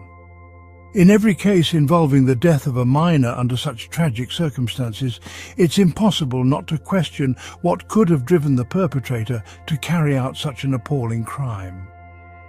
Join us as we uncover the events leading up to the chilling 911 call we just heard, and explore how this devastating story unfolded. To Sarah Kate and Samantha Joy Crespi, lovingly known as Tessa and Sammy, were twins born on October 16, 2000 in Sacramento, California. They were the daughters of David Crespi and his second wife, Kimberly Band Brake, known as Kim. The girls had three older siblings, Jessica, Dylan, and Joshua. David and Kim had known each other since the 1980s, when they were part of the same social circle at California State University in Sacramento. At that time, David was in a relationship with another young woman named Kimberly, whom he married in 1983. After graduation, the couple enjoyed a comfortable life, with David's talents in numbers and his excellent academic performance enabling him to work as a public accountant before transitioning to the banking sector. A few years later, David and his first wife welcomed Jessica and Dylan into the family, presenting the image of an ideal American family. But this picture-perfect life was shattered in 1993 when Kimberly, David's first wife, was diagnosed with a brain tumor that ultimately led to her passing.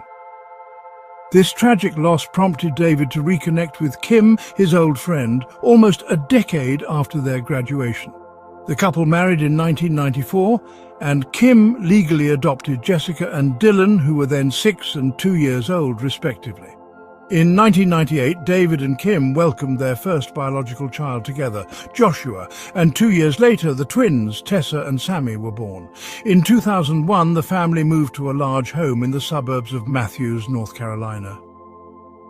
Kim dedicated herself to being a stay-at-home mum, while David worked as the vice president at Wachovia Bank.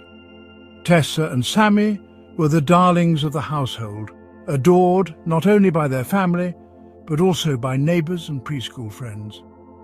Their presence filled every room with joy. Tessa had a passion for dance, and her favorite color was purple, while Sammy adored soft animals like lambs and poodles, with blue being her favorite color. Both girls were fond of dolls and loved dressing up as princesses. From the outside, David Crespi appeared to lead a perfect life, a successful career, a stable marriage, and 5 beautiful children. The Crespi family seemed like the embodiment of the American dream. However, beneath this idealistic facade, David was grappling with internal struggles.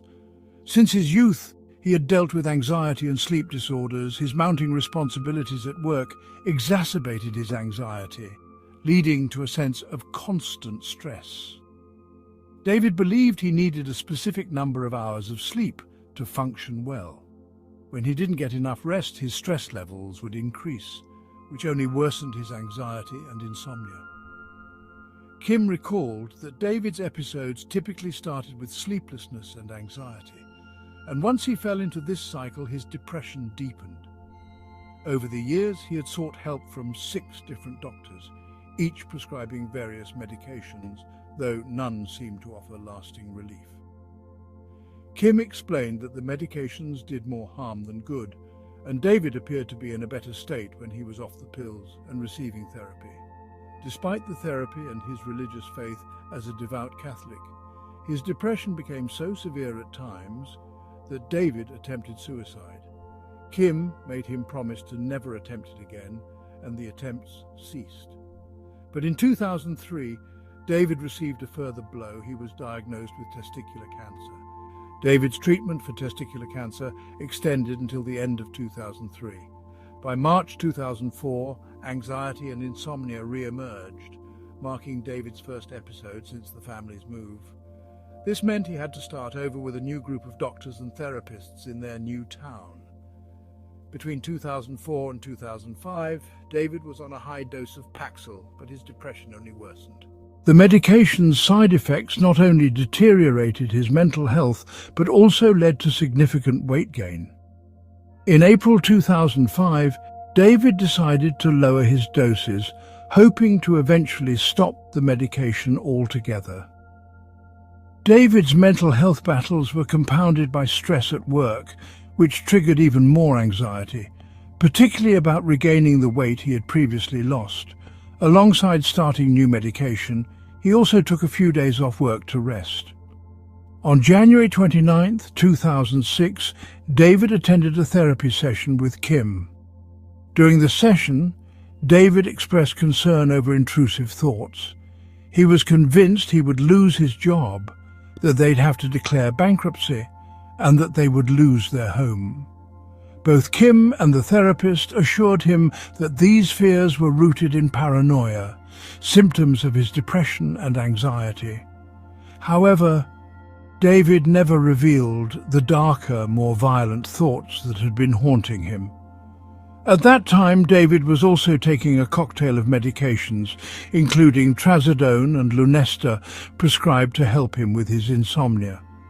Despite this, he still struggled to sleep and suffered from the side effects, including nausea. On the morning of January 20th, 2006, the day after his therapy session, David remained at home with Tessa and Sammy, who were sick with the flu while he was still on medical leave. The 3 older children were at school. At 11:30 a.m., David's mother, Kathleen Crespi, called to check in on him, knowing her son had been battling depression. They spoke for about 15 minutes, during which David assured her everything was fine. At around 12:15 p.m., Kim left the house to attend a hair salon appointment, leaving the twins under David's care. She had no inkling of the tragedy that was about to unfold. After lunch, Tessa and Sammy asked their father to play hide-and-seek, a game they often enjoyed. As the girls went to hide, David walked into the kitchen, but before searching for his daughters, he picked up 2 knives. He soon found Sammy hiding in the kitchen and attacked her with the knives, stabbing her 18 times in the chest, back and head. Hearing or witnessing the brutal attack on her sister, Tessa fled to her parents' closet, her favorite hiding spot. But her attempt to escape was futile. David found her, dragged her out of the closet, and mercilessly stabbed her 14 times. Despite Tessa's agonized cries for him to stop, David continued his attack until she too succumbed to her injuries. Within minutes, silence descended upon the Crespi home. After killing his daughters, David changed out of his blood-soaked clothes and called 911. During the call, he calmly admitted to the crime, stating that he just got upset. When the operator asked if he had fought with his wife, David denied it. He confirmed that both girls were dead and mentioned that he was on antidepressants. His voice remained steady and emotionless throughout the call. The police arrived swiftly and found David sitting outside the house. He was arrested without resistance. Inside the home, the authorities discovered Sammy's bloodied body lying in the kitchen near the refrigerator. Tisa was found upstairs in a bedroom. Meanwhile, Kim, unaware of the horrors that had taken place, was driving home from the salon. As she approached the house around 1:20 p.m., she noticed the commotion. Friends, neighbours and police cars filled the street. Confused and alarmed, Kim was stopped at a police barricade where an officer asked her to step out of the car. It was then that authorities broke the devastating news to Kim. Her two youngest daughters had been violently murdered, and her husband, David, had confessed to the crime. It was the darkest day of Kim's life. Without warning, she had lost her two beautiful daughters and the life she had shared with David, all within a span of less than 2 hours. The shock was incomprehensible. David, who had always been a loving father and dedicated husband, had never shown any signs of violence. To the outside world, there had never been any warning signs of such a tragedy. David was taken to the police station, where he revealed that he had struggled with severe depression for years. He confessed to having dark thoughts about harming not only his children, but also his parents and his wife. He shared that on other occasions he had even considered hurting Kim while she slept or harming his other children. Despite these disturbing thoughts, David insisted that he believed he could control them and never act on them. He also mentioned that he never thought these thoughts were real. Regarding the brutal attack on Tessa and Sammy, David explained that he had heard voices telling him there was no hope, that everything was ruined, and that he needed to end their lives. He believed the twins were suffering from depression, which he thought explained why they stayed home from school that day. When they asked to play hide-and-seek, David saw it as a sign, feeling that it was a task he needed to complete. He claimed that he didn't feel any connection to the act, as though it was a detached task rather than an attack on his daughters. The detectives pressed David on whether he believed he could have prevented the crime, asking if he made a conscious decision to carry it out. David insisted that it was inevitable, that the attack had to happen because the intrusive thoughts wouldn't stop, and he didn't want to go to the doctor that afternoon. He also expressed resentment towards his daughters for being twins, as he believed that because they were twins, they had to do everything together. David spoke of the immense stress he felt being the sole breadwinner for the family, but he agreed with the detectives that this was not a valid reason for his actions. He also admitted that he had not considered the consequences of what he had done, and that he was terrified of what was to come. David ultimately acknowledged that his actions were a result of a psychotic episode brought on by a combination of medications he had been taking. While David was being held in jail, 2 funeral services were held to honour the twins. The first was a Christian burial mass at St. Matthew Catholic Church in North Carolina on January 4th, and the second was a ceremony at the Southeast Leona Funeral Home in Sacramento on January 26th. David was initially placed in a county jail, but on January 25th, mental health professionals recommended he be transferred to a psychiatric unit at Raleigh Central Jail. There he was placed under guard, as there were concerns he might attempt to take his own life due to the overwhelming grief. Kim was deeply concerned about the treatment David was receiving in prison. The jail psychiatrist diagnosed him with bipolar disorder and suggested that Prozac, which he had been taking, was not the right medication for his condition.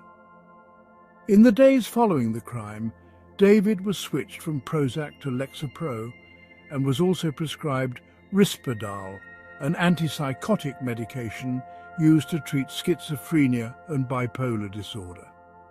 Kim questioned the diagnosis, believing that David's original issue was anxiety, and that the medication prescribed for his condition had only worsened his depression, which contributed to the tragic outcome. On February 6th, 2006, a grand jury indicted David for first-degree murder in the deaths of his 5-year-old twin daughters. The defense team believed that the prosecution would not seek the death penalty given David's medical history, his lack of prior violent behavior, and the support he continued to receive from Kim, his wife, and the mother of the victims. However, to avoid the possibility of a death sentence, David agreed to plead guilty to 2 counts of murder in exchange for a life sentence. This decision spared the family from a long and painful trial full of gruesome details about the crime. During the hearing on July 28, 2006, David expressed his remorse and apologized to his family and the memory of his daughters. He acknowledged the pain of knowing that the twins would never grow up. The judge reiterated that David had long suffered from severe bouts of depression during which he was overwhelmed by violent thoughts. Although he had managed to control these thoughts in the past, the judge acknowledged that on the day of the murders, those thoughts overtook him, leading to the tragic events. David also expressed the deep fear he felt about losing his job and his inability to financially support his family. In reality, the authorities discovered that Wachovia Bank had approved David's largest career bonus at the end of that year, making his fears completely unfounded. Despite Kim's skepticism about David's bipolar disorder diagnosis, he thanked the prison doctors for finding the right medication to treat his condition, saying it was the first time he had received an accurate diagnosis. Several police officers and investigators took the stand during the trial, recounting their experiences responding to the 911 call David made on January 20, 2006. They shared the horrors they encountered upon arriving at the scene and the lasting emotional toll it had on them. David was sentenced to 2 life terms without the possibility of parole at the Albemarle Correctional Institution. Despite the unspeakable nature of his crime, David's family, including his 3 oldest children, his wife Kim, his brother and his parents, publicly stated that they had forgiven him. In interviews, videos and statements made after his conviction, the family emphasized that David was not himself when he committed the atrocities. They maintained that if he had been properly medicated, the tragedy would not have occurred.